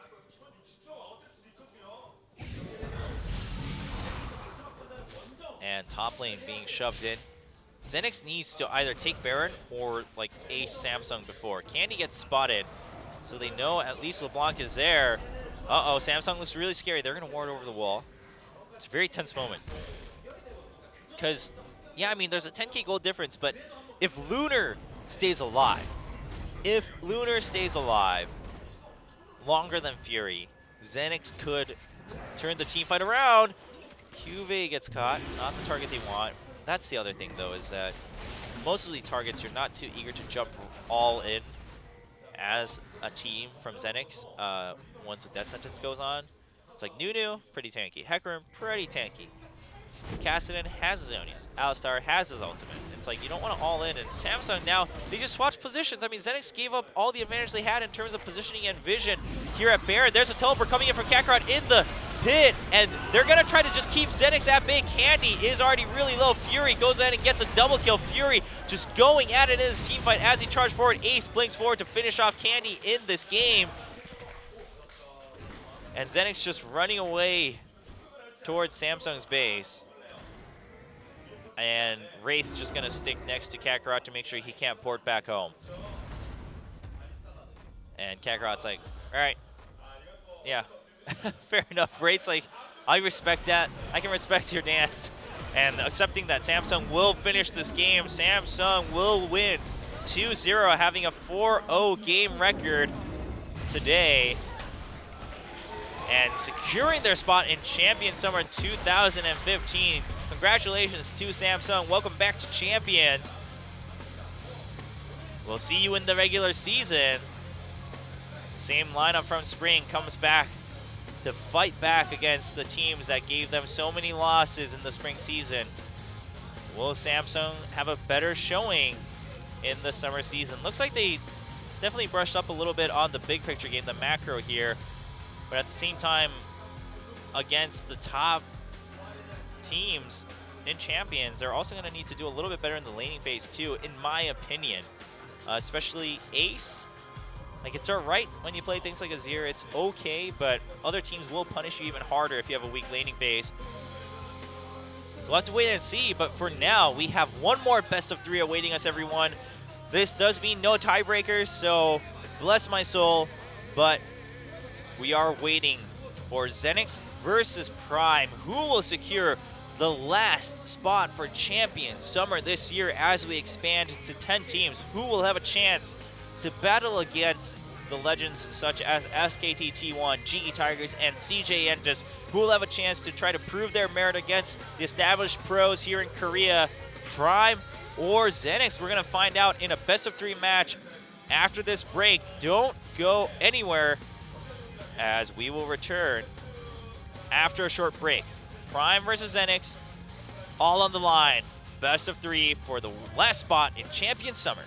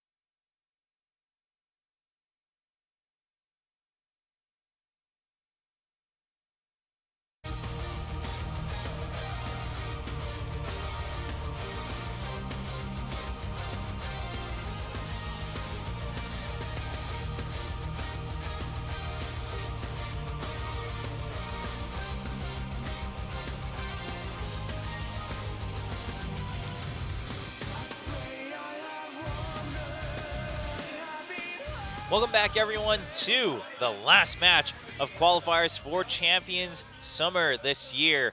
I am so happy to be at this moment after 2 days of casting. Only one more best of 3. That means at most I only have to cast 3 more games, but hopefully they're awesome games because we have ZenX and Prime fighting for the last spot. The last spot, there goes my voice, along with all my tongue twisters and whatnot. But the last spot here in Champions Summer 2015.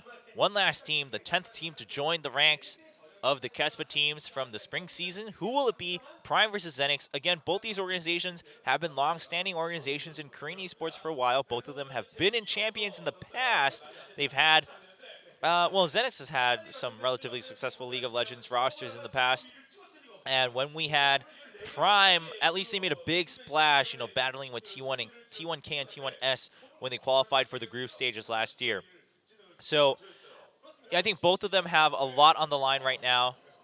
The Korean casters are looking at me saying hi, and we're just exchanging greetings here. But so we have Prime versus ZenX. Given their games against Samsung, right? Because they both played against the same opponent in the Samsung roster from the spring season, who did secure their spot back in. So they are the 9th team to return to or to join Champion Summer 2015.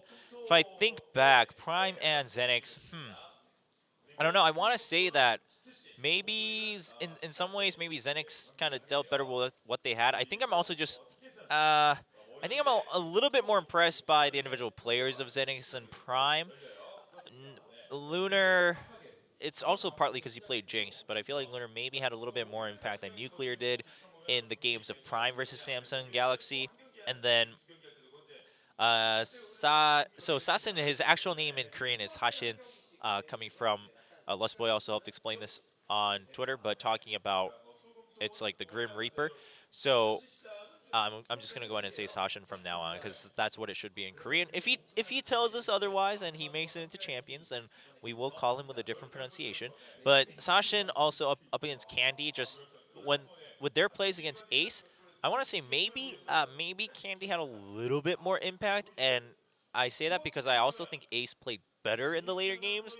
So we'll see. I mean, Sashin gave Ace a little bit of a run, especially in that second game when Ace played Cho'Gath, but eventually, you know, Cho'Gath still farmed just as well, and then they came back, and he was a monster late game. So we'll see.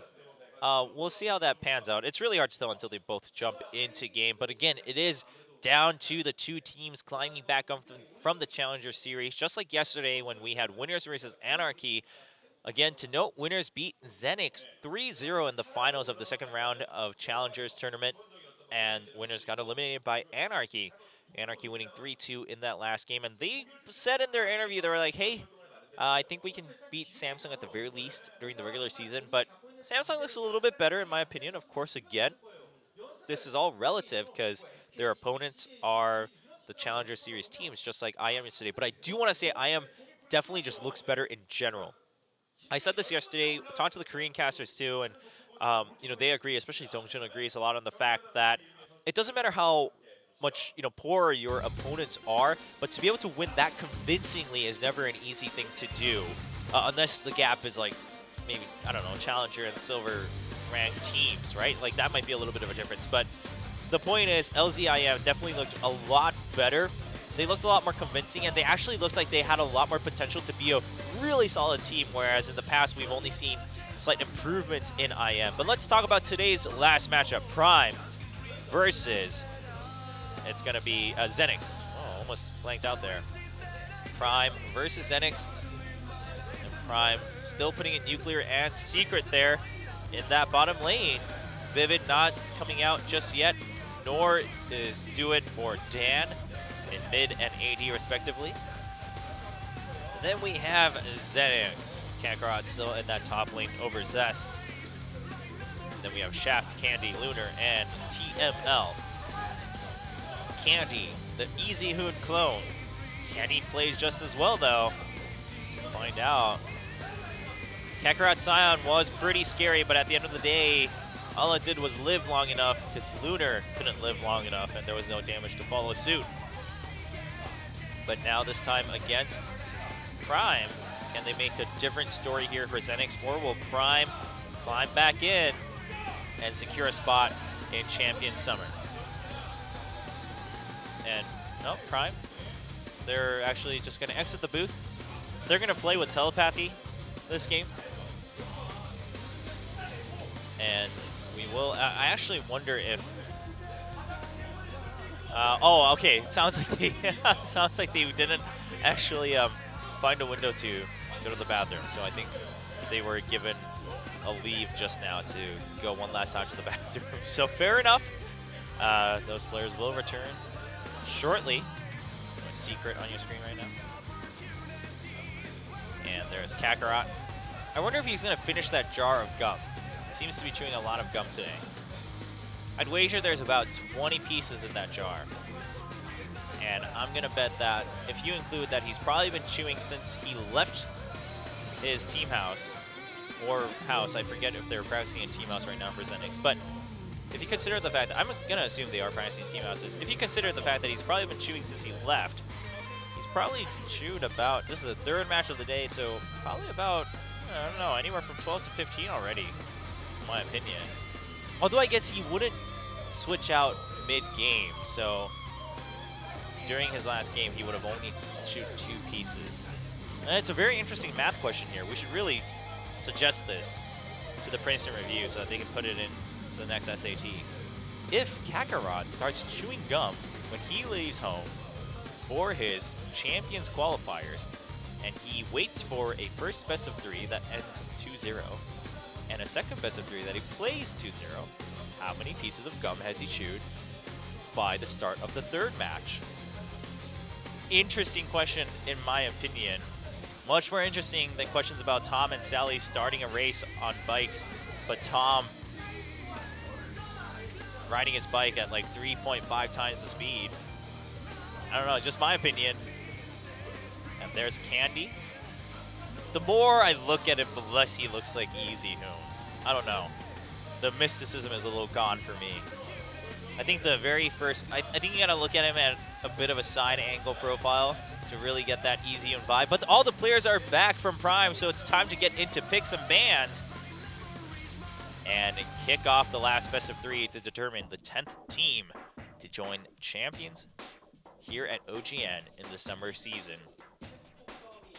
Summer season gonna be the last chance for teams to try to fight for a spot at Worlds.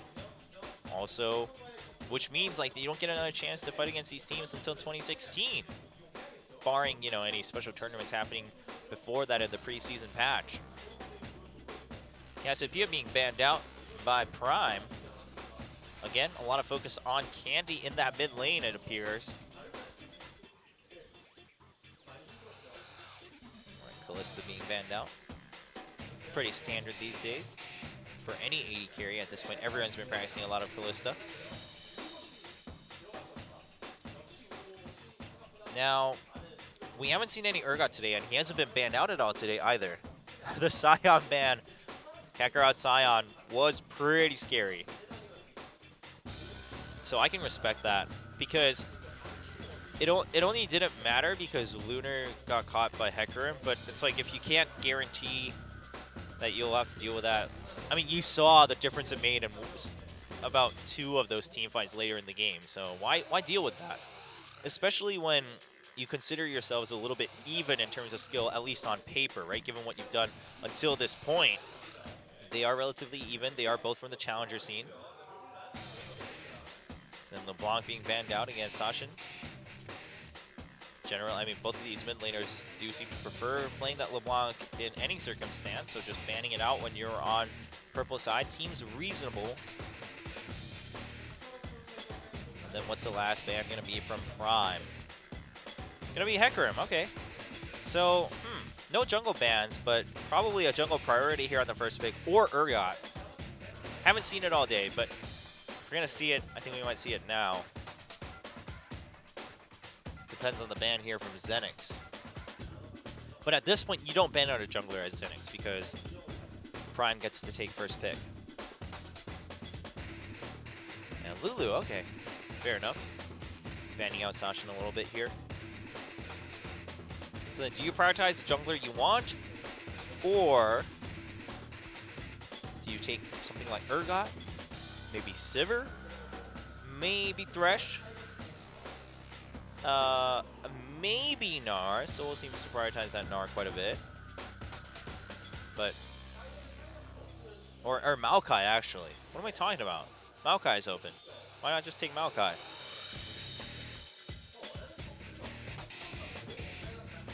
I mean, okay, unless you prefer Gragas over Rek'Sai. Like, so unless you have a strong preference in the jungler, I don't know why you wouldn't just take Maokai here. It's my thought. Unless you're going to take Urgot, but it doesn't look like they're going to take Urgot. 5 seconds left. Okay, Sivir. Okay. That seems to be the theme today.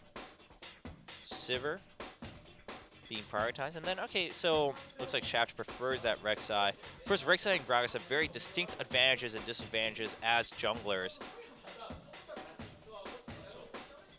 Shaft seems to be talking very intently about his selection with his coach on the side of ZenX. Will he lock in that Rek'Sai? And then Azir, with Cassiopeia banned and Azir still being available, LeBlanc also being banned out. Why not pick that up for Candy? He said he wants to be the new big rookie to break into the scene. And with Rek'Sai already picked up, why not just take that Gragas and give your team some time to respond to the other picks here as we go forward. Kassadin being picked up as a response. Okay, fair enough. Saw that matchup 2 games ago. Kassadin really returning to the scene.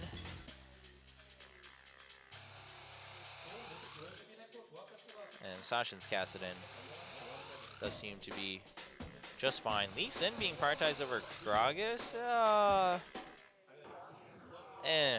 Yeah, wouldn't be too convinced about that. Just highlighting the Kassadin for now, considering it, but then securing that Thresh. Yeah, why not? I mean, because you're going to have to select your last picks first anyway.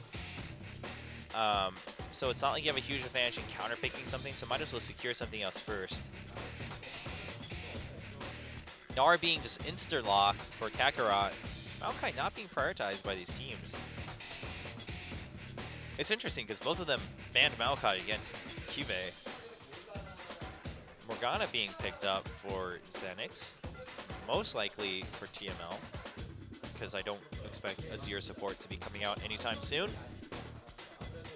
But if you... Alright, well... So the AD being left last for ZenX, a little bit interesting. But I guess since you already showed your mid, there wasn't too much of a different option there. And for Prime, Vladimir.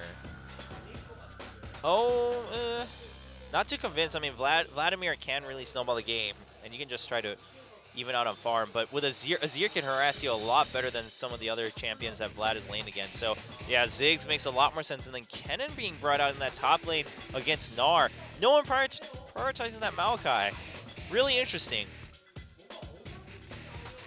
But now what's very clear, actually not very clear at all for Prime, because Gragas and Kennen ults counter each other. Ziggs, yeah, I mean, Ziggs' ult and Kennen's ult kind of synergize, but Ziggs is not the biggest fan of team fights all the time, whereas Kennen wants to team fight all the time. So Prime is going to need a lot of good teamwork to win with this team comp. They do have Sivir, though, so that can really help counteract a lot of those discrepancies. And then you do have the Jinx coming back for Lunar. You have Azir and Morgana and Gnar, so I think we can maybe see some better play here from Jinx. Because the Gnar is not on the other side. You do set the Thresh on the other side, but Hecarim's not on the other side either. That's what I meant to say. And so the picks are finished for set number 1 of our last best of 3, the fight for the last spot in Champions Summer this year. It's going to be Prime going up against ZenX. Prime on the blue side with Kennen top. ZenX on the purple side, relying on that Jinx and Azir hard carry I mean, ZenX's carry potential and winning conditions are much clearer, right? Because it's like, hey, if Azira and Jinx get fed, we win the game. Whereas Prime really has to work as a team to the very end to make that happen. As in, like, they all need to really do a big part. ZenX can, at the very least, just rely on protecting Jinx, and they could potentially win the game by just doing that. So let's find out. Set number 1, game loading in, Prime versus ZenX. One last match to determine who enters Champion Summer 2015 on the road to Worlds this fall. Jump right into the game, ladies and gentlemen.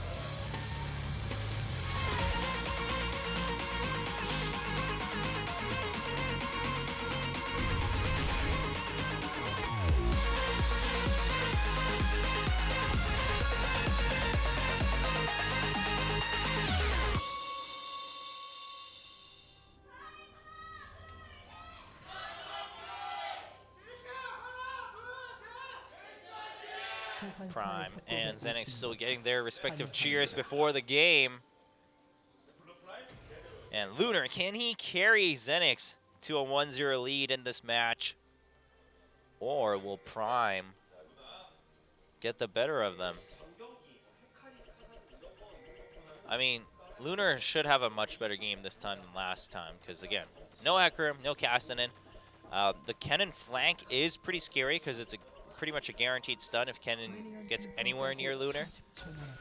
And once that stun happens, it can be very dangerous. But then you have the Black Shield to help with that. You have the Emperor's Divide from Azir to push him back. You have Gnar to be that front line.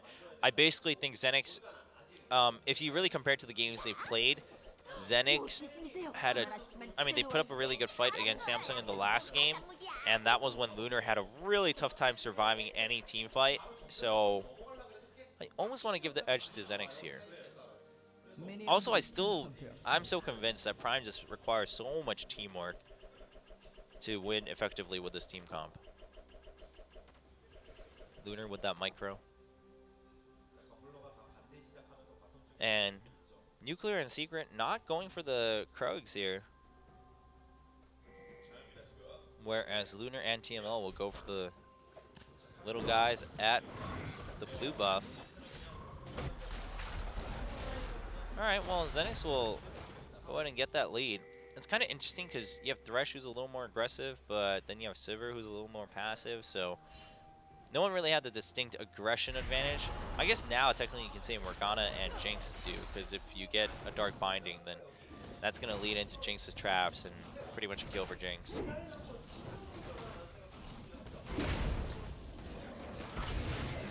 Meanwhile, both junglers starting on the top side of the map, securing their buffs. And then, otherwise, all else is well with the world. ZenX pushing up to secure that first level 2. But it won't mean too much because they're pushed up really far. So it's not like they'll lead that into a kill. Lunar missing some CS there. But he'll be okay. I think eventually they'll just kind of even out here as the lane pushes up towards Prime.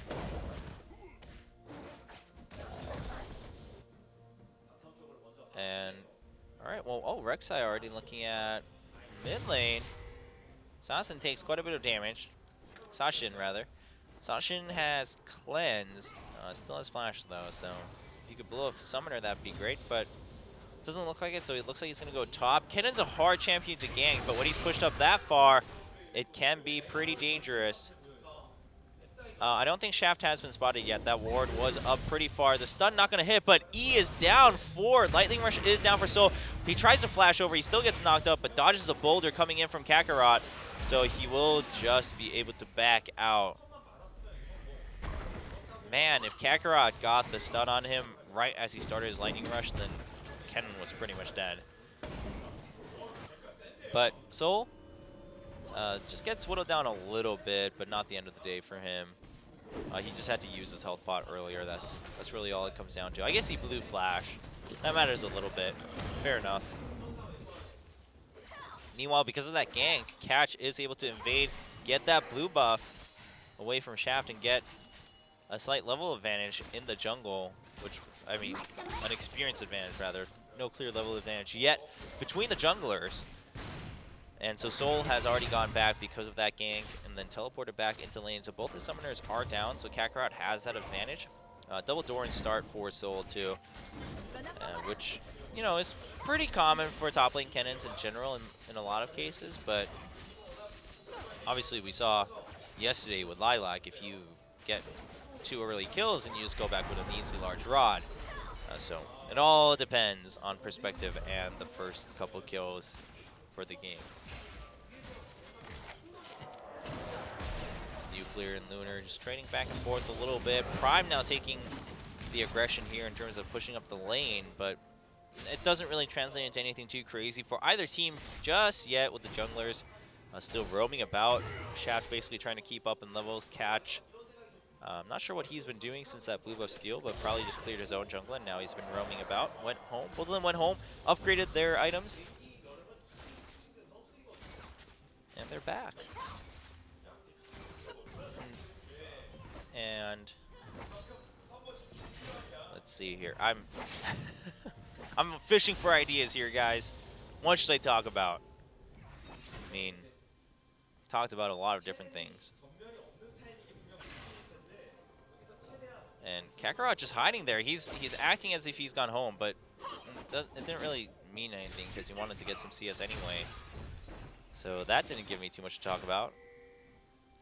Shaft and Catch are both moving towards the top. Catch is going to clear that tunnel, and Shaft should have noticed that.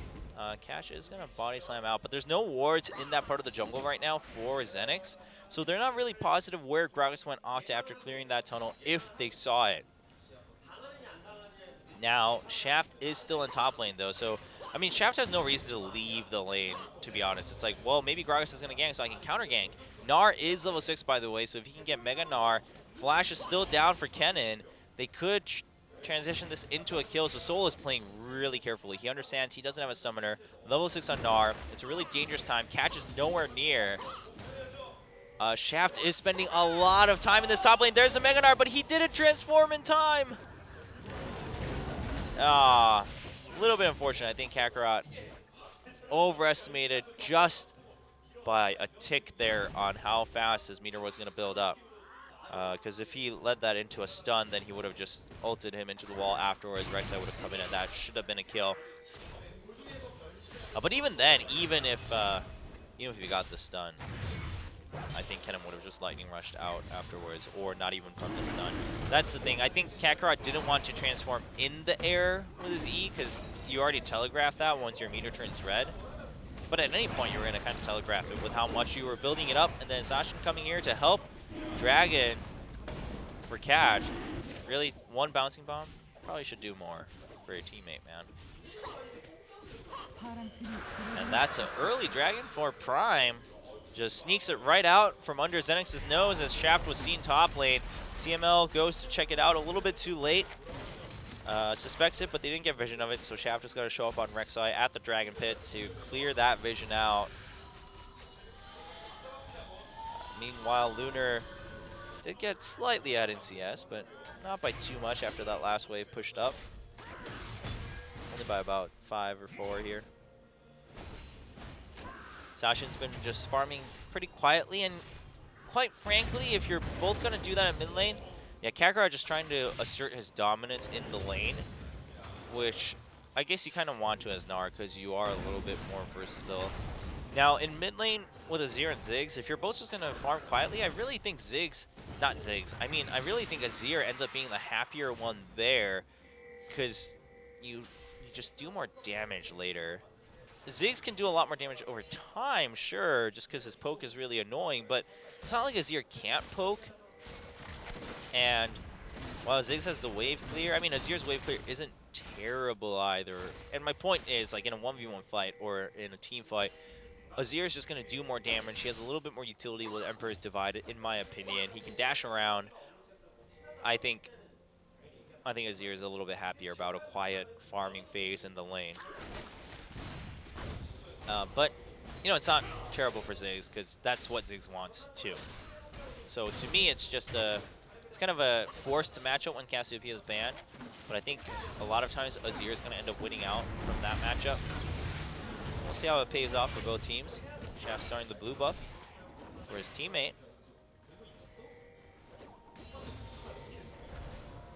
Candy gonna go ahead and pick that up. And oh, nice try on the steal with the Mega Inferno Bomb, but not gonna happen for Sashin. He already had his blue buff anyway, so that was greedy Ziggs. Greedy Ziggs. Candy still being slightly ahead in CS, and that's not going to mean too much just yet. Both junglers on the bottom side, but Catch actually going to port back home. Shaft sitting back, but no Thresh on the ZenX team, only on Prime, so no Lantern gank going to happen from the lane for ZenX. So junglers going back to positions. And yeah, now we're back to everything being quiet and peaceful. Everyone being pretty similar in CS. Everyone being pretty similar in items. And that's all I have to talk about. You know what I'll talk about? I think Echo's pretty darn cool. That is what I will talk about. I didn't get to try him on the PBE because it's been a while since I wonder if I still have my PBE account because it's been so long since I logged into it from Korea. But I think Echo, I mean, he just looks cool. I really like the effects. I really like the design of him, the graphical design of him more than anything. Which is funny that I talk about that because I'm also one of the players that really enjoyed Trundle from the very beginning, despite him being touted as one of the worst graphical designs in terms of enjoyability, and blocks the hop with the body slam flash. There's a continued stun coming in from Ken, and Hexdrinker not going to mean much when you can keep chasing through. Catch will get the first blood with that red buff tick. It would have been really great if Soul was able to pick it up, but it didn't work out, and that's okay. Kakarot didn't use his flash. I mean, once the hop got blocked by the body slam and then the explosive cast and you were already in Kennen's range, even if you flash, you were probably going to get stunned right as you flashed. So I think it's smart of Kakarot not to blow that summoner spell. Because then if he blew it then, and he ended up dying, he would have really had a tough time because Kennen would have just harassed him so hard once he returned to lane. So I think this is fine. He's also going to try to walk back to lane because it's not entirely at his tower just yet. And if he can get there in time, which it looks like he'll get there in time for maybe half of it, then, yeah, definitely half of it, then he should be okay. He's 10 CS behind, but it's not too bad. Meanwhile, the minion saving Lunar from that death sentence. But yeah, I don't know. I never really had a problem with Trundle's graphic design, but I understand the theory when they were talking about the rework. It's like, well, none of his skills looked impactful, and therefore, for a lot of players, didn't feel impactful. And I can understand that. I can see that. But I'm also one of those guys that, you know, when you play RPGs or something, I'm the Asian in me is like, yeah, I'm gonna be the rogue. I'm gonna be the assassin. That's right. Like I play mid lane a lot in League of Legends, but at the same time, I love being the tank. I love being the tank. I love drawing aggro and just surviving, and I love winning by surviving. I feel like that's a love-hate role for a lot of gamers. You either love it or you hate it, and for me, I'm one of those people that love it. So I think that's why I enjoyed Trundle since release. Same with Yorick. I know, I'm a little weird, but I love that. Don't worry, I still like champions like Ari too and Zed. They're pretty cool too. But pretty excited for Echo. Didn't realize he was going to be AP, but quite frankly, that's a little more exciting for me because I have the secret hope that maybe then he can be built hybrid. And that'd be pretty neat. Although I doubt that's going to happen. Maybe he can be built tank though, as seems to happen oftentimes for AP champions. I don't know. If you've tried it, let me know. If you're on the PB, let me know what's up with Echo. As we continue watching ZenX and Prime farm each other's minions for days on end. Oh, ZenX trying to steal their own, or sneak their own dragon in, but boom, Scrying Orb from Nuclear, a very early Scrying Orb, is gonna chase him away as Catch shows up. And ZenX is gonna have to back off from the dragon for now. And so the ZenX bottom lane went up for a little bit, and then they're back here. The CS still pretty even across the board. I mean, mid lane, sure, there's a slight advantage for Candy, but top lane, there's a slight advantage for Soul. Bottom lane, slight advantage for Lunar, but top lane got a kill. I'm pretty much just reading numbers off a chart here that most people can already see on their screens. Now, Shaft, where is Shaft? All right, well, he's on his red buff. So, Kennen's going to be pretty hard to gank. Ziggs is probably your easiest gank, especially post-level 6. Even with the flash there, I feel like if you can get a really good Empress Divide that leads into a knockout from Rexa, you can kill that Ziggs really easily. So, I think that's your best bet, because bottom lane, you have Flay and Spell Shield. Unless you get a Dark Binding onto Thresh, then it's a different story. But even then, you can still Flay Rek'Sai back, so Morgana would have to follow up, or Jinx, with their second CC abilities. So, I think for ZenX, mid lane is probably the best bet. I think somewhat the same for Prime, actually. Well, Azir can get away pretty well, and I guess you can use her ult to escape pretty well. ZenX sees this, but they can't do anything about it. Well, they can try to contest, but TML is going to get caught. No follow through because the damage is focused on Dragon. Nice zoning by Sasha, but here comes the teleport from Kakarot. They're going to disrupt the Dragon, and Catch trying to stay in the Dragon, but he knocks up Shaft with the body side. Explosive Casket, there's the Flay and the Death Sentence. Soul comes in with a 4-man cannonball. He's going to get bursted down with the Emperor's Divide. The Lunar is just doing so much damage as he runs about, and ZenX will finish the Dragon. Wow.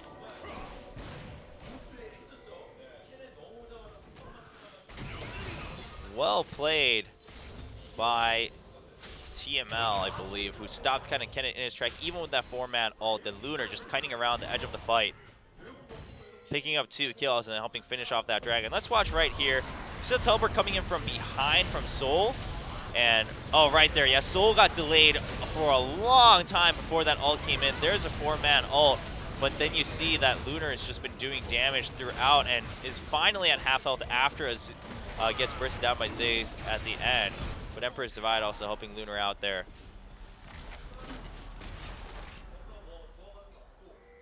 So well done by ZenX. 2 kills and a Dragon. That gives them a little bit of an edge, and Infinity's edge finished for Jinx. That's a pretty big edge against Sivir. I mean, Sivir didn't lose anything from that last fight, but Sivir also gained nothing from it, so TML getting drawn back a little bit, but it's just going to extend the time that the pink ward lives. Nothing too crazy.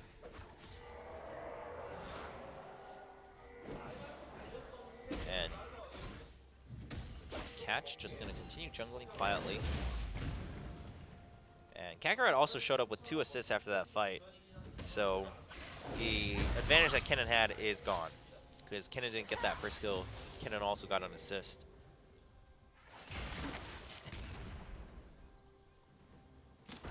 And in the mid lane, Candy still having that advantage in CS is starting to get a little bit bigger.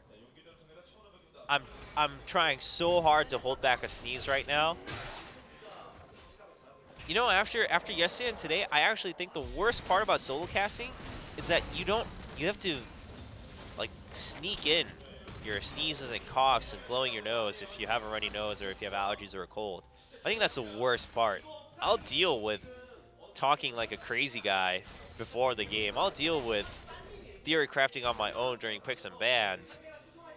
I'll deal with doing both color and play-by-play commentary, but man, dealing with your allergies without a co-caster to fill time is probably the hardest part of solo casting. That's my opinion. And Sashin's waiting for his Mega Inferno Bomb, but in plain view. And that tower's going to go down because Nuclear's already at half health, so Prime couldn't really react to that. ZenX is starting to roll their snowball pretty well here. And Sasha being zoned out a little bit by Candy, as Candy has a slight advantage. I mean, in items it doesn't really show yet, but it's going to start to show when you finish the core items or when you go back home, you know, when you can pressure and go back home. Especially along with that assist too. But, you know, at this point in the game, 20 CS is not the end of the world. But it's going to matter when it's Azir, you know, 30 minutes in. We have pings coming from both sides towards that middle lane. So ZenX wants to continue this. This is really good. this is often what you want to do. If you take the tier 1 and bottom, you want to rotate immediately to mid and pressure that mid tower. But they didn't find that window because the minion wave was cleared. So they also want to go back and get some new items, it sounds like. There's a Zeal coming out for Lunar. And where has Catch been? I mean, Catch has been pretty quiet. Ah, there he is. Well, I mean, oh, look at that top tower. So, because of that double assist from Kakarot, he's been able to hold on to the top lane pretty well after the first gank coming in from Catch. Catch got the first blood too, but Catch hasn't really done much with it afterwards. Of course, the dragon fight went pretty awry for Prime. But regardless of that, I mean, if you get first blood, you want to make it worth it.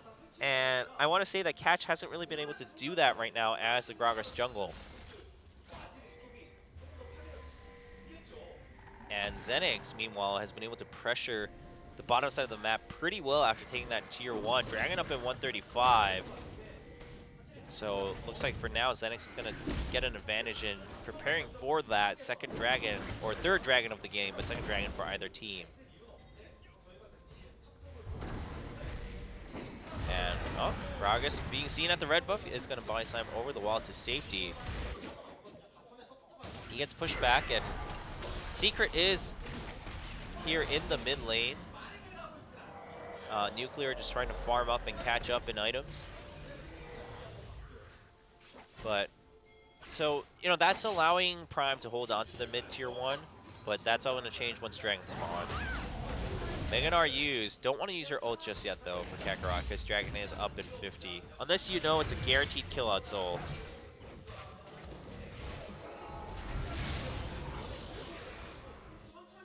And I think for ZenX, because of how things panned out in the mid lane, they're totally cool just going for the second dragon here, or the third dragon of the game. Both top laners do have their teleports, and Kakarot does have his ult once he turns to Meganar, so he just needs to wait to build his meter back up. It's going to start now. You still have 20 seconds until Dragon, so he should be able to manage that pretty reasonably. They're going to pick up red, too, to prepare for a fight that might break out at Dragon, so I think that's really good planning on ZenX's part, giving that red buff to Lunar while you have that window. Now, for Prime, the thing here is if you can force a teleport from Kakarot to secure that Dragon, Soul can trade that into a tower, but maybe that's not going to happen. Kakarot will transform into Meganar, though. So Meganar down. Does Prime force a teleport from Kakarot down into the Dragon Pit? Because then Soul can try to push up, take that tower, and at least even out in gold, or catch up a little bit in gold, rather. But Catch and Secret are also just denying that Dragon in general. Soul also going home. When Kakarot went home, I'd really like him to just, I don't know, pressure that tower, and then you can teleport down first with your ultimate available. Soul does go back and get his Zonius, though, so that makes sense. You want that Zonius for the team fight that's coming up. Dark Binding does not connect. Both teams just trying to see what windows they have here near the Dragon Pit. And are they going to start it? Looks like still neither team starting the Dragon. There we go. ZenX triggers it. And they're going to go at it. They have Jinx. It's going down really quickly. Can Prime react to it? Kennon's coming down first. Kennon is going to arrive first. Gnar coming in, though. Meganar not available. The steal coming in from Catch. And here we go. Kennon not going to use his ultimate. They're just going to back off. We stole the Dragon. No need to fight unnecessarily. They will back off. Mega Inferno Bomb not going to pick up a kill, but will send TML and Lunar back with some pretty low health. Kakarot turns into Meganar. Candy trying to defend this tower, and he will successfully do so, but Prime with a nice steal and a disengage on that Dragon Pit.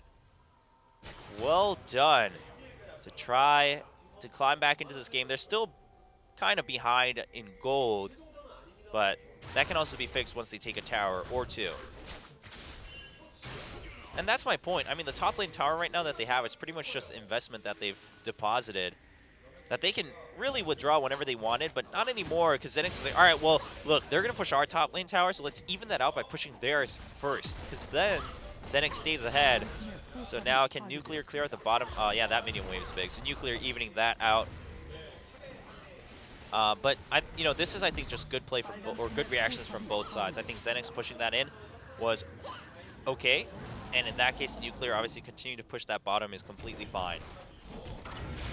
Now what matters is that he pushed the lane up all the way that Jinx is gonna probably miss out on half of that big wave.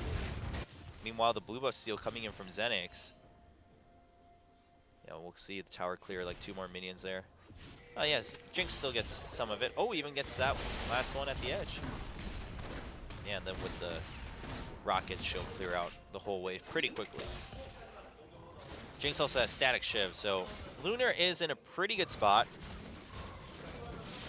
Ludwin's Echo on top of Athene's being done for Candy, so 2 core items, already a pretty good spot for Azir too. Ziggs with the same items. And Soul didn't get the tag, didn't clear the Banshee's Veil with Lightning Rush, so he had to clear it with his Q. Now ZenX trying to just clean out the final tier 1. Soul, or no, that was Nuclear. Nuclear finally clears out that top tier 1. Lunar gets a hit from the Mega Inferno Bomb, so does need to back out for a little bit. Now pings all around. Yeah, they're trying to pincer Soul, but he will get away. That speedy little ninja. And Sashin getting poked down a little bit. I mean, it's so hard for either team to like push a tower really quickly because there's both Ziggs and Azir on either side. So it's, I mean, both these teams. Oh, but a nice body slam flash into Candy, but Candy flashes back out. There's the Emperor's Divide. The stun doesn't connect to Lunar, but Lunar is zoned out with a lot of damage. TML eventually goes down to Zonia's, saving Soul from that last Sand Soldier. It will die out before Candy can finish off the kill. And a nice gank in mid lane by Prime. Didn't get the target they wanted, but they still got TML. Soul got really low, and Catch is kind of low too. But can they stick around? Actually, Kakarot shows up with full health, so it looks like Prime is just going to have to defend. And Sashin a little bit low on mana and at half health-ish. So if he wants to back off too... Oh, but ZenX is backing off too. So we're back to square one with just an extra kill for Prime, which means they caught up a little bit in gold once again. But still a 40 CS difference in mid, which we're seeing the difference hit now. Void Staff comes out for Candy, only a Blasting Wand for Sashin on the Ziggs. Let alone the fact that Azir generally prefers fights more than Ziggs does. In terms of items, slight advantage for Lunar too, with that 80 carry roll with the extra longsword. And in support, I guess it's more or less similar. And, alright, well, we're back to the mid lane standoff. I remember when this was the norm, every game. It's like 20 minutes, gather in mid. Battle for the tier 1 mid tower. And, alright, ZenX trying to steal all buffs that they can. There's a death sentence, but the smite coming in for Shaft will steal that away from Nuclear. And that's pretty good. I mean, Sivir not having a red buff means a lot because red buff synergizes really well with Sivir's passive. I know, red buff synergizes really well with any AD carry, but it's also pretty scary on a champion who has massive move speed buffs. So Kennen does have teleport, so he's just going to keep farming top. Because if his team can not lose their tower either, then Prime can try to catch up in gold with Kennen just catching up all on his own for the whole team gold. And looks like ZenX should send someone top once it pushes up a little bit more. Kakarot's teleport will be up too by the time he needs to go up and defend. So ZenX is also fine with that. Meganar activated. Hey, the waves have been cleared. Uh-oh, Kakarot gets drawn into tower, but he's super tanky and he'll just leap out heavily. Ooh, the Sand Soldier ward clear. Pretty good. And, well, both tier 1 mids still standing. Are we back in Season 2? Almost feels like it. We're just waiting for one of these towers to fall. And whichever one falls first will probably be a huge disadvantage. Next Dragon up in 15 seconds. The last one, Prime catch, stole with a nice little body slam in. And then all of Prime did disengage very well afterwards, not losing a single member. But can ZenX secure this one? They went and cleared the vision from the enemy, but they also just all left the scene. So Prime looks like they're going to set up camp here in front of the Dragon Pit. Never mind, not with that Scuttle Crab having already gone to ZenX. But Prime still, they don't want to give up the position they have in front of the Dragon Pit, but they have to at some point because Azir is going to shove up that mid lane. And ZenX actually has the better position advantage here because they can just shove down the turret. Prime needs to force a fight if they don't want to lose. There's no minions there. Death Set is not going to hit, but Mega Inferno Bomb hits 2 members. The Loon and Zeko bouncing over onto Candy too. 3 members at half health, and Prime actually turning things around. They should be able to push this tier 1, and if they push this tier 1, the Dragon's theirs too. There's a tier 1 in favor of Prime. Will they transition that right into a Dragon? We do see the pings going in. Kakarot is there. He's trying to slow them down as much as possible, and it looks like he will succeed in doing that. So Prime's going to stop to regain some vision. Soul activates Dragon though. So ZenX really needs to just run down here. Dragon's going down pretty quickly, but Kakarot doing some good damage on the coming in. Shaft is there. The team of Prime is separated. Soul at half health. There's a Mega Nard 3-man stun leading into another 3-man stun. And the Super Mega Death Rocket follows in. Candy goes in for the kill. A 4-man insta-kill for ZenX against Prime as they secured their own second dragon. Suddenly the kill score is 6-2. What a play by Kakarot. And now will they go towards Baron also? They're at okay health to do so. It's only Ziggs. Inferno Bomb may come up in time, but if you stay separated, it shouldn't be too much of a threat. Yeah, you're seeing the pings there. You have the Zir, you have the Jinx. Should be able to do it pretty well. And Gnar just keeping Sashin busy. Sashin's he's gonna vie for this. He knows it's happening. But Baron is gonna get taken. Mega Inferno Bomb not gonna pick up a kill. So ZenX suddenly expanding their lead to a 5k gold lead with evening out dragons and takes a Baron buff. So now it's just a matter of time before they shove in the enemy's tier 1 in mid. Watch this, Kakarot positioning himself in between the Prime team. As soon as Mega Gnar happens, he's like, hello, flash forward, stun on all 3, another stun, Super Mega Death Rocket, 3-man knockoff by Shaft. I mean, that was a dream combo by ZenX. And then just the dragon. Really well done. And, oh, Zeke's Herald out already for TML. They really want to just build up Lunar's power. Well, that's going to help Candy a bit, too.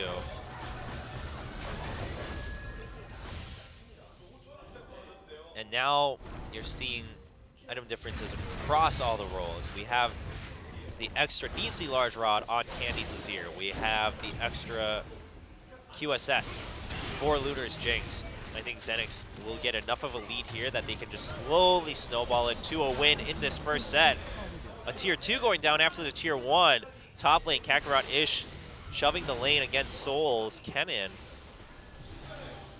And Kakarot's really tanky now. Banshee's Veil, you've got the Locket of the Iron Solari on Shaft for that, all that AoE magic damage coming in from Prime. Because you got Kennen and Ziggs on the side of Prime.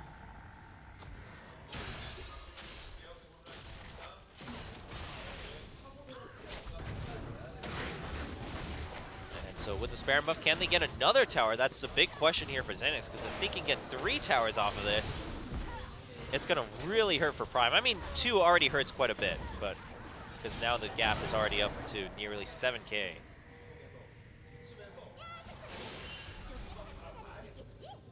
So, I mean, at this point for Prime, they just kind of need to wait it out until they can catch up in items. That's really all they can do.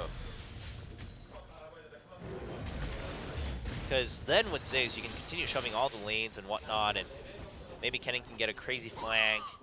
But Gnar is going to be pretty tanky. I mean, that's the thing with Kennen.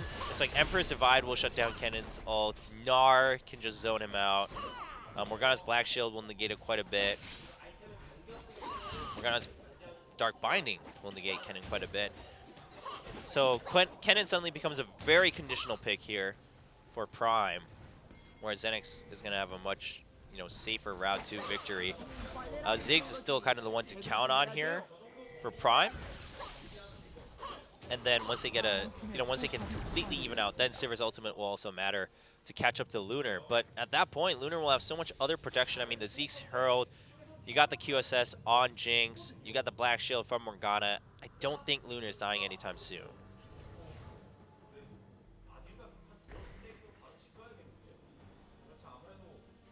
So what do we have coming in here? Deathcap finished for Candy. Massive power advantage from Azir to Ziggs.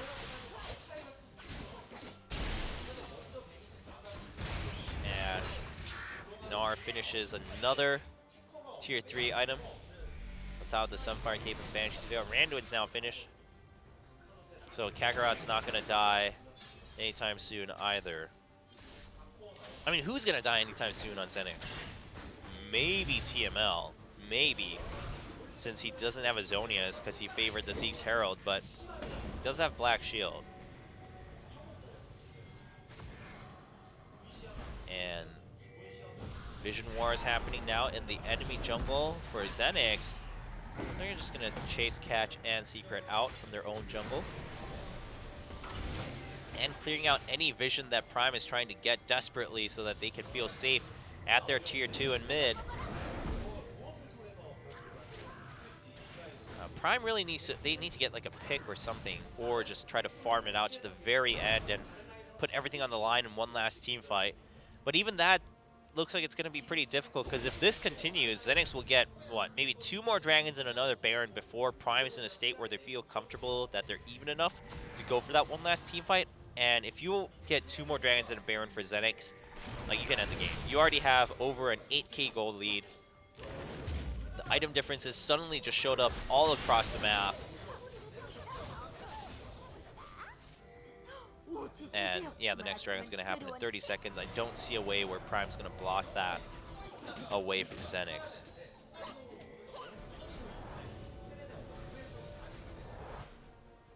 And Soul, he doesn't even have a ward where he can teleport into at this point if they want to block the Baron. Because you always want to come in from behind as Kennen. That's the most ideal way. And even at that point, if you teleport in and they see the ward, like, you know where he's coming from. You can just put down Jinx's traps and Morgana's Dark Binding to block it, as we saw in the first dragon fight. So this is just going to quietly go over to ZenX as they get 3 stacks of dragon. Baron up at 120. Prime, if they give this up, ZenX can, I think they can secure the game. So Prime's going to have to fight for this. Not necessarily in a team fight, but they're going to have to fight for positioning around this.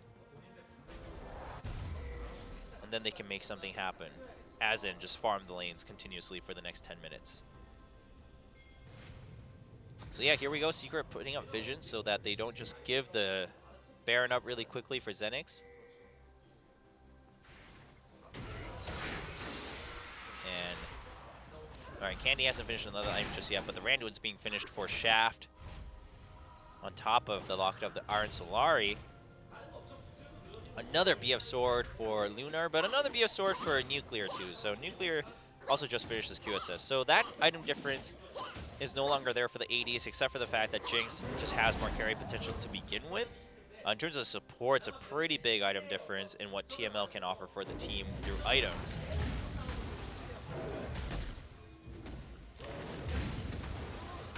And Kakarot now moving down bottom lane. And I guess their team is just going to shove up top. He does have teleport. So ZenX just gets the vision back near Baron. He can teleport there anytime he wants. And ZenX trying to bait a fight here because they know Prime they can't afford to give this Baron. But they can't afford to be curious either, and Catch is going to get caught out. He's trying to survive the Lantern out. Teleport's coming in from both sides. The Rocket is not going to finish Catch, but now does that mean the Baron goes over to ZenX? Gragas is out of the game for the next couple seconds as he has to port back home. Jinx and Azir, Kakarot just doing zoning duty. The Baron will go down to ZenX.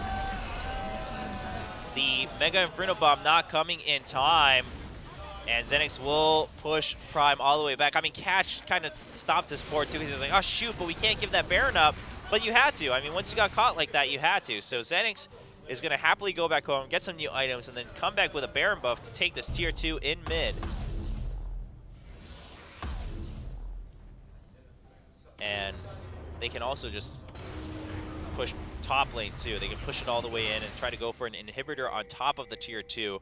ZenX can really make the most out of this Baron buff. They have the 3rd dragon stack too, so their movement between lanes is going to be very efficient with that movement speed buff. I mean, you have the Ludens Echo, you have the Static Shiv. I mean, you have that on both sides, but ZenX is the one pushing. So, yeah, Catch had to smite that just to stop the minion wave from pushing too hard here.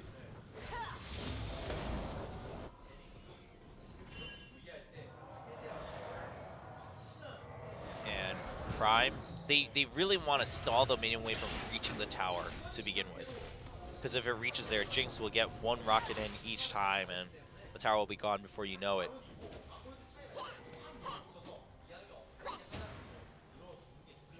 So ZenX, what they really want to do is, as I mentioned earlier, they want to get that inhibitor on top of a tier 2.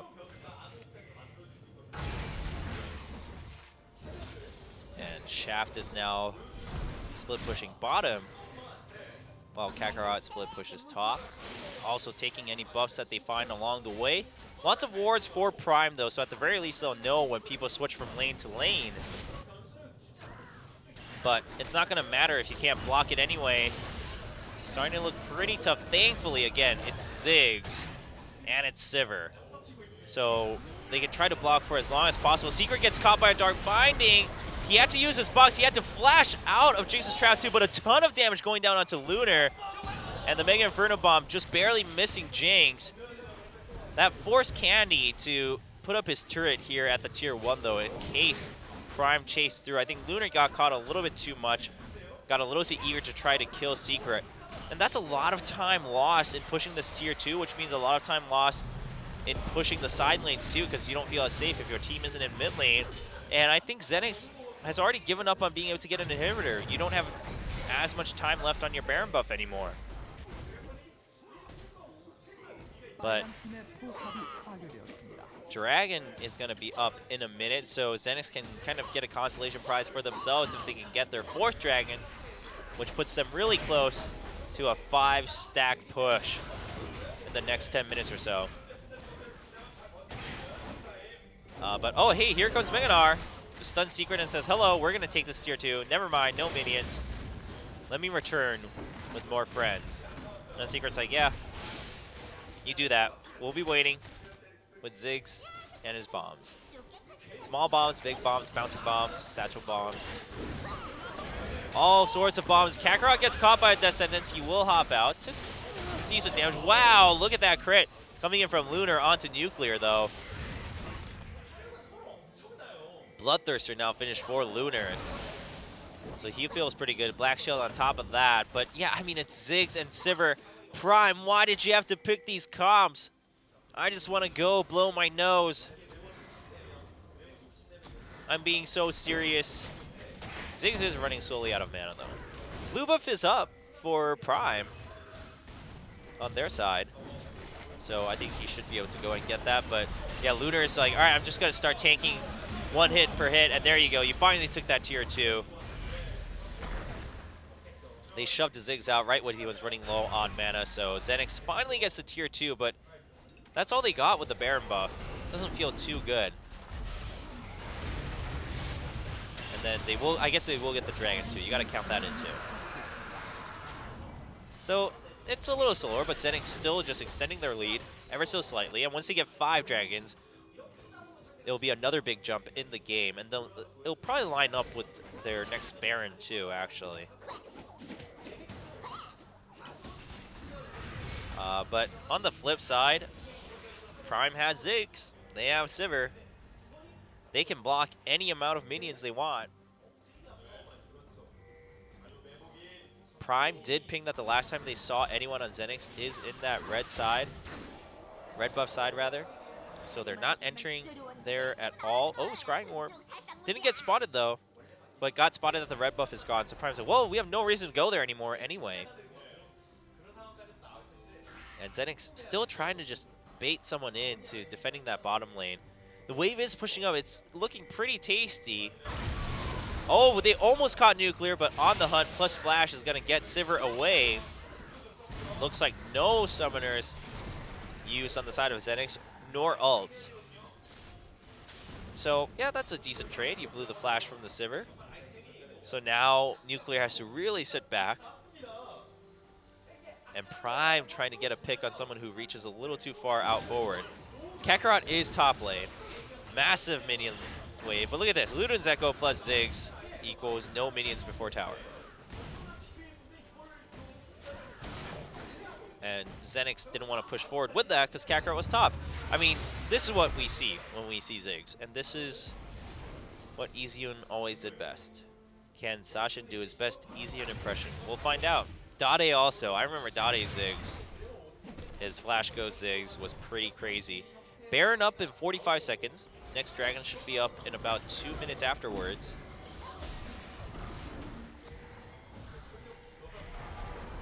And Secret trying to block as much vision or secure as much vision from ZenX as possible, but it's looking pretty difficult. I really think they also just have to give up the Baron. Like, for Prime, it's like, you know what, ZenX, take everything you want. Take everything you want from the map. We're still going to clear your waves. That's the attitude that you have to have. Because you can't fight this right now. Shaft acting like he wants to pincer, but Ping's coming in from his teammates. They're like, no, no, no, we don't want to fight. We're going to go all the way around. Too risky. Which I think was the right call. It was a little risky given positioning. Kakarot pushing down bottom lane really quickly. And Prime deciding that, you know what, we can't give this Baron no matter what happens. So Kakarot's like, all right, that's cool. What about if you give us an inhibitor?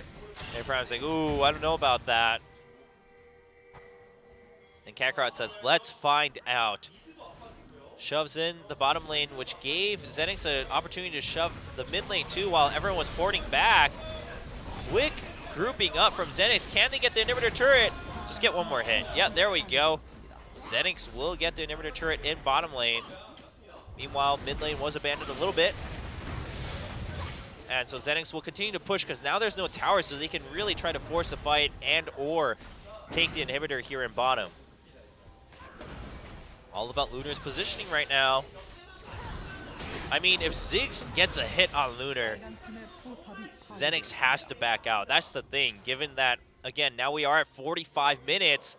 Both Ziggs and Azir, anytime they hit someone, the opposing team has to back out, especially if it's an AD carry. Sashin working towards that Lich Bane after the Void Staff and Death Cap. He hurts. He already hurts. I mean, 1 or 2 skill shots onto Lunar, and Lunar's going to have to hightail all the way home. The same thing for Nuclear on Sivir. And, oh, the teleport coming in. And they want to block that Baron. Yeah, they don't want to give that Baron up, but look at where Shaft is. So Prime, now that they teleported in, they have to just, I don't know. I almost said they have to just Baron, but they can't.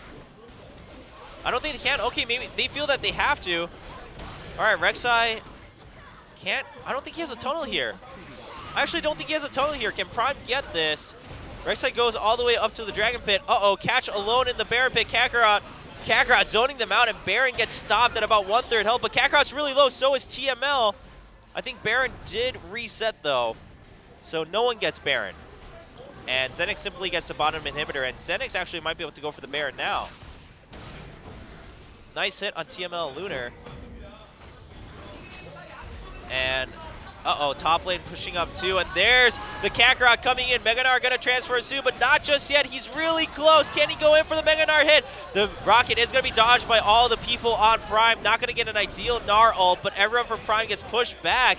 Kakarot trying to be separated as much as possible from his teammates, but Prime cannot chase through. So ZenX should be able to just turn back and go for the Baron. Lunar just trying to sit back safely in the very back in front of the Baron Pit, but Prime's not going to give up that easily. The death sentence onto TML. Secret does get taken out immediately, and there is a multi-kill coming in for ZenX. 2 down. Sivir is down. Lunar still alive, barely, but will not activate the passive on Gragas. Yeah, there we go. The knockup from Shaft helping out with that. They're going to chase down onto Sashin. Triple kill for Jinx.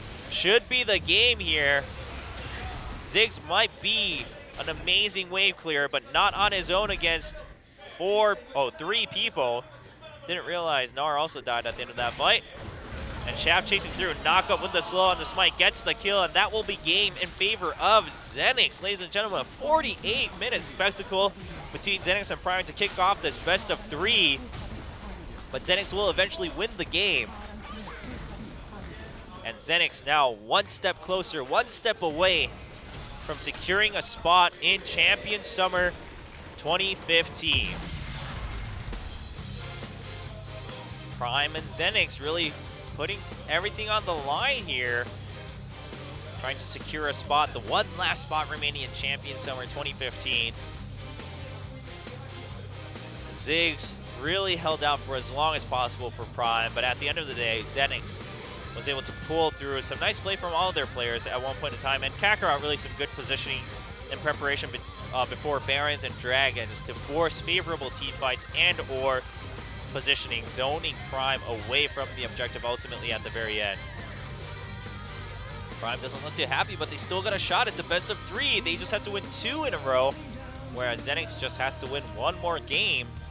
But either team could still do it. Either team could make it in to Champions Summer 2015. Yesterday's game did go to a 3-2, so, or wow, 2-1 rather, not a 3-2, 2-1. And so I think Prime can't give up here. They can try to force the last game of the day into the 3rd game of the match. Well, we'll be back after a short break, everyone, of set 2 between Prime and ZenX for the last spot in Champion Summer.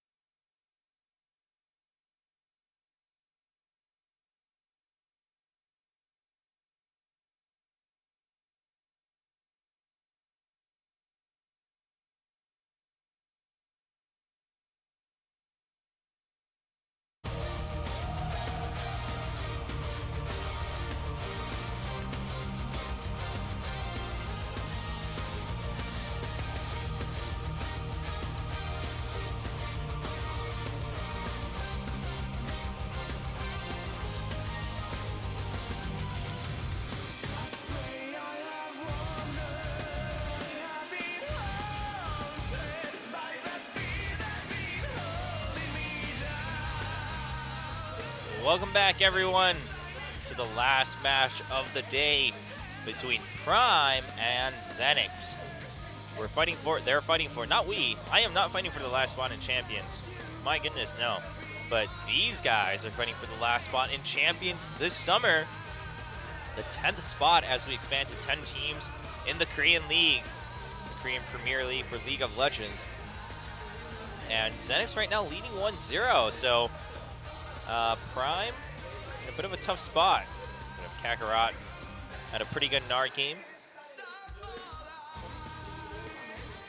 And what I'm gonna hope for is that they don't pick Ziggs or Azir. And I think both teams are ready for picks and bans, so let's go. We are gonna jump right into it.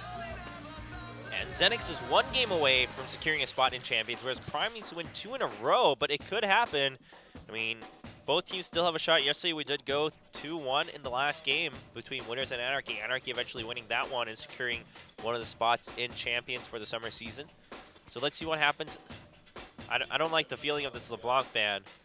Hey, why don't we just go Assassins mid lane? That'd be pretty cool. Instead of Ziggs Azir. Cassiopeia ban is pretty understandable. You know what? Ban the Azir too. Then maybe we won't see Ziggs either. Oh no. We're looking at the same bans. I don't think Prime is going to ban Sion this time though, actually. I mean, it was pretty scary, but clearly what you realize is Kakarot will build just a tanky on someone else too, so. Yeah, Hecarim ban. I think you wait to see what the last ban should be. Because here's the thing, if you ban Sion here on the purple side first and then they ban a jungler, it's like, oh shoot, do we give Hecarim or do we ban a jungler? So I think just banning Hecarim is fine, and I think you just leave the Sion open. The LeBlanc, Lulu, and Kalista is pretty understandable from ZenX.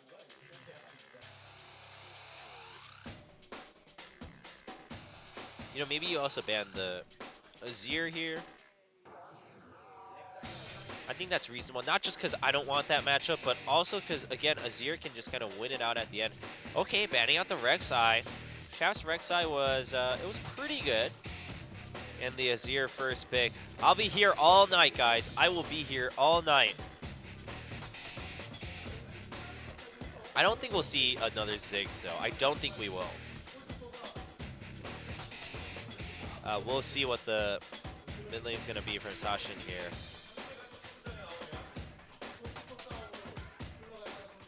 Gragas gonna, yeah, I mean, Gragas definitely want to take away after that Rek'Sai ban. A Nautilus being picked up early. Interesting to see, say the least, but if you're gonna do that, are you gonna go for Urgot? Is a big question. Because Thresh is still open. But it looks like maybe they will go for that Nautilus. Maokai is also open for that top lane. Some odd priority picks here from these two teams, ZenX and Prime.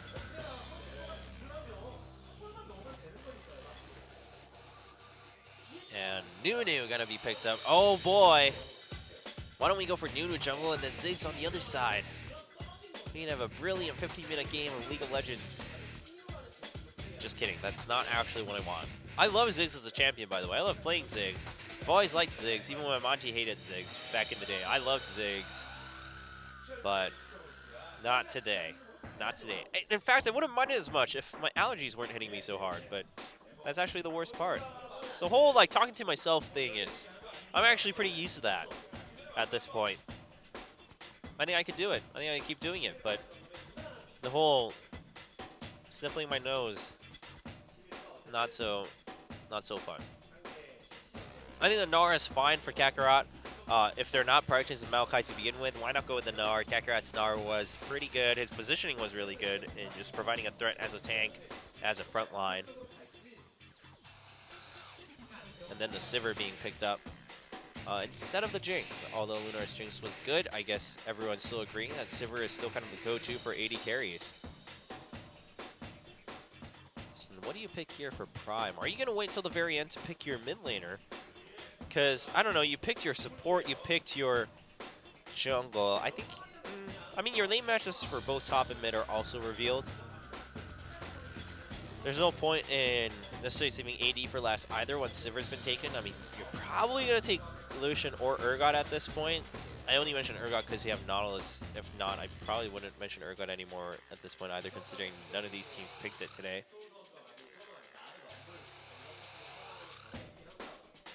So, what are we going to see from Prime? Only 10 seconds left on the countdown clock. And yeah, Lucian makes sense. And then Maokai. Okay. Maokai coming out. Yeah, the cannon was a little bit of a miss last time, as cannons generally tend to go. The longer the game draws out, the tougher it is to land a really good cannon ult. And Sejuani jungle seems reasonable after Rek'Sai's been banned down and Gragas taken away. And then Thresh also seems reasonable. So a pretty just overall reasonable pick lane to lane from ZenX. Pretty much high priority picks in each role down the line. Now what's in the mid lane from Prime?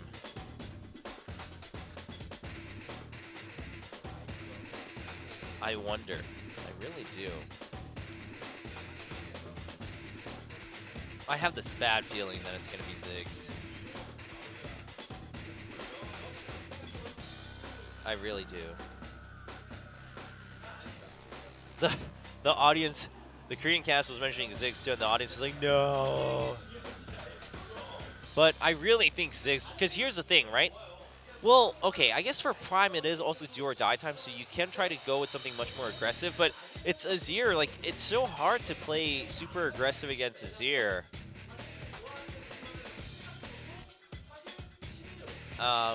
And then there's a Sivir on the other side, like, for mid, it's just, I think Ziggs is just the safest, right? And for Prime, okay, you either go all in, or you go with safest. And given what they've picked already, I think you go with what's safer if you're Prime. But if you're me, I suggest you don't go Ziggs. 5 seconds left. Ooh, Morgana mid. Huh, okay. Well, still has decent wave clear. Not as much as Ziggs, nowhere near close, but not too bad. And the wave clear from Morgana is like okay. It's just that it's over time. But there's a ton of CC from Prime. I mean, you have guaranteed targeted CC from both Nautilus and Maokai, and then you have the Dark Binding coming in. You have the Body Slam from Gragas. If any of ZenX gets caught once by any of the Prime members, they will be caught there for the next, I'd wager anywhere from, let's say 6 to 8 seconds. And that's a long time in League of Legends. Now, Sivir has a Spell Shield, thankfully, and Gnar will be really tanky, so if those get caught, well, Sivir probably won't because of Spell Shield, or shouldn't, and Gnar will be too tanky that, in fact, maybe those 6 to 7 seconds will be negative. It'll have a side effect for Prime, but we'll see if they can catch Azir with that CC. Even with Emperor's Divide, I think they can still do enough damage from across the wall or from the side with other people that Prime might be able to kill them off. So Prime, it's all about that CC just being chained very well against ZenX, whereas ZenX, again, just has a little bit of a safer game plan, in my opinion, just picking what is high priority picks in each lane. They can team fight decently, they can split push decently. The game is ready, guys. Let's jump right into set number 2 between ZenX and Prime in this last best of 3 for the last spot in Champion Summer.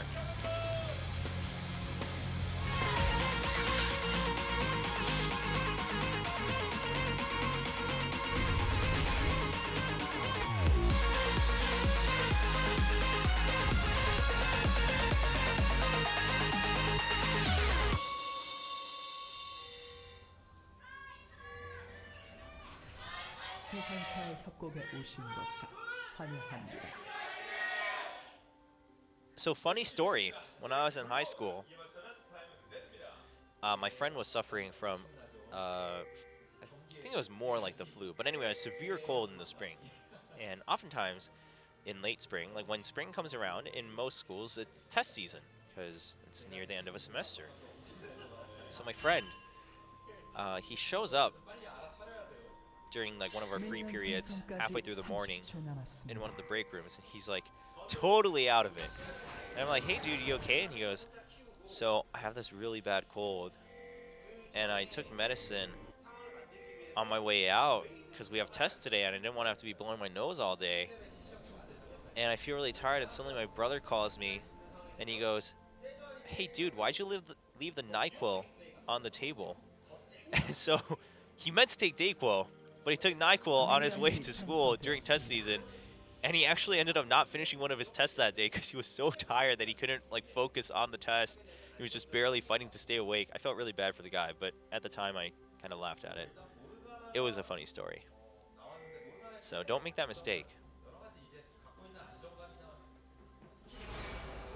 Now, aside from that story, apparently the story wasn't long enough that the game hasn't already gone by 10 minutes and we have tons of action happening. So I have nothing else to talk about during the next couple of minutes because it's going to be pretty straightforward. I guess one thing to note is once again, this time ZenX not going to show up with any jungle camps having been taken, so no level advantage for them. Whereas Prime this time around on the purple side will take the Gromp and show up with a slight experience advantage for themselves on the purple side. Solution's going to hit level 2 pretty quickly. And once again, it's Thresh Sivir, so not going to be as aggressive. Nautilus Solutions can be still pretty aggressive, though. Relatively similar to Thresh Lucian, in the sense that you have a long-range CC that you can lead into even more CC when you're Nautilus. Well, this Nautilus skin, did it get a texture update? Did Nautilus in general get a texture update? Maybe it's just been a while since I've seen it. It kind of looks like, I'm trying to think of what it's reminding me of, but it's kind of funny looking in a positive way. Well, now for Prime, they really need to fight back, because if they lose here, back to the challenger scene for you, along with winners from yesterday. Whereas for ZenX, just one game and you can be back and be relevant in the professional League of Legends scene here in Korea. It's been a little while.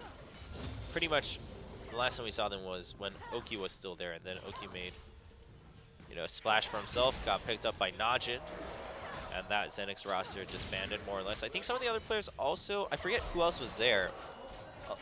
I feel like 3 of them moved on to other teams, but I don't think a lot of them ended up staying. I may be completely wrong on that, though. Maybe I'm just remembering Oki because he was the biggest name there.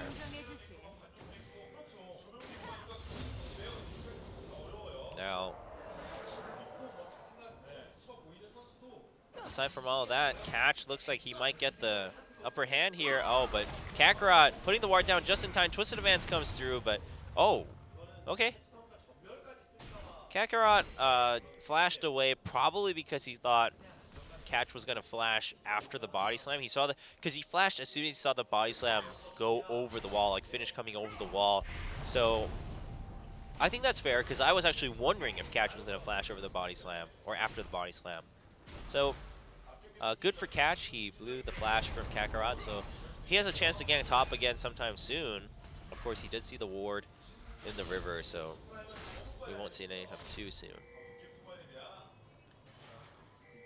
Meanwhile, the mid lane is going to be the same story pretty much because Morgana can... In fact, it'll be even more interesting because Morgana can absorb damage while pushing. So Morgana's probably going to still win the push war here, as Morgana's pretty much always do in mid lane.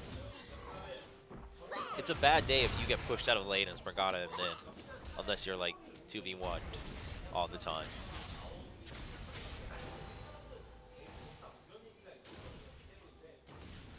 Well, really nothing to talk about. I mean, if someone wanted to start off by buying an elixir, I could talk about that and how crazy that is and how no one should do that. But you know what I miss? I miss level 1 elixir of alacrity start Misfortune.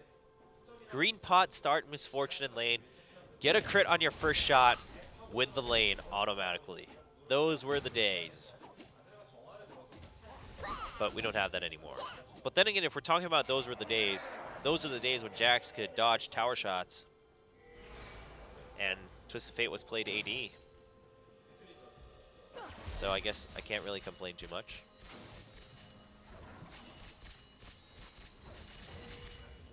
And now that I've talked about that optics, I used up all my resources in talking about League of Legends.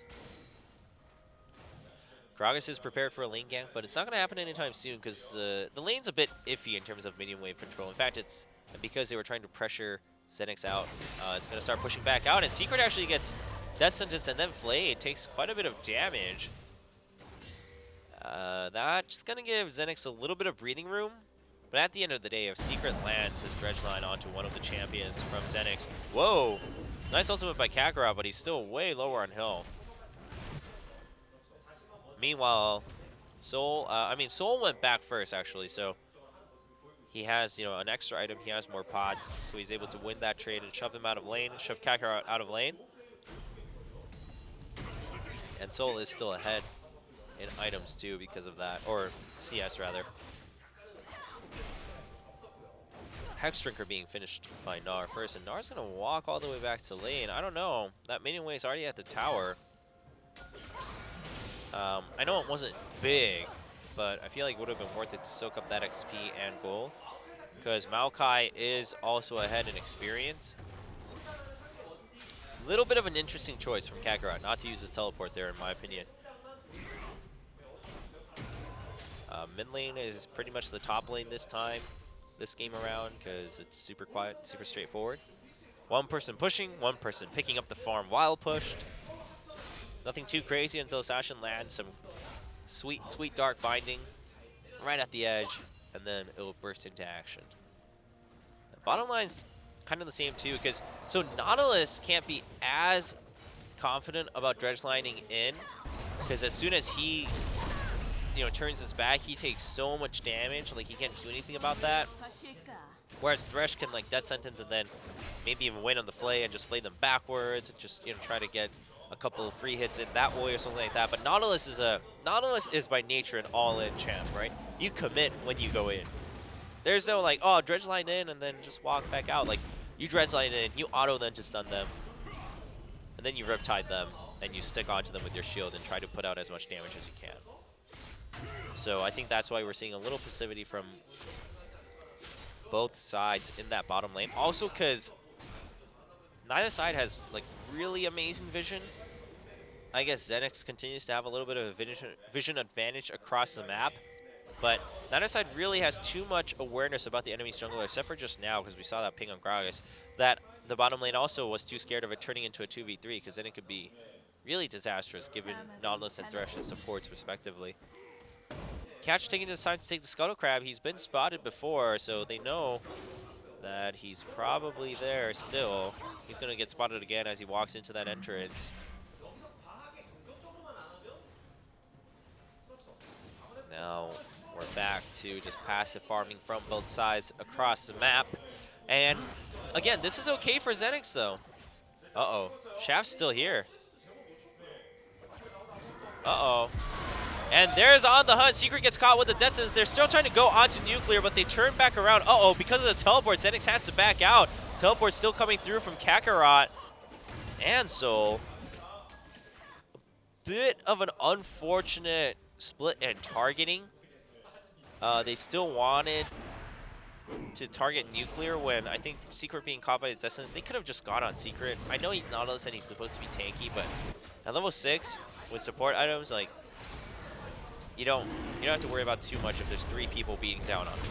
So this actually gives Prime a chance to start Dragon, given that they do have Maokai, but they are pincered a little bit. Dark Binding zones out Azir. So now it's ZenX juggling that. Oh, but the Emperor's Divine is going to push them back, and Candy going to have to cleanse and flash out of a catch in the thick of things, but TML flashes over the wall. Shaft is caught under the Morgana ultimate. He will go down towards the jungle entrance of Prime. Prime continuing the fight. There's a stun onto TML. Nuclear is at pretty good health, but a nice Gnar ult stops him in the middle. TML still trying to survive. Soul will finish off that kill as we see Nuclear trying to escape. Boomerang Blade trying to put some damage onto Soul. Maokai picks it up and goes back into lane. So all in all, a 2-for-1 advantage for Prime in that fight. Kakarot's ult saving TML from Nuclear, but eventually he still went down to Soul. So watch this. Candy first gets caught, so he insta-cleanses. Emperor's Divide doesn't affect Soul, but affects Nuclear. And now Catch is in the middle of it, but nice explosive cast. It's TML back and Shaft and Kakarot into Morgana's ultimate range. Lunar does pick up a kill with the Boomerang Blade, but we see Shaft get killed at the top side of the screen there. Secret gets one nice stun onto TML, and Nuclear tries to chase through. A nice Gnar ult keeps Nuclear at bay, but he will escape thanks to a Dark Binding, and eventually Soul will finish that kill for Prime, giving them the 2-1 lead in that team fight. And they do have a slight gold lead because of that, but Dragon is still up. All towers are still up also. So ZenX returns for Quick Dragon. Gnar came back to the bottom side of the map to secure this Dragon for them since Maokai showed up top. So Kakarot just kind of giving up on a lot of CS throughout this game to try to act more team-oriented. You know, he saved that teleport earlier on, and so that he had the advantage, or not the advantage, but the chance to teleport at the same time as Soul into the bottom lane, which eventually led into that Dragon fight. And Kakarot passing by, sees Catch, but Sashin's also here. And yep, there's the smite from Catch to steal that blue away from Candy. And Soul, though, has pushed up a lot. He has a 20 CS lead now against Kakarot. That's going to matter quite a bit as he continues to stay ahead in levels. And why that's going to matter is because Soul as Maokai is going to be super tanky. I mean, Gnar can get tanky too, but Soul is going to be pretty tanky.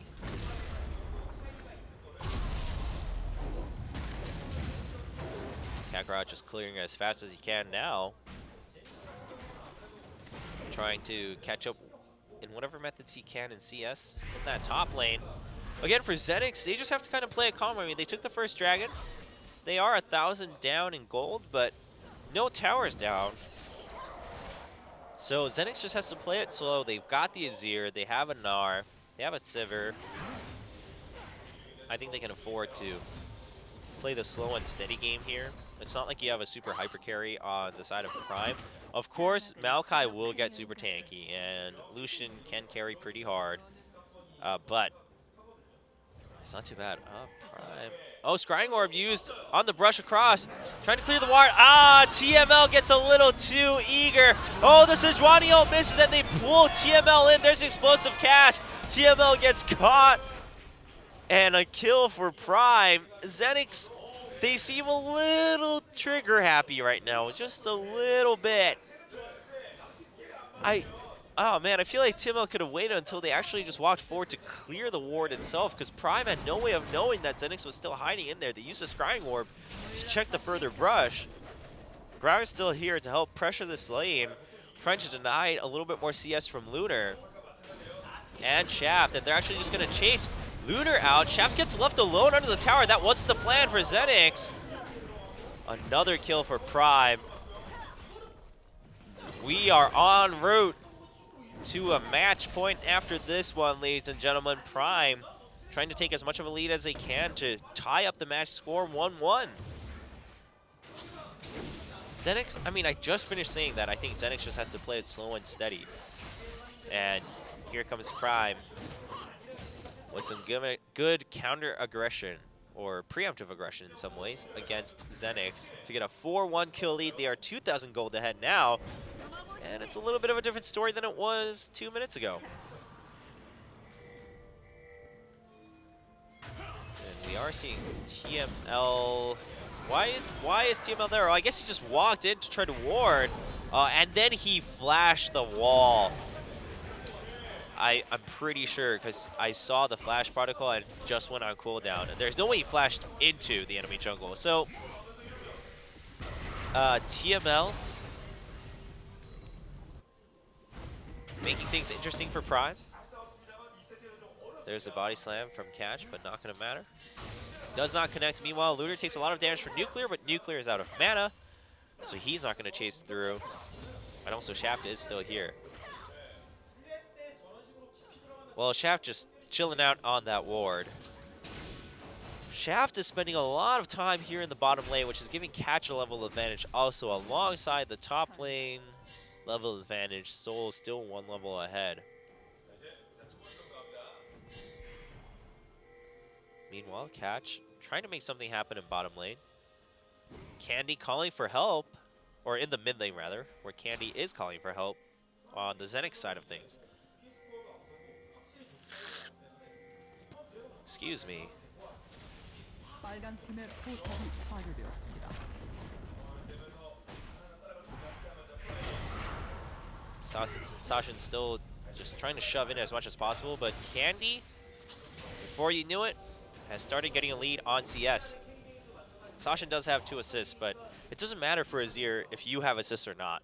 As long as he doesn't have deaths and he has enough CS, regardless of how much you have, he can hard carry the game later on. I mean, that's just a fact for Azir. But TML has given 3 kills to the enemy team right now, and Lucian is 3-2. I said that Lucian's not the biggest of hyper carries, but if he gets this much of a lead, he will carry the game pretty well. And regardless of leads, I mean, we saw Bang do that. If the team allows it, then you can run amok and continue putting out a lot of damage as Lucian. Generally, any champion that has a decent balance between skill and auto damage, you're going to see that. We see that with Ezreal. He's not known to be a hyper carry, but he can carry late game, especially if you go blue build. So, tower goes down, and bottom, Prime, I like this because they understand that while Lucian can do good damage late game, they have this advantage, and there's an Azir on the other side. Might as well try to just keep pushing the advantage as soon as you can, as soon as you see those opportunities line up one after the other. Dragon's going to come up in 10 seconds. Can Prime get this one for themselves, which will also give them the damage buff on their AP and AD, and they can compete a little bit better against ZenX. ZenX is set up first for this Dragon. Candy zoning out Catch. Here comes the teleport from both Soul and Kakarot.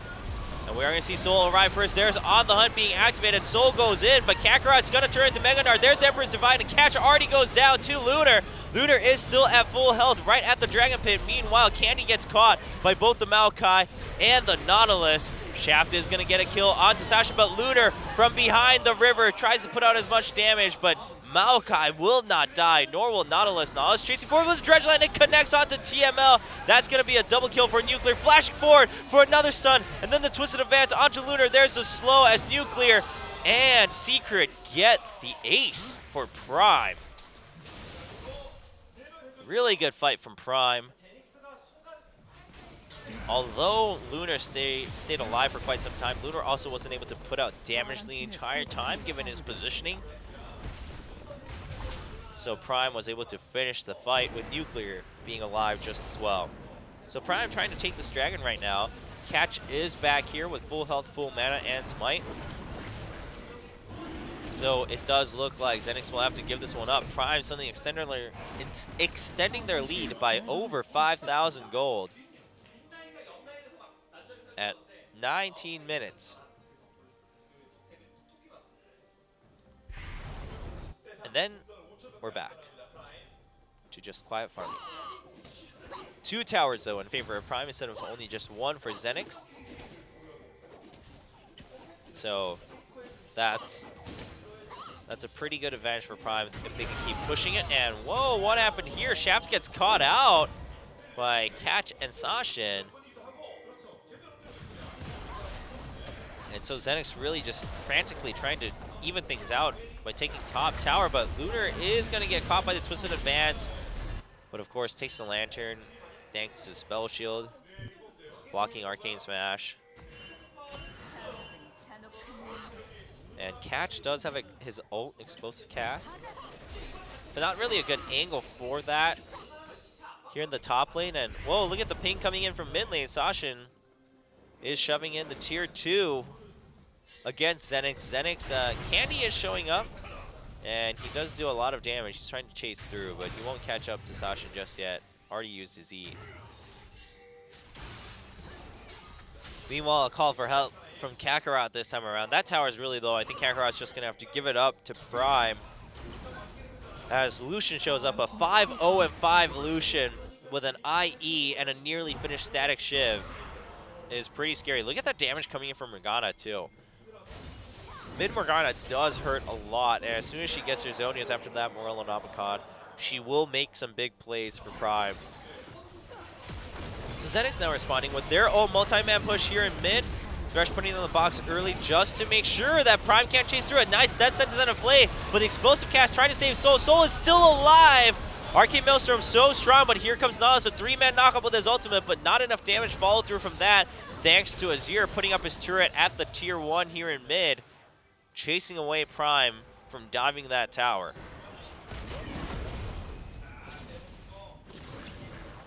And they couldn't steal the blue either, because the fight was extended, so Prime should be able to secure that for themselves. But Catch a little bit scared because he doesn't have mana, and Morgana's not there to pick it up right away. Kakarot will steal the red, though.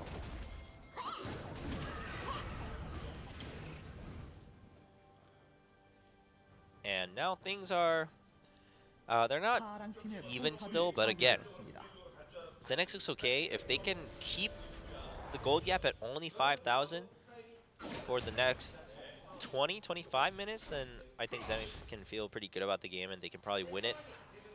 But at the same time, for now, Prime still does have a lead. They just need to roll it down the hill. I mean, basically, Prime is playing with a watermelon here, where it can get rolling pretty fast, but as soon as it hits a rock, it's just going to blow up into bits. And so that's what Prime needs to do with their snowball. I mean, they can get it rolling pretty fast given Lucian's score and everything. But one big misplay during a team fight or something, and all that goes down the drain. And meanwhile, ZenX has no intent of rushing the game. I mean, the only time they have to rush is like the last, I don't know, 3 to 5 minutes where Prime started trying to rush in all these advantages. ZenX just has to respond, and so ZenX just needs to keep their head in the game. If every time Prime tries to rush in an objective, which Prime wants to do, but if every time they do that, ZenX can counter with one themselves, then ZenX is okay with that, as long as it's not an inhibitor for a tower or something like that. So ZenX so far is still in okay hands in this game. Dart Banding not going to hit Shaft. Even then, didn't look like there was going to be enough follow-up from Prime.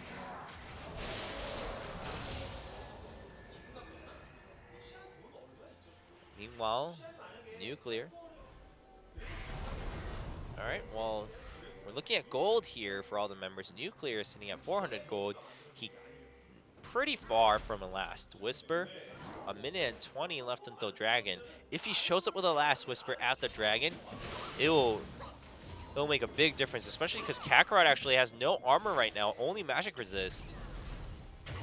So even without the last Whisper, Nuclear will do pretty good damage, but if he gets a last Whisper, that Gnar is squishy to the solution.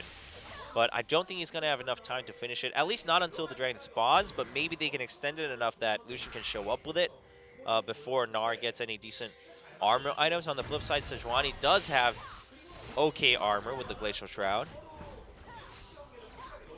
Meanwhile, Azir looking for that death cap here for Candy on ZenX.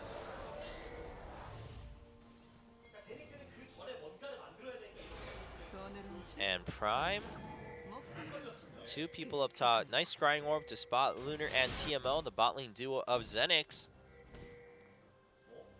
Prime is, they're all pretty far from Dragon. No Magic Mantle coming in for Lucian. I mean, yeah, it's nice to have against Azir, and the QSS is nice to have against Gnar, Sejuani, and Thresh, but I would have liked to see him actually just go full-on more aggressive. It's not like he was in much of a danger in the previous team fights. So this does seem a little preemptive. I mean, it probably also was affected by how much gold he had left, but regardless, that is what he settled for. Dragon was activated by Riptide, but are they going to continue it? Yeah, Prime going to start the Dragon. ZenX, will they fight for this? They are trying to drag it on for as long as possible, but here comes Maokai from behind, but there's the Emperor's Divide, keeps him back, but the culling will finish TML. TML does eventually go down to a nice culling, and then the flash over. Double kill for Nuclear against Lunar, and Nuclear comes in. Kakarot also gets killed. Triple kill for Nuclear's Lucian. What did I say? Gnar with no armor. He buys the Chain Vest now, but it's a little too late. You can see a little bit of the same smirk that Piglet had in that clip. It's like the, ha, I'm back. That kind of smile. And Nuclear, 8-0-5. And you can see why he was frustrated against Samsung. He clearly has a lot of pride in his AD carry play. And he did just get a triple kill. 8-0-5. Feeling pretty good. 1,700 gold left in the bank for Lucian.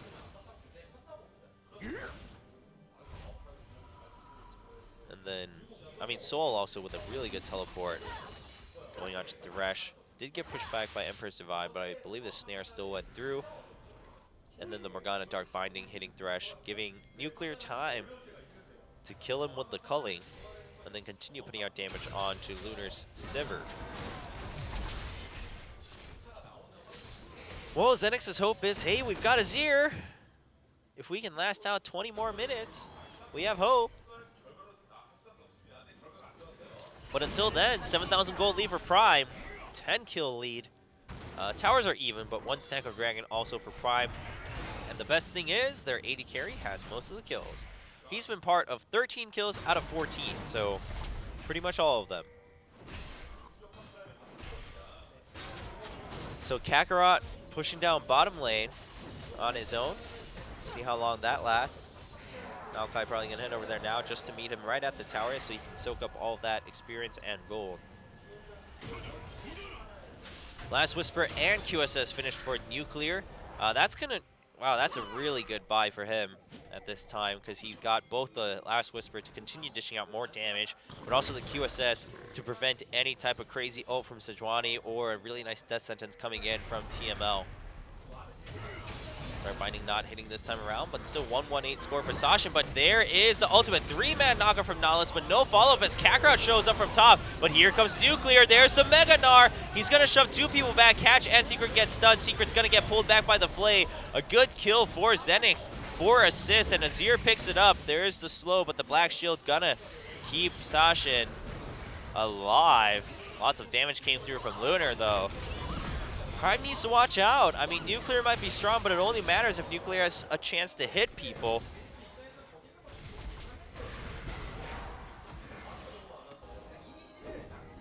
And what is ZenX going to do here? I mean, the Scuttle Crab is going to see them at Baron, so I don't think he can do that, especially when you still have things like Morgana waiting to go in. Morgana doesn't have a Zonias yet. They're still just going for a lot of damage first, so she can't jump in with her ultimate anytime too soon. And I mean, for the good news for Prime is that it was Secret who died, so it's not the end of the world. It's not like they lost Lucian. If they lost Lucian, the game would have flipped right on its head, but it was just the Nautilus, so it's like, oh well. For ZenX, again, all eyes on Azir. I mean, Sivir's doing okay too. It's just compared to Lucian that she seems really behind, but she's doing fine. Has an IE, has 3 core items basically. Azir has 2.5, which is sort of poor. TML gets caught by Secret, but maybe Secret got caught by all of ZenX as he goes down to Candy. I think Secret underestimating the damage that can come out from Candy and Lunar here. And Catch is going to show up at Baron Pit, but he's got to watch out. He takes a little bit of poke from Candy. But yeah, Candy only has 2 core items for now, so not able to do as much damage to the front lines of Prime. Still will hurt against the likes of Nuclear. And Sejuani tries to chase through on Catch, but Catch body slamming away as soon as he puts the ward down out of fear.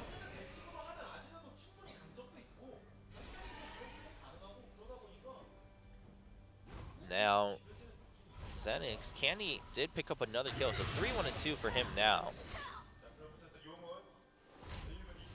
Can he come back into the game and put ZenX in their spot for Champion Summer 2015, or will Prime extend the match to the last one and say, we still want that spot, we're going to take it away from you right under your nose and try to win a 2-1 series? We'll find out soon enough. At this point, so much of this is based on how much do both teams want it, because their careers get shifted heavily depending on this last match.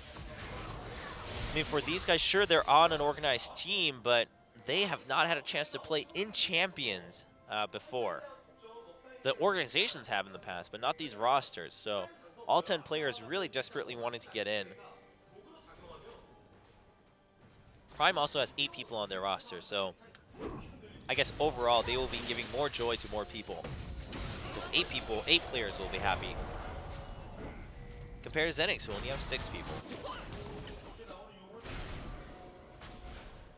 Next Dragon up in 20 seconds. Prime leading 2-1 and Dragon stacks. Will they get the third one for the movement speed buff? They are up 6k gold. They have also shoved, oh, I guess both sides have been shoved in all the tier 1 turret towers on both sides. Vision is actually pretty lacking on the bottom side of the map by both teams.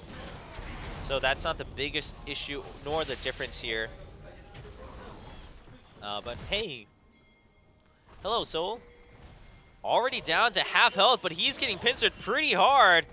We do have Sejuani and Thresh. There's the Flay and the Death Sentence. Ah, nice prediction on that flash going forward by Soul. Soul is pretty tanky, so how long can he last? There's the culling, and there goes Shaft getting pulled back by the dredge line. Nuclear gets a kill. He goes legendary. 905. Kakarot gets held back by the Dark Binding. Transforms into Mega Gnar. That doesn't give you the right to break out of the binding, though. And Prime with a good gank onto Shaft and Co. on ZenX's side of the map. Leading the kill score 15-6 now for Prime.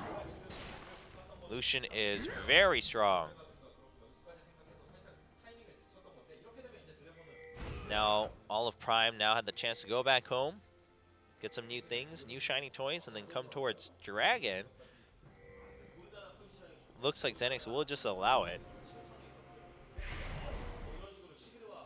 Yep, 4 people already there. Morgana just gonna farm up any jungle creeps that they can.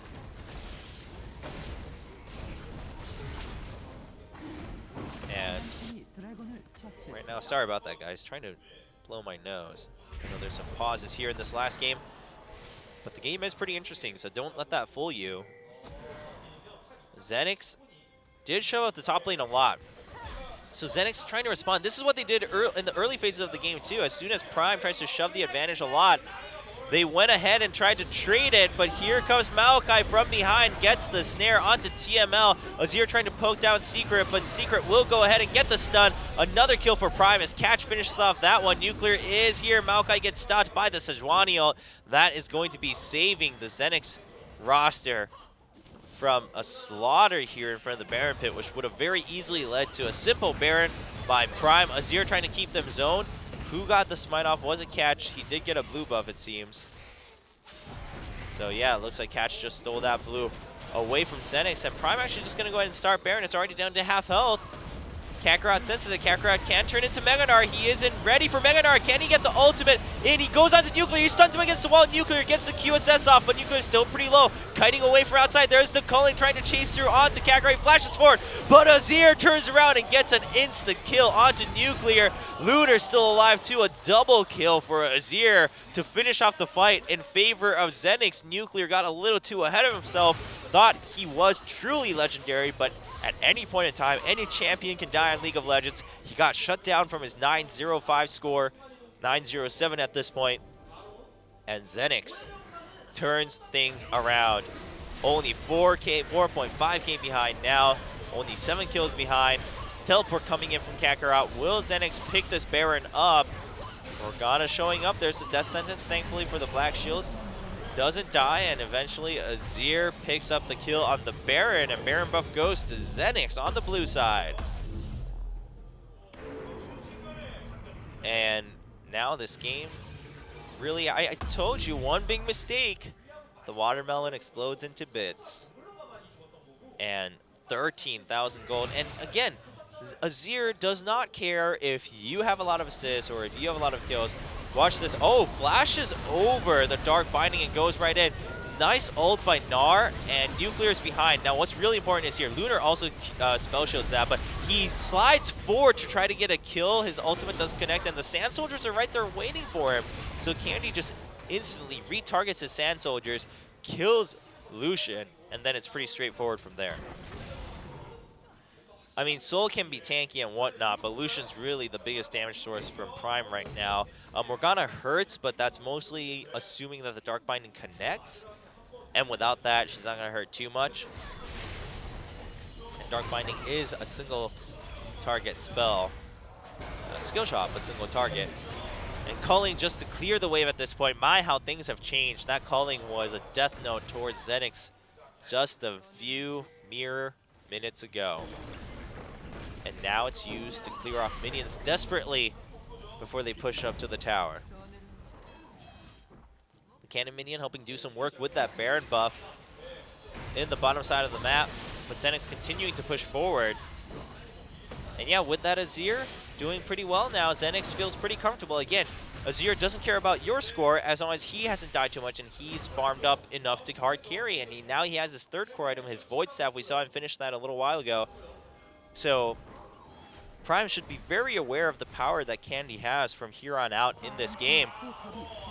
Prime's push in the top lane, Soul shoving it through all in all, will eventually achieve breaking down the tier 2 tower. And ZenX will have to respond to that a little bit.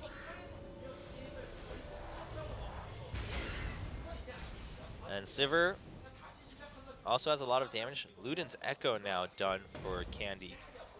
Suddenly, now at 4 core items. Very quickly getting big here for this Azir. He can push. He can do a lot of single target damage. He has Emperor's Divide for dislocation during team fights. This Lunar gets caught. There's a spell show, but he gets knocked back with the explosive cask. Oh boy. I don't know how much more excited I can get about these plays that simply extend the game. ZenX, Lunar getting caught out, and that allows Prime to try to get their lead back. ZenX still did close the gold gap ever so slightly, and like I said, even if the gold gap stayed the same for the rest of the game, ZenX still had a good chance of winning if it continued to stay that way, because that means they were playing so consistent enough that Candy could continue to grow. And it's still kind of true, although Lunar did get caught at the end there alone. Azir is still doing just fine, and Sivir's still going to hurt too. Her ultimate is still going to do a lot of work, and she's working towards that QSS for herself now. Meanwhile, Nuclear is still sitting on the 4 core items, has that Bloodthirster now too, on top of the Last Whisper.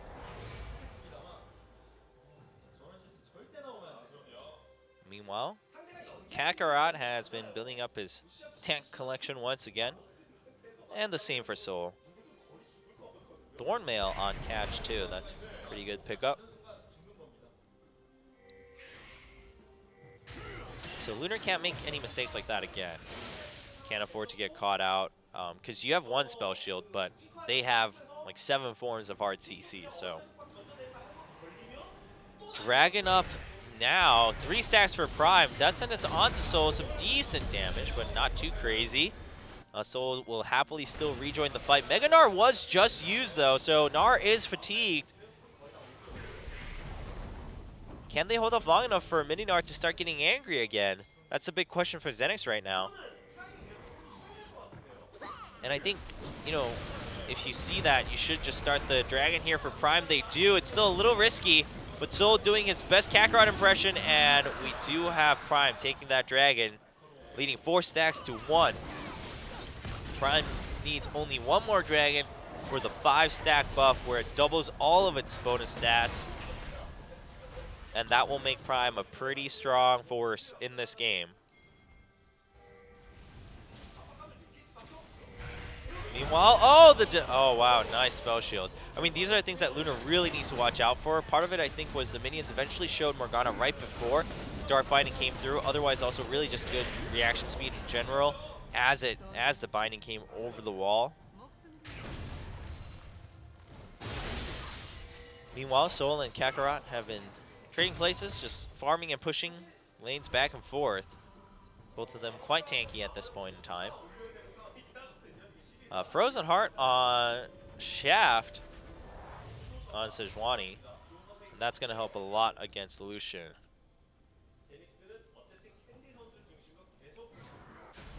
Now, what else have we got? A new Neasly Large Rod coming in from Morgana. that will most likely finally be a Zonia's. It could be a Ludens, but I'm going to assume a Zonia's for Morgana. Other than that, nothing too new, too interesting from the item builds here. Guardian's Angel, I guess, for Souls Maokai. And which is coming back down mid to join up with the team. Morgana's going to go home. Kakarot pushing down bottom lane. And Lucian regrouping.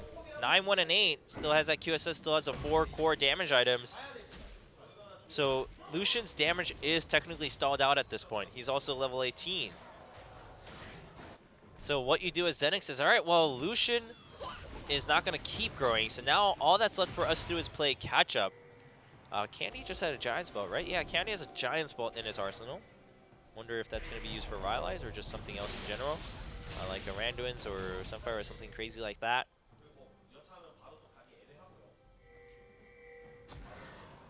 Meanwhile, Baron up in 5 seconds. Can Prime get it? They're trying to get vision in the enemy jungle right now. Candy trying to whittle down members of Prime so they can't either dive the tower or go for Baron. A lot rests on Candy in this game, as often does for Azir players, on their shoulders.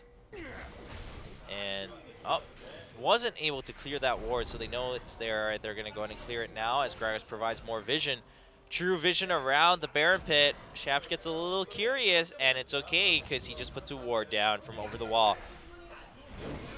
And Catch, yeah, we'll have to back out there.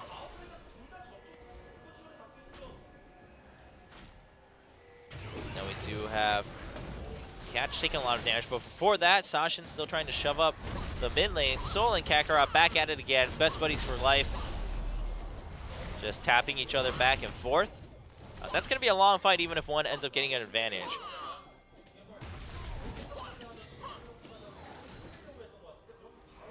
And, alright, well, with Maokai down bottom, well, do they start the Baron here for ZenX? Probably not, given that the tier 2 in mid is a little bit of trouble. Prime decides, alright, well, it's time to push through, but here comes the teleport from both teams. We do have Kakarot coming in from a little bit further behind. Culling trying to keep them zoned, but here comes the Sejuani ult. Will it hit? Oh, they do flash and jump over that corner of the wall. Nice Dark Bind to keep them at bay. Kakarot is pretty low on health. He can transform into Meganar, but Prime disengages very cleanly after taking an advantage with that tier 2 turret.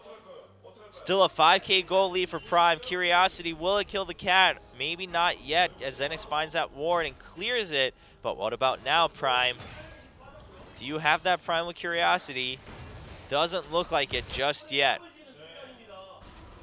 Skullcrab going to be taken by ZenX Shaft, and we are 44 minutes into the game. One team fight could change everything, given that, at least especially for if it's in favor of Prime, because they did clear the tier 2 in mid also, along with in top lane. For ZenX, they have to take down a tier 2 no matter what, and then an inhibitor, and then, or inhibitor turret, inhibitor, and the double turrets at the Nexus, and then the Nexus. So a couple more steps for ZenX to take. So Prime has a little bit more margin, thanks for having saved their tier 2 towers. Now, what's Lucian gonna buy? That's what I'm curious. All right, just transforms it into a Mercurial Scimitar and sells his Static Shift for a Phantom Dancer. He has so much money if he's gonna do that.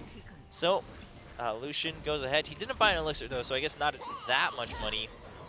Just wanted a little bit more guaranteed attack speed, movement through minions, etc. from the Phantom Dancer. Dragon up in 40. I almost said 40 minutes. My gosh, that'd be crazy. Dragon up in 40 seconds. And Prime getting pushed back a little bit, ever so slightly here in the mid lane, but that also means that ZenX could be in trouble for a pincer. So because of that, Candy puts up his turret in that mid tier 1. And now Prime will not be able to flank them from all sorts of angles. Skullcrab is there in favor of Prime, showing vision.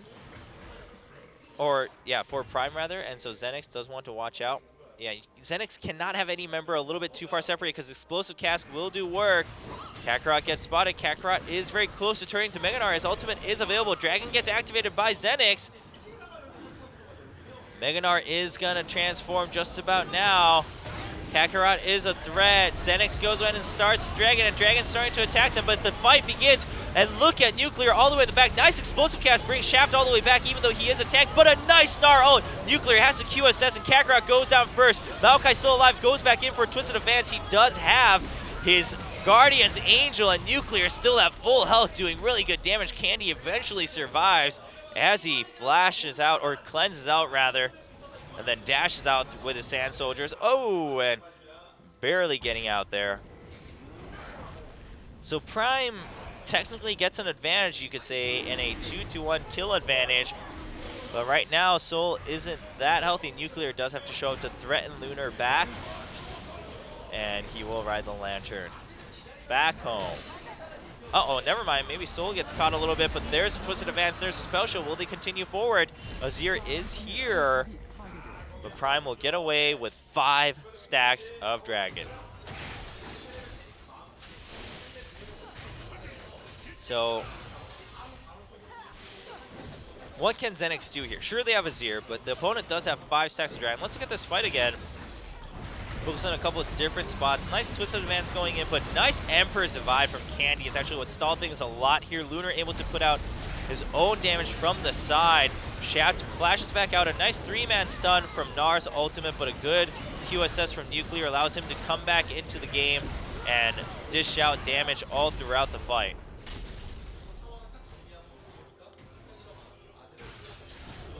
And, of course, after that, Candy was zoned out with low health, so Prime basically won that out as they got 2 kills, and Candy was near death and had to leave the fight.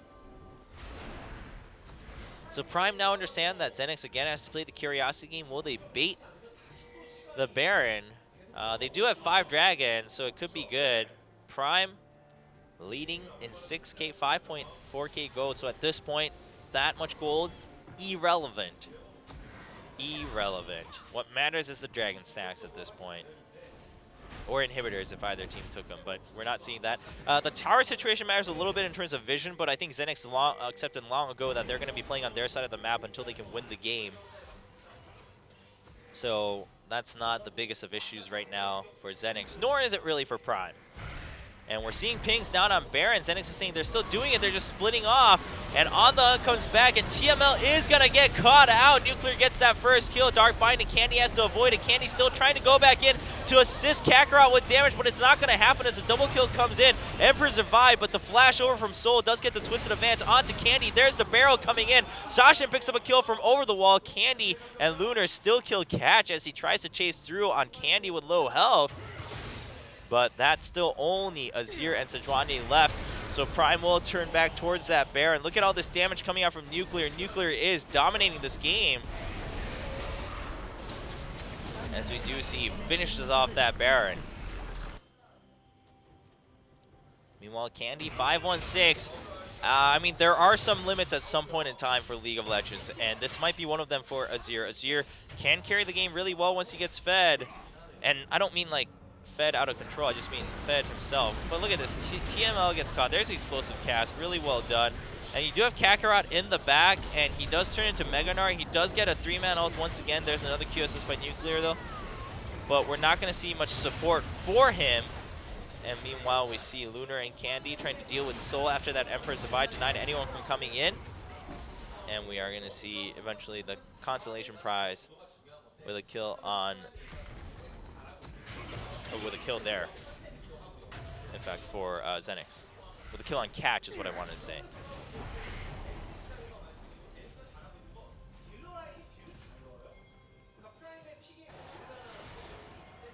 And now Prime, their 5th Dragon stack has ended, so they're going to have to wait to get it again, but they have Baron now to carry them over till that point. And Prime, I mean, Prime is, they're choosing the targets really well. They're focus firing really well, and Lucian is dodging a lot of damage really well, in my opinion. Look at that culling. I mean, it would have killed Lunar if Lunar got hit by every single one. I guarantee it. Even if he spell shielded one of those bullets, Nuclear would have killed Lunar. 1v1, no problem. So Lunar does have to watch out a little bit, because if Blue gets caught by any crowd control, Nuclear will focus fire that Sivir first. Meanwhile, 2 cannon minions going at it at the inhibitor tower, and ZenX not really a way to answer that. Sivir the only one who could from afar. And there's Boomerang Blade, helps kill off one of them. And then the second one with the static shiv and the auto attack.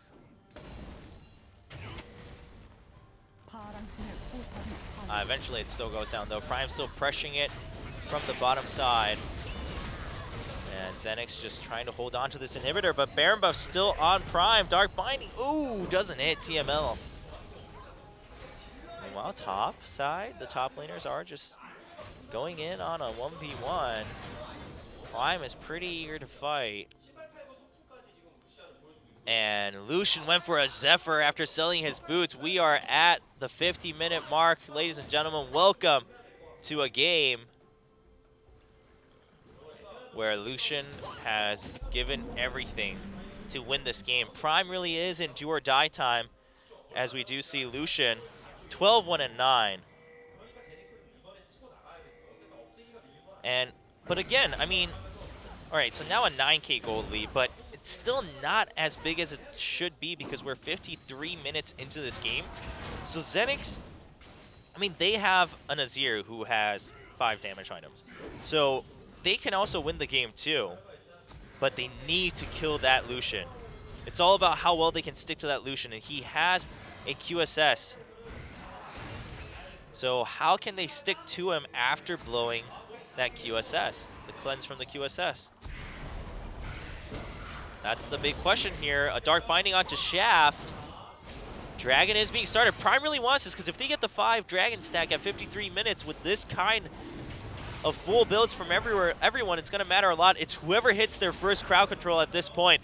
Dragon still being juggled. Nuclear trying to solo it by himself on the side here. On the hunt being activated as ZenX just charges through, but Soul and Secret are charging for it. And there's the culling coming in. It's not connecting too much. Emperor survived trying to keep Prime at bay as Kakarot rushes forward. Nuclear still dishing out damage on the backside of the map, but so is Candy as Sashin picks up the first kill against Shafton. There goes Nuclear, but Nuclear goes too far forward. Gets killed by Kakarot, but a triple kill for Sashin. And now it's just Gnar and Thresh. There's the dredge line for Sashin, as Sashin helps pick up that last kill. The dragon gets taken by Gragas. Meanwhile, these two guys, eventually the body slam coming in and killing off the Gnar. And they don't have Lucian though, so can they finish the game? I don't think so. I don't know, it's 40 seconds. Teleport coming in from Maokai. Alright, maybe they can. Alright, looks like they should be able to here. 20 seconds, yeah, 4 members. Still have a cannon minion with a banner of command. They are going towards that Nexus turrets. 12 seconds left until Sejuani comes up. Sejuani doesn't have her ult though. And it's 4 people who aren't going to die that easily. So it does look like Prime should be able to tie up the series 1-1. And we will go to a match point game. The final game of this best of 3 to determine ZenX or Prime. Who's it going to be to fill in the last spot of Champion Summer 2015. Pretty intense match here, both in Game 1 and Game 2. But Prime, really props to Nuclear. Well, okay, he charged forward at the end and got killed by Gnar, but that was also because he wanted to get rid of Sivir at the very end and Azir. Like, he knew that if he can get rid of their damage dealers, that's fine. And Sashin was doing so well in damage and survivability that it didn't matter for Prime. It'd be really nice to catch a replay of that fight because a lot was happening. I'd like to analyze a little bit different side of that team fight. But what matters is that they are tied 1-1. We're going to take a quick break and then we'll be back with the last game of the qualifiers into League of Legends Champion Summer 2015 here at OGN. We're waiting to find out who the 10th team will be to join the Premier League in the League of Legends in Korea. Will it be Prime or ZenX, 2 organizations who want to rekindle their legacy in League of Legends Esports? We'll be back after this break, everyone. Don't go anywhere. 1 game left. Join me for an epic finale of the promotion tournament.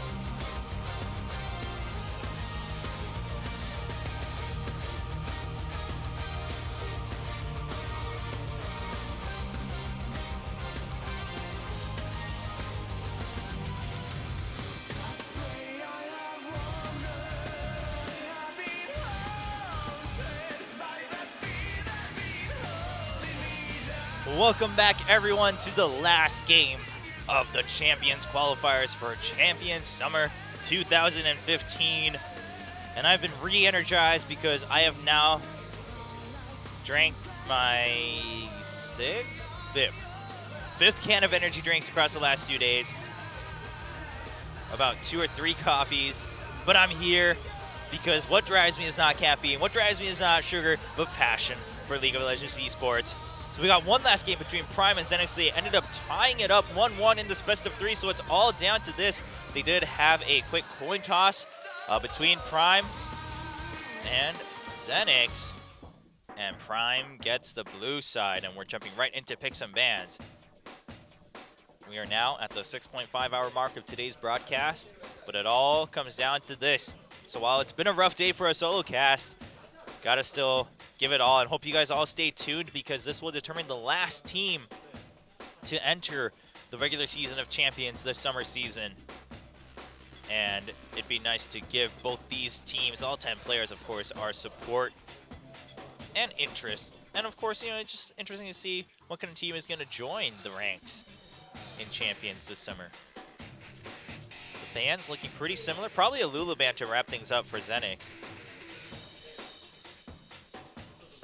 You know what I realized, though? So the Korean cast offered me a snack.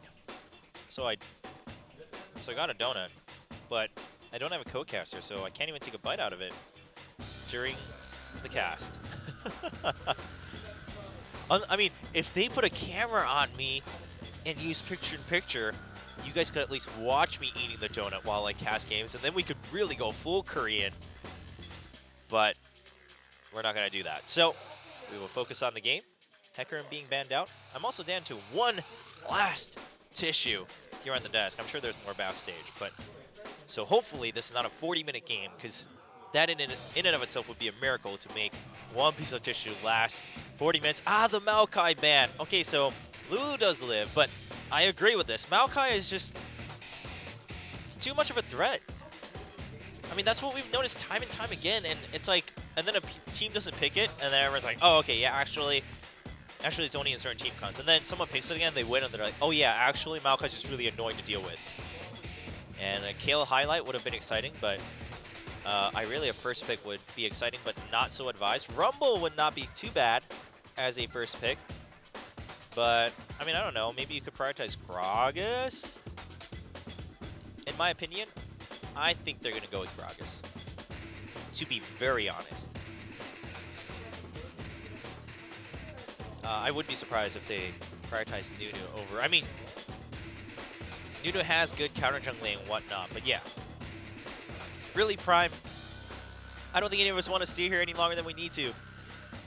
But it's okay. You know what? Whatever it takes to win. For these guys, what really matters is winning. It's not how long they stay in the studio, quite frankly. There's Candy, the mid laner for ZenX. Nunu and Azir is a pretty good combo because you can Blood Boil Azir for that extra attack speed.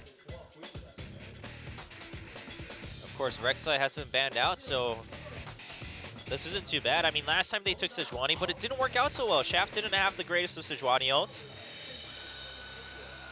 So, oh, well, okay. I mean, at the same time, if you want to prioritize something else, you don't need to take that jungle. And then, wow, okay. Right. This is actually not bad. Because last game, Sasha responded with the Morgana against Azir, and it was pretty good. The Morgana did a lot of work for Prime. I mean, of course, the hard carry was Nuclear on that Lucian, but Morgana did a lot of work for the team. So basically taking that away from Prime at the same time, probably going to put that on support. Now what this means is we'll probably see oh yeah, Lulu is open.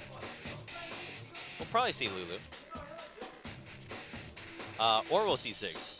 One or the other.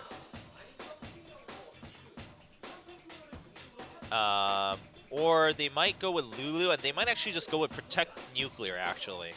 And that way, Lulu also has good wave clear, too. So, yeah, instead of Ziggs, I like this better because Nuclear, hard I mean, in terms of damage and score, Nuclear hard carry that last game.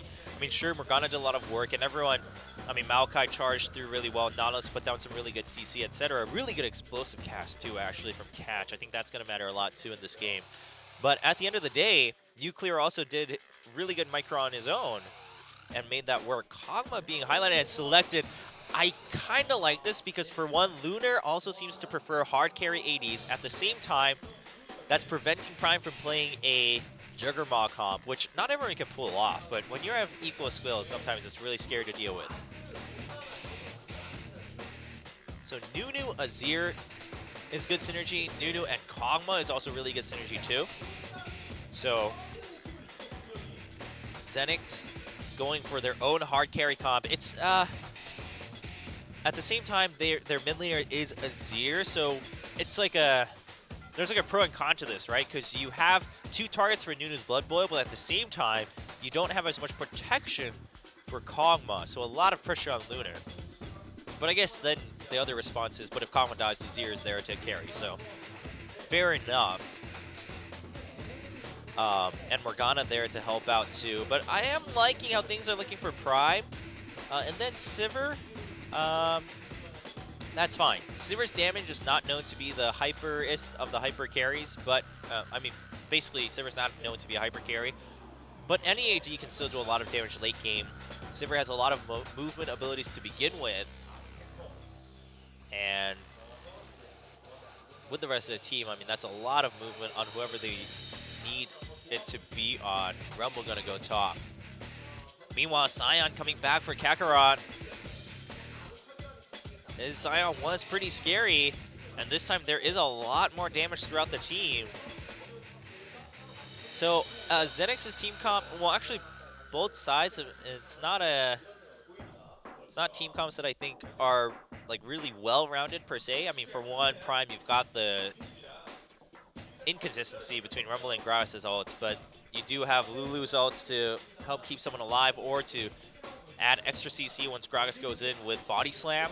And it's all about Sivir at the end of the day. I mean, equalizers are great and everything, but it is all about Sivir. The equalizers are there to also help Sivir clean up the fight. And then on the flip side for ZenX, it is mostly about the Kog'Maw, but they do have a little bit of backup from Azir. And ZenX actually ends up having a little bit more stability because they have dedicated front lines in Sion and Nunu. Absolutely dedicated. And then you also have Emperor's Divide for extra zoning.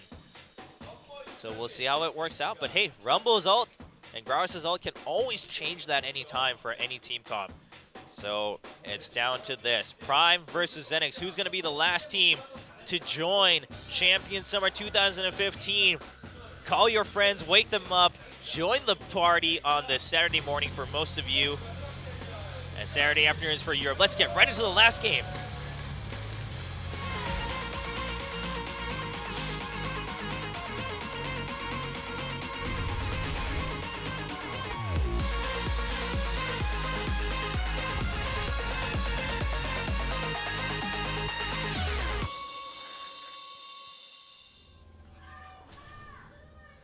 소환사의 협곡에 오신 것을 환영합니다.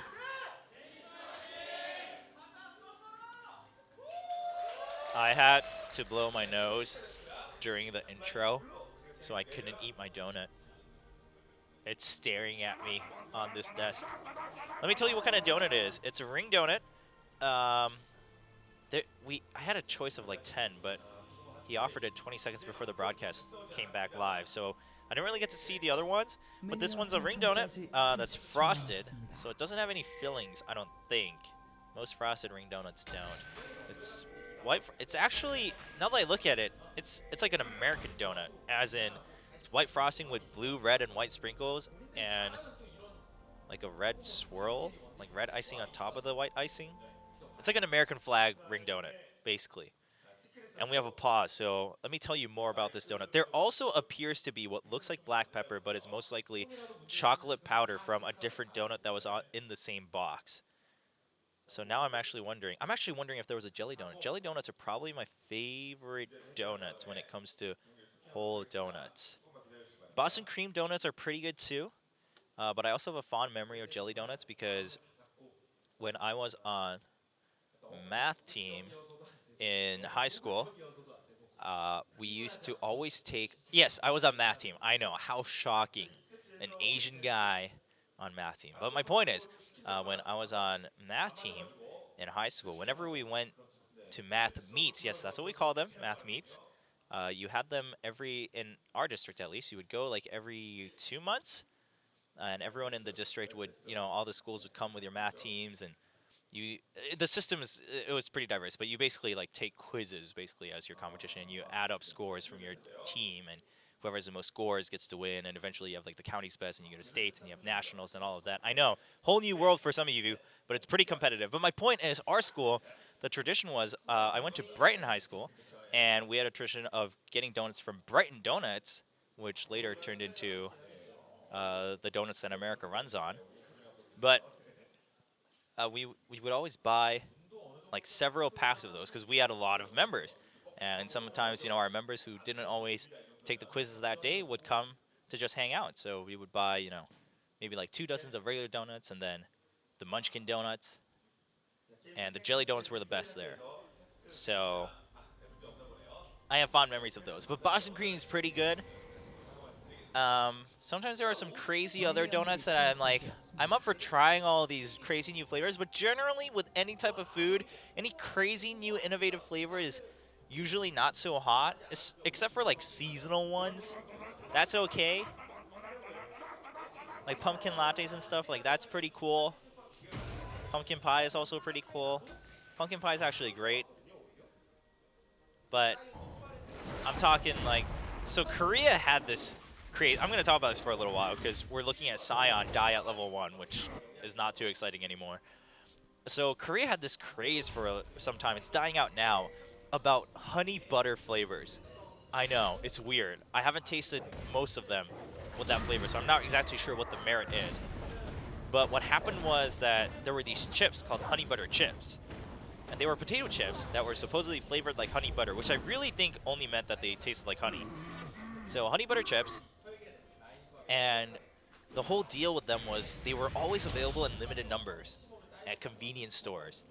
And so it turned into this like cult following, and people were trying to like reserve them at convenience stores. I know, how crazy is that? You call up your local 7-Eleven and you're like, hey, so you want to save me a pack of honey butter chips? Like, I'll make sure I pick it up right away. I come to your store all the time. Can you please save me a bag? Anyway, that became this fad, and then suddenly everyone was making honey butter everything. We have like honey butter flavored almonds, honey butter lattes at coffee shops, honey butter chapstick. It got really out of control. Korea does that. When a trend happens, it happens. Like you can't ignore it. But anyway, I think that's filled enough time because we saw some interesting things like this dredge line, which resulted in some damage. But that's about it for now in the first 3 minutes. But Nuclear on that Sivir, he did really well in the Lucian last game. We'll see if he can carry Prime into Champions, or if Kakarot will block his path with the giant Scion that he plays. It was a scary Scion, even if it lost the game. Meanwhile, Kog'Maw up here, this is like watching Deft all over again. I remember watching Deft solo laning as Kog'Maw so often with Heart just roaming around.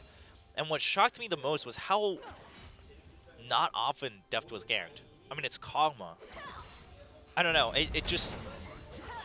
I mean, if you're pushed in this much, obviously you're not going to gank the Kog'Maw, but there would be times on the old Samsung Blue where Heart would like leave when the lane is mid lane and top lane, and Kog'Maw's there all alone, and they wouldn't gank the top lane. Nice Black Shield by TML. And then, Deft would just hard carry the game later on. Both junglers just... Uh-oh, Catch actually just went home, though. But it is Nunu, so I don't think Prime has too much to worry about here from the Nunu gank. So all things are quiet once again here on Summoner's Rift.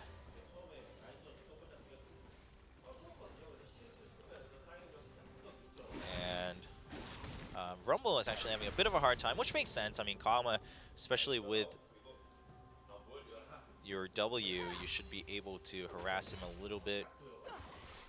Well, of course, later on, I mean, that's the danger with any AD carry, though, especially if you don't have a gap closer and or escape mechanism, is that later, once Rumble gets a couple levels or gets his haunting guys, he'll just take the first couple shots, shield it with scrap shield, and then he'll come towards you with electro harpoon. And as soon as you get hit with that first harpoon, you are pretty much dead, because then you'll get hit with the full duration of flame spitter, and then he'll overheat and he'll stick to you with his auto tags and he'll do more damage. So Kog'Maw does need to watch out a little bit, but if he keeps him in check by zoning him out from the CS a little bit or making him miss last hits here and there, then he should be okay. Kakarot trying to get some harass down onto Sivir, but Spell Shield is not going to allow that to happen. Yeah, so, okay. Okay, well now obviously the ganks aren't going to happen, because for one, you have really good wards too. So this is what I'm talking about though. So Hart was known for good wards, but not all the time. Like, most people only talk about the times he warded well, like we see right now, that ZenX did for Lunar. But when he first left lane, he wouldn't warn, and I always wondered why no team would gank Deft during that specific window. But that's not happening with ZenX. ZenX is actually making sure that doesn't give a window, with Shaft also spending time up there on the top side to prevent that from happening. I'm also talking about the early phases of Samsung too. Later on, they actually played very similarly to this, and Prime responding by taking an early dragon catch. Of course, Gragas also able to solo dragons pretty early, and now, of course, with the help of Secret and Nuclear, gets it at 6 minutes, 40 seconds. And Gold is still dead even. And Soul doing well, kind of keeping the wave at bay, and actually catches up in farm to Sion, his counterpart in terms of League of Legends roles here on Summoner's Rift. Well, I'd say this is it's going all right technically for both teams. I mean, we do have Prime took the first dragon, although, you know, Noon was on the other side, and they have Lulu and Sivir, so they're kind of looking at a longer game anyway. Prime wasn't. Rumble also going to do better right in the mid game. Prime doesn't really have anyone who's like, hey, I need to win early and snowball it. So I think this is fine for Prime. At the same time, ZenX isn't really all about the early game pressure either. This is why this is so great. I'm pretty sure I'm in store for another 40+ minute game. And it'll be beautiful.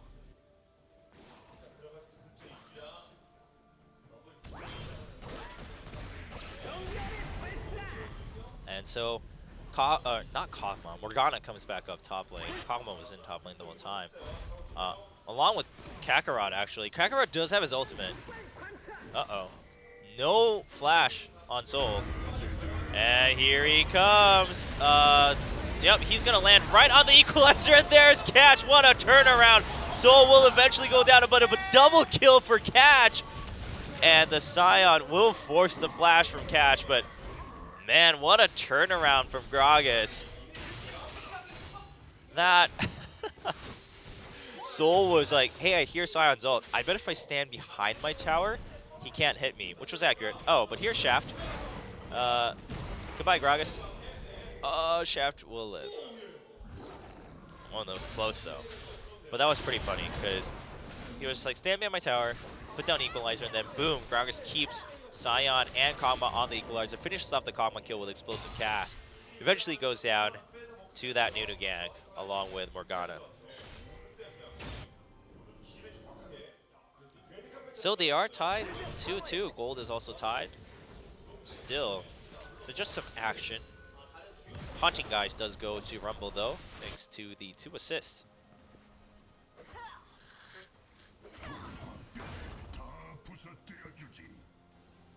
Meanwhile, Sivir is doing very fine in terms of CS, staying ahead of Lunar by some time.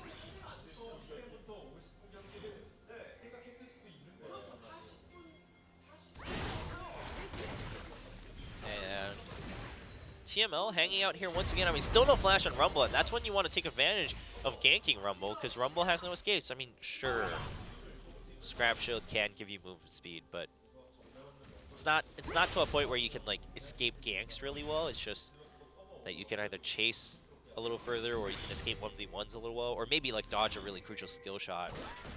But to guard against that, Secret is here, but if it's a 3v2, it doesn't matter, especially with Nautilus doesn't have his ultimate. Secret does have his flash. Then a ping coming in, Catch showing up, and so ZenX is going to back off. Catch does get caught by the Dark Binding, but he's going to see the ping ward, and they're going to try to go ahead and take that out, but here comes Shaft, and there's a Morgana ultimate. Will it get the stun on both players? No, it's not going to get it either, but there's a Scion ult. Misses Gragas, nice dodge equalizer, but Catch is still caught among 4 members of ZenX, and Kakarot will pick up that kill. Meanwhile, in mid, Candy tries to put Sashin back into his own tower, but Sashin will just whimsy out of there. So 2-2-0 score for Kakarot. The monster is on its way. The undying undead is on its way.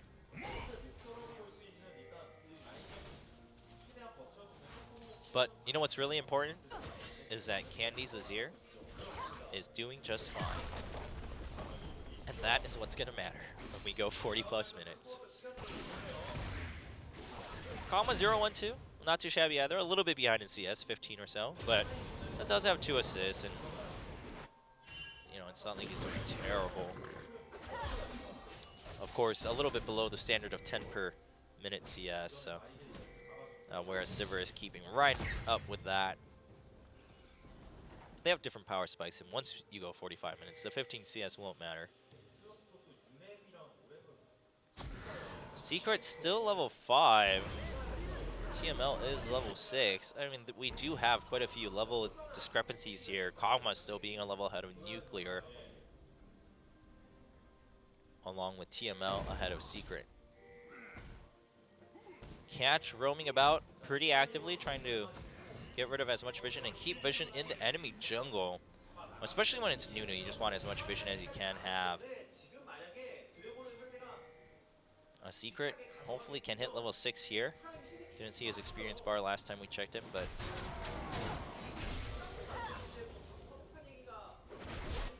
with that wave, he should be. Oh, he just got it.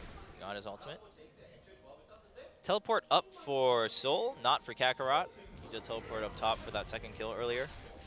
Or his second kill, third kill for ZenX.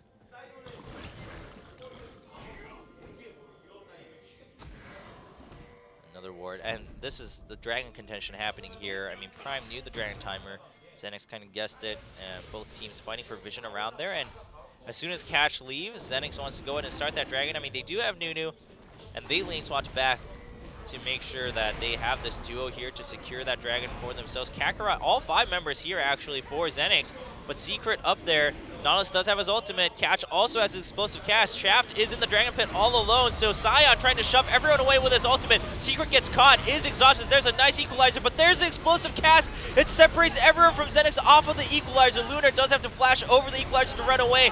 He will eventually go down. Shaft trying to slow everyone down with absolute zero. Catch does go really low, eventually goes down, and Nuclear is still alive doing damage. Lunar is down. And Prime finishes the fight with a 4-2 kill advantage, and they'll go back to the dragon. At the end of the day, with both of these teams, I think it really comes down to their AD carries. It's whoever lasts longer. Part of it is because both of them like to play carry-style AD carries and seem to pride themselves on their mechanics, but it's really going to matter a lot, especially if Khan was the first one to die. For Sivir being the first one to die, it might not matter. Well, actually, on Prime side of things, because Sivir is their main damage dealer, it's going to matter a lot too. So yeah, it's really going to come down to which AD carry survives longer at the end of the day. And that time, it was Nuclear. And Candy 0-1-2 on Azir, but Sashin also 1-0-3 on Lulu. And while Lulu generally more of a supporting utility mid laner, that seems to change when FLICKR plays her and a couple other players around the world. So, I mean, you'll still have a lot of utility, but you'll still also do a lot of damage with Glitter Lance and help picks. Meanwhile, Trinity Force finished for Lunar on Kog'Maw, so that's an early power, or that's the first power spike for Kog'Maw there. We do have Infinity's Edge for Nuclear also. Not as crazy of a power spike though. I mean, it's a lot of stats, but Trinity Force just offers so much more for a champion that, you know, uses a lot of skills. Secret running towards that top lane, gets the dredge line onto Kakarot. Kakarot does have flash. They're trying to force it, but a lot of damage coming in. I mean, Kakarot doesn't have any. Oh, okay, he has a Ninja Tabby, but he doesn't have any tier 2, tier 3 armor items. So Sivir doing a lot of damage just with that IE. And they force him out. Whoa, what's happening here? Soul gets caught. Flame Spitter and Equalizer not working out for him as they just step off and then use the Absolute Zero to help kill him. Lunar also getting that assist from the side with Bio Arcane Barrage. And Soul does get shut down. Meanwhile, Sashin secures the mid tier 1. So 2 tier 1 towers getting taken down, and Sivir still pushing that top lane tier 2. Prime will have to back off of that one though, because you gotta know that people are missing from ZenX now, and they're probably gonna show up in that top lane.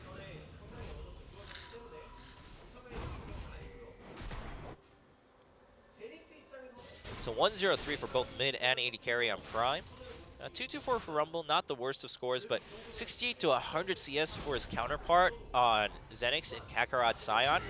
Matters a little bit, but actually, Rumble is ahead in gold thanks to the towers from Prime. So you gotta take all that into account, because again, Rumble is not meant to be a hyper carry. If he gets his items, he gets his items. It doesn't matter if it's because of his CS or because of the towers. If he gets his items, his Equalizer is going to hurt. If he gets his Zonias, he's going to be able to, you know, Zonia's Flame Spitter and also just waste a lot of time from ZenX while being invulnerable. And that's what's going to matter for Rumble. So Soul shouldn't feel too bad about his CS right now. I mean, he should feel bad after the game's over, be like, I should CS better, even in these situations. But the situations were tough too. So I think he should be just fine with where he is in the game. Meanwhile, it means Unholy Grail just being finished by Candy on Azir. Meanwhile, already a Nisi Large Rod tacked on for Sashin, because Sashin didn't go for the boots. You don't really need to go for the boots since you have Whimsy for movement speed.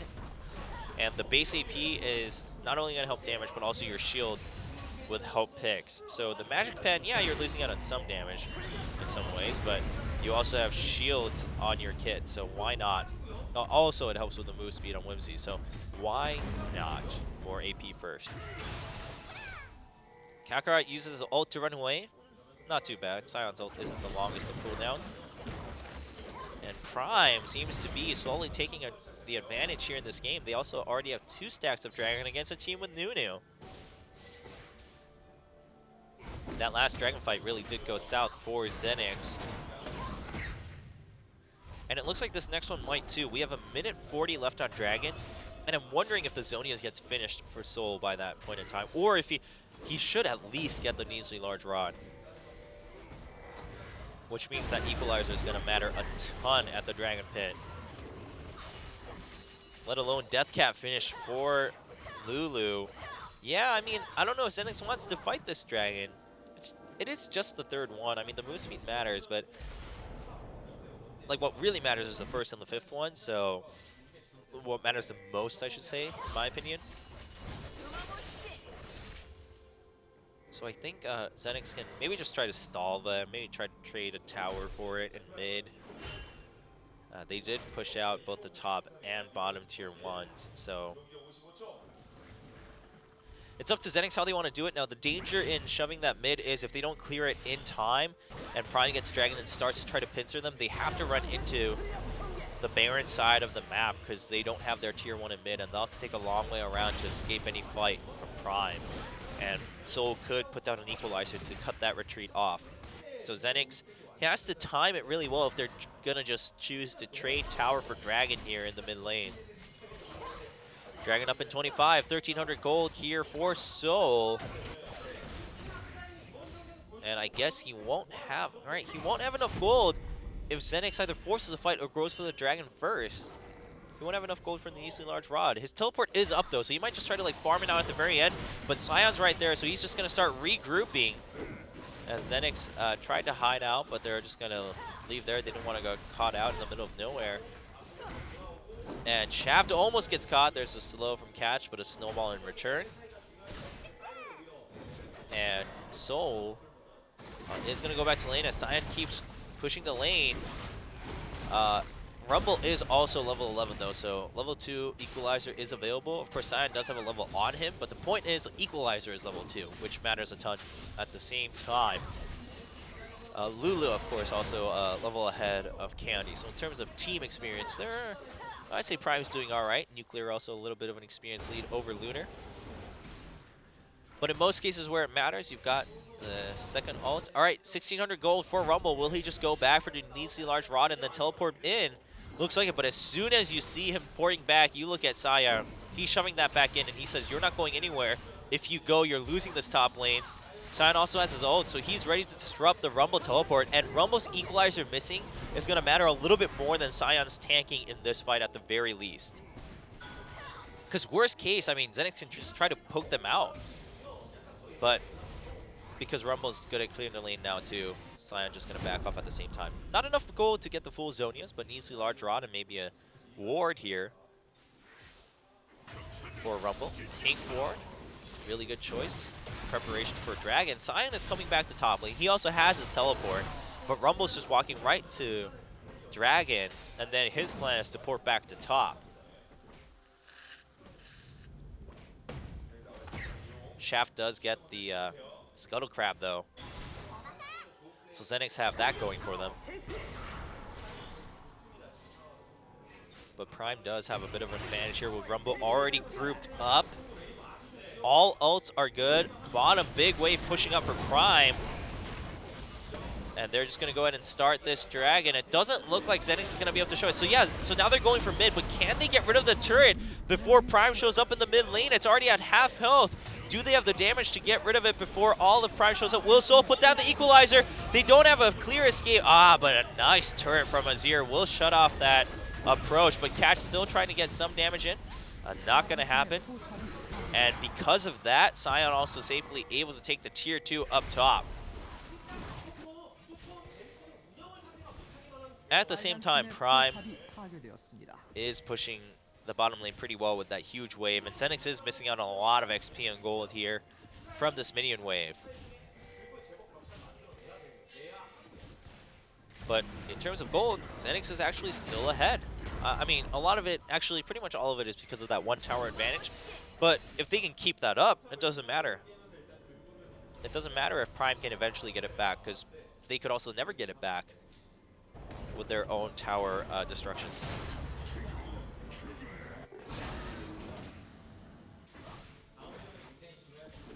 All right. So now, though, with 3 stacks ahead, ZenX doesn't want to give the 4th one for free to Prime. Because, again, while the 1st and 5th probably matter the most in terms of stats, if you're, like, ahead, the 2nd and 4th can really just snowball the game out of control.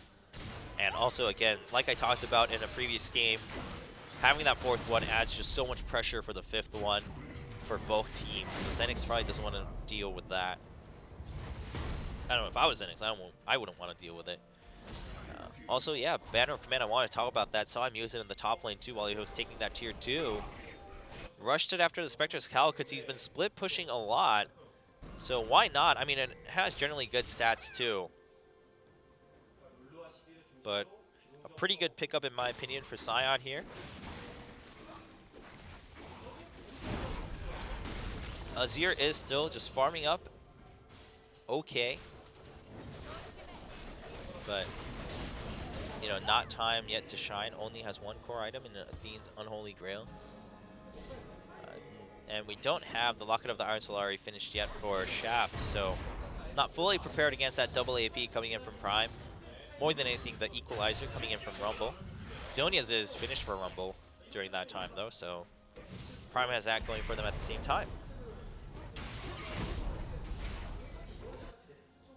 Blade of the Ruin King also here for Lunar.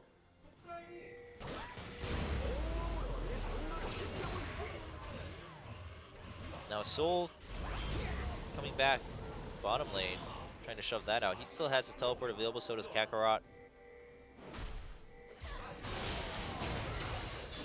And what's the plan here for both teams? I mean, Baron looks to be a little bit of a point of contention, at least in terms of vision.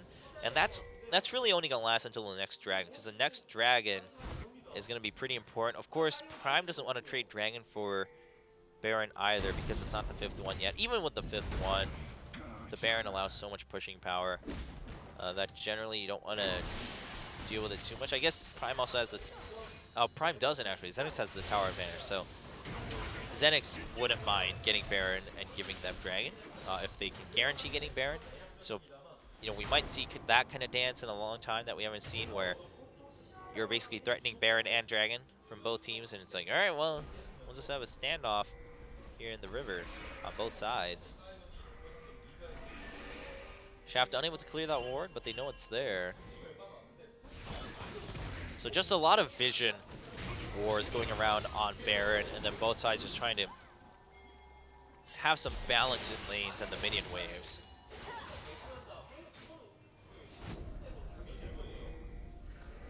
All right, and Zen's gonna go ahead and clear wards in the river. They still didn't clear the one in the river itself, though. So Prime still has eyes on Baron. And ZenX still slightly ahead in goal. Ever so slightly, but with the extra stats from Dragon Stacks, I think Prime is in pretty good spot. The Locket was finished and used just now by Shaft, along with the Flash. So that's a pretty big advantage for Prime. 1 minute 30 left on Dragon. Flash will not be back by then. The Locket will be back by then, no problem, but the Flash will not be. And meanwhile, in bottom lane, I mean, Soul can't touch the Scion anymore. He just can't. So there's not too much for Soul to do other than just farm up at the same time. But Soul can't stop Kakarot's teleport, but Kakarot can stop his teleport. So that also is not such great news for Soul. Azir using his passive, Candy using Azir's passive to just keep them at bay while they think about going for a Baron. Looks like it's because they saw that Lulu in bottom lane, as our observer just pointed out, but it didn't really come into fruition. The turret from Azir also just getting taken down really quickly by Nuclear. There's the Banner of Command on the Cannon minion here in bottom lane. Soul ends up not going home as he sees the wave still pushing up. But Kakarot gonna force Soul off from his minion wave for a little bit. And because of that lane being pushed up, ZenX, oh, the Dark Binding not hitting, the help picks Whimsy doing work for Catch and being able to maneuver around that. Kog'Maw a little bit low on mana too. That matters quite a bit, as Kog'Maw is a pretty mana-hungry champion as an AD carry. Top lane is pushing pretty hard by ZenX though, so I don't know. I don't know if they need to rush this so early, but we do have all members here. Rumble actually going home. Looks like he wants to teleport back in.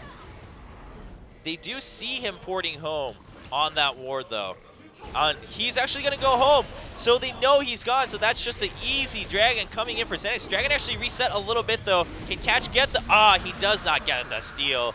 Of course, it's pretty hard, even as Gragas, when it's against a Nunu. He was also zoned out by a little bit of damage there. But Soul, I think, was trying to just like sneak top lane, and then as soon as he was shown top lane, maybe ZenX would commit to the Dragon, but he can clear it ASAP and go back. I don't know. The wave was really big, so he couldn't clear it fast enough without using Equalizer. But he wants to save Equalizer for the team fight. So, and at the end of the day, it didn't matter because he was porting back on a ward, and ZenX knew before Soul showed up in top lane. So there wasn't any poke or anything to be done there either by Prime. I think this ZenX is totally fine with this type of gameplay, and actually this is probably what they want at this point in the game. Where Prime is just kind of playing a lot of reactionary League, and ZenX is just slowly building up their forces. Prime, their movements are just not as crisp as they were in Game 2. And also, like if Rumble leaves, I know that he has to be the one to leave because he has teleport, but if he leaves, Sivir is really the only damage source you're looking at, even with the death cap on Lulu. I mean, again, depending on the target. And a nice slow on to catch, nice knockup, some damage. And even then with Sivir, it's like, all right, well, with a Lulu only to help protect you, in terms of direct help, such as a heal or a shield, what can you do? Against an Azir and a Kog'Maw and a Morgana and a Nunu, there's not much. So now ZenX, they're feeling pretty good. They're starting to pressure their lanes. Bottom lane is pressured all the way into that inhibitor turret thanks to the Banner of Command from Sion. Top lane is pushing back out in favor of Prime, but it's going to be some time before someone has to go pick up that XP, and they will. Sion already on his way up top.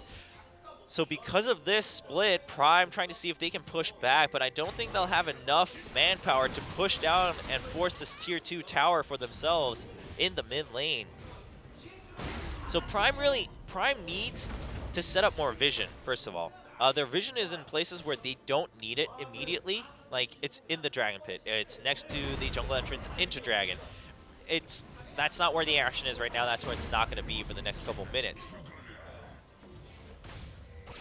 They need more vision elsewhere so that they can find picks or they can get better information to force fights. I do feel that Prime has lost a little bit of their focus right now in terms of team play.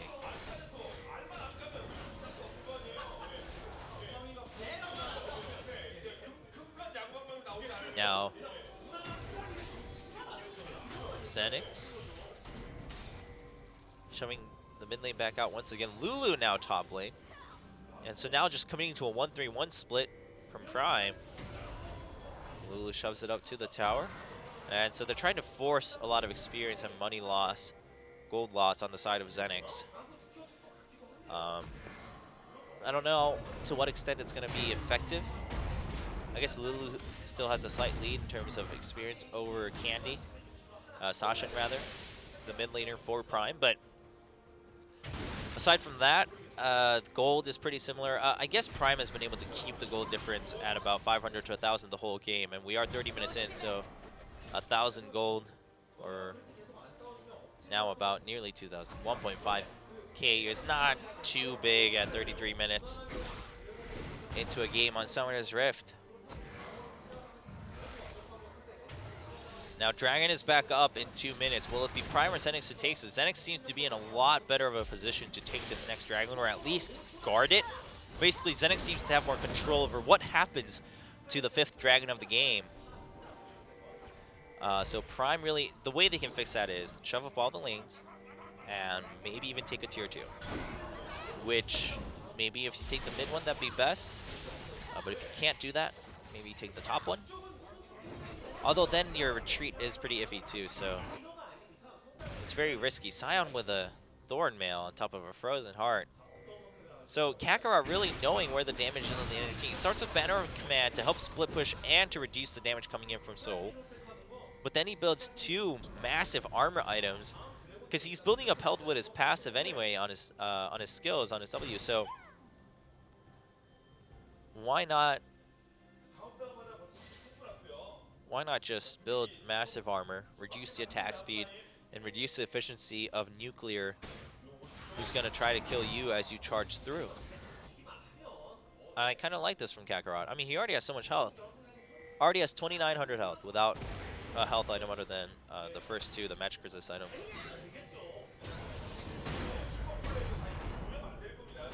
And there's more. Starting to add up quite a bit. Dragon up in 30. Prime still leads Dragons 3-1. Shaft cut off a little bit by Gragas, but Candy is going to help with his Sand Soldiers on the retreat from the river for Shaft. And Prime trying to regain position next to Dragon, and they're going to get it. Rumble's here too.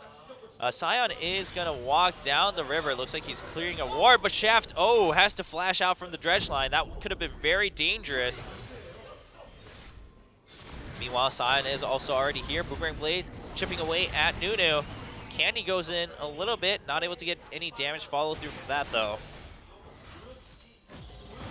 Meanwhile, Sashin is going to clear that off, but a nice turret on the tier 1 in mid by Candy is going to prevent Lulu from regrouping right away, but Prime is pretty much done with that dragon. They do get the 4th one, so ZenX has to start the fight. Sion going through, not going to hit his stun. He's now caught between 3 members. There's the black shield, but ZenX, will they just back off? Because Prime is totally cool with that. Prime got the 4th dragon. And ZenX could not defend that dragon. So ZenX will have to give that up. Wards around the Baron though. And pings coming in from Prime. Sion is bottom lane. They're trying to bait, but it's not going to happen. ZenX is just going to back off right away anyway.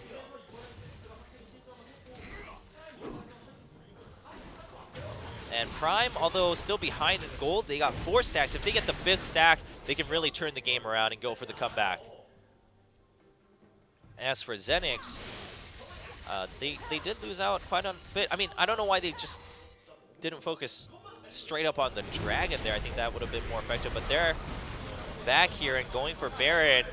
Prime does see it, and we are seeing teleports coming in from both top players. There's a Dredge Light onto TML, but there's Absolute Zero. Equalizer goes in and separates the team of ZenX, but TML, will he eventually go down? Harpoon finishes off the kill. Emperor survived. Candy, can he survive off the ticks? The damage over time will not kill Candy, and he's going to still try to poke from across the wall. Lots of damage coming in, but we do have Nuclear at full health. Soul barely does not survive with the Barrio Arcane Barrage. Nuclear chasing through, but Kakarot at full health, waiting for it. Boomerang Blade doesn't hit Lunar, and Kakarot goes in. There's the spell shield to dodge the slow. Sashin following through. Lots of damage coming in from Lunar. Sashin can't do it alone. He barely lives. There's a Boomerang Blade, kills off Kog'Maw, and that gives power to Prime to chase through as only the tanks are left alive on ZenX. ZenX got a... I think they realized they lost out on a lot on that dragon because they should have been able to defend it, and they tried to rush a Baron in, but Prime reacted very well and won that team fight. So watch this. You do see the ults coming in from both sides, but the Equalizer lands on Lunar, so Lunar has to flash out. So his flashes are already down. TML takes quite a bit of damage, and Nuclear on the bottom side just bursts down Candy with his crits. So Candy is now out of the fight. He eventually comes back to poke down on Secret and Shaft. Or Catch, rather. But then Nuclear turns back around. He tries to chase with Whimsy, and of course we saw it from here pretty straightforward. As we see Lulu doesn't hit the Glitter Lance, but then goes for it, gets the Whimsy onto Lunar, gets the Glitter Lance, and then boom, Boomerang Blade. And a nice body slam onto Candy. Candy tried too hard to help his teammate there. And Kakarot, 2-3-3. I mean, he's scary, but he's not scary if you ignore it. Really. I know, it's kind of weird, but that's how it works.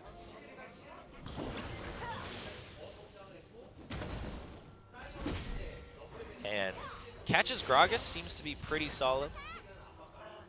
105 Lulu too, 023 Azir. I mean, sure, Azir does have 3 core items, which is scary regardless of score, but Lulu has 3.5, 105 is really going to help that Sivir, and also does a lot of damage right now with that Luden's Echo during team fights.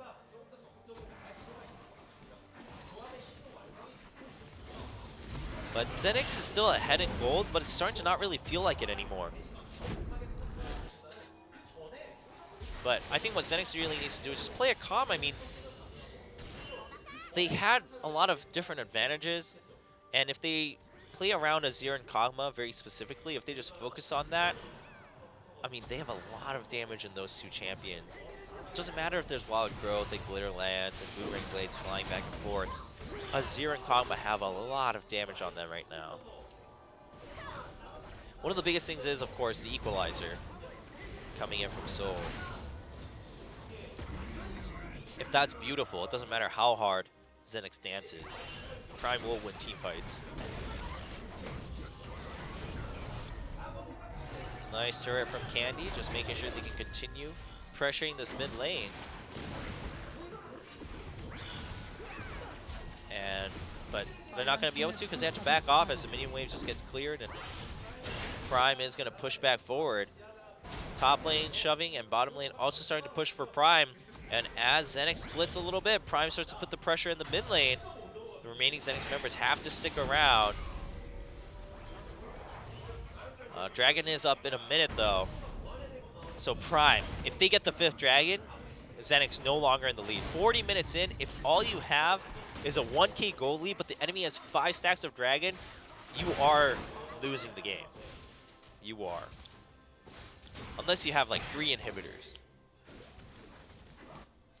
So Prime really wants this next Dragon too. So that's why it means a lot. When it comes to 5th Dragon, it means a lot for both teams. And when it starts to mean that much for both teams, it could force some mistakes from both sides too. Things can get really interesting here. Dark Binding not going to hit. The ZenX, it would be also nice if they can get some picks with Dark Binding or a lot of poke down with Kog'Maw and Azir. Both of them have some good poke. I mean, Lulu has decent poke too, and so do Boomerang Blades. But Arcane Barrage is a master of all pokes. And Azir is pretty decent too, especially over a wall. Dragon has landed. And Sashin's like, all right, that's cool. I'll just take tier 2 mid. Kakarot is prepared in bottom lane. He will be able to charge up the river. But his ults haven't really been so successful, and ZenX is going to start the Dragon. They just want to steal it away. There's the Dark Binding onto Cash, but Dragon is still at half health. The mid-tier 2 goes down in favor of Prime. And Dragon is it's just staying at half health. Dark Binding not going to hit Cash. Cash wants to make sure that he is available for mobility. And Rumble coming in from the side. Empress Divide used, but there is the ultimate from Nahlis, and Candy has to run out all the way from the fight, but Soul chases him down and kills Azir. Azir is down. Sashin here on the outside of the fight. Lunar eventually gets wimdied. Lunar will die to a Ricochet coming through, and Nuclear will go ahead and clear this fight. Kakarot the only one alive as Rumble just sears him and prepares him for a well-done triple kill to Nuclear's Sivir. Forget the Dragon. Looks like they just want to shove through. The tier 2 is down. Looks like they want to take the inhibitor. We are already at 40 seconds for death timers as we are 40 minutes and champions are at 18 minutes. Will they shove through at 30 seconds? Can they actually just end the game? They do have a minion wave. Will Prime just end the game with a really good flank coming in from Soul? Is he going to be the hero that Prime needed to secure that last spot in Champions? 10 seconds until members of ZenX come up. The crowd is already cheering, and Prime is going to finish the game and enter Champions as the 10th and last team in the summer season of the Premier League in League of Legends of Korea. Congratulations, Prime. Welcome to Champions Korea Summer 2015 here at OGN. You will now be playing regular games every week here in the same booths. It'll be quite a ride. We'll see how you do. It's going to be an interesting season, guys. We got a really revamped Incredible Miracle coming in with their new sponsor, Longzhu. We do have Anarchy, the true amateur team, coming back in, or coming in to champion, some of them having competed in the booth long, long ago. And then we have Samsung, of course, making it back in to champions. And then Prime securing a spot against ZenX, going for the 2 wins in a row as a comeback within the best of 3 to secure their spot as the 10th seed in Champions Summer 2015. Soul here, the Rumble, the last team fight, definitely the hero of the fight, completely shut out Candy's Azir, and it doesn't matter if Azir's got his core items if he can't fight. Prime celebrating as they should. Gerard leading a League of Legends team back into the Yongsan Esports Stadium here, bringing the name Prime back into relevancy in League of Legends Esports.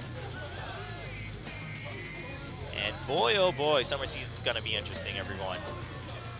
We have 2 new teams, Samsung and IM climbing back in. I'm not so convinced that Samsung is fully upgraded, but IM, after their games, I mean, it doesn't matter if it was against amateur teams. They looked better. Like, they looked much more hopeful. So I'm pretty excited on how things go for them. Of course, SKT returning from some hard lessons at MSI. Nuclear looks like he's had some tears after that win. Yeah, I mean, he had to fight for it really hard in that last game. His teammates cheering him up. GE Tigers, of course, returning as kind of the fallen warriors from the spring season, getting shut out by SKT in the finals. CJ, will they continue in their revolution, trying to take back the top spot of Korean League of Legends? KT Roaster started to look good at the very end of the spring season. Will they continue that rise to brew new talent in that organization? There's a lot of storylines to look forward to in the summer season, guys.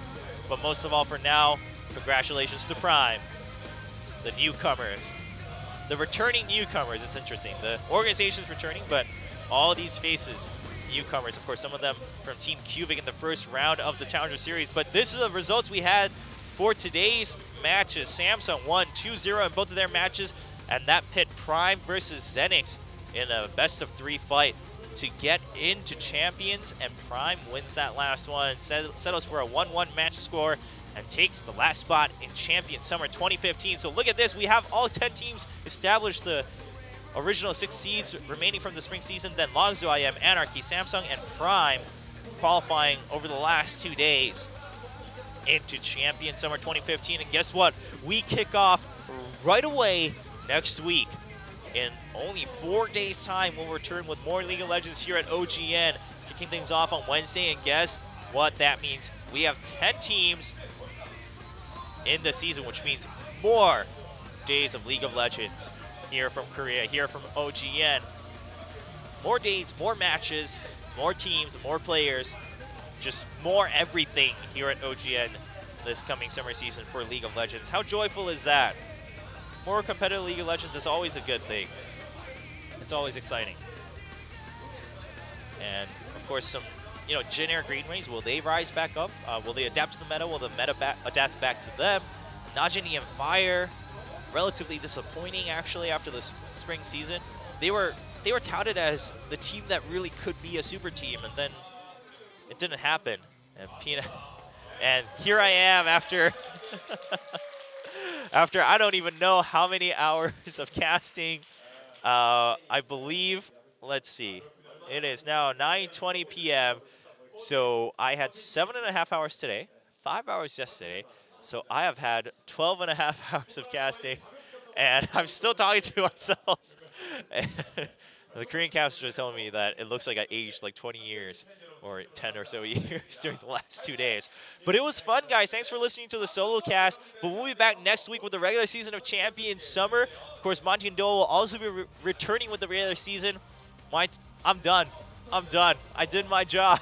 Thanks for tuning in, guys. Congratulations to the 4 teams that made it into the regular season of the summer season in Champions. And then we have another couple months of intense round robin before we get to find out which teams will make it to Worlds in fall this year. Of course, that means more regular season leagues all around the world, but stay tuned for the 10 teams entering Champions Summer 2015 here at OGN from Korea. Thank you so much for watching the last 2 days. I hope you enjoyed it. I know sometimes it can feel a little empty, but I did my job. Me and my donut, still here. At this point, I don't even want it anymore. My mouth is so dry. I have no thought for food at this point. I just want gallons and gallons of water, which they've been providing me. Not to give the wrong idea. They've been giving me water, but all is well. So congratulations to Anarchy and Prime. And of course, congratulations to IM and Samsung for defending their spots in Champions. And boy, am I excited. I'm really excited to see what these other teams have been preparing too during this downtime they had over MSI and during playoffs of the spring season. So lots to look forward to, guys. Lots of new talent, lots of new names, lots of old talent trying to still defend their status, such like Mad Life. Of course, there's the Interview My Sports Time episode on Mad Life. Check that out on OGN+. But thank you so much for tuning in. We'll see you guys on Wednesday. Of course, before that, we'll have more OGN broadcasts, but here for League of Legends, we'll see you guys on Wednesdays to kick off the regular season.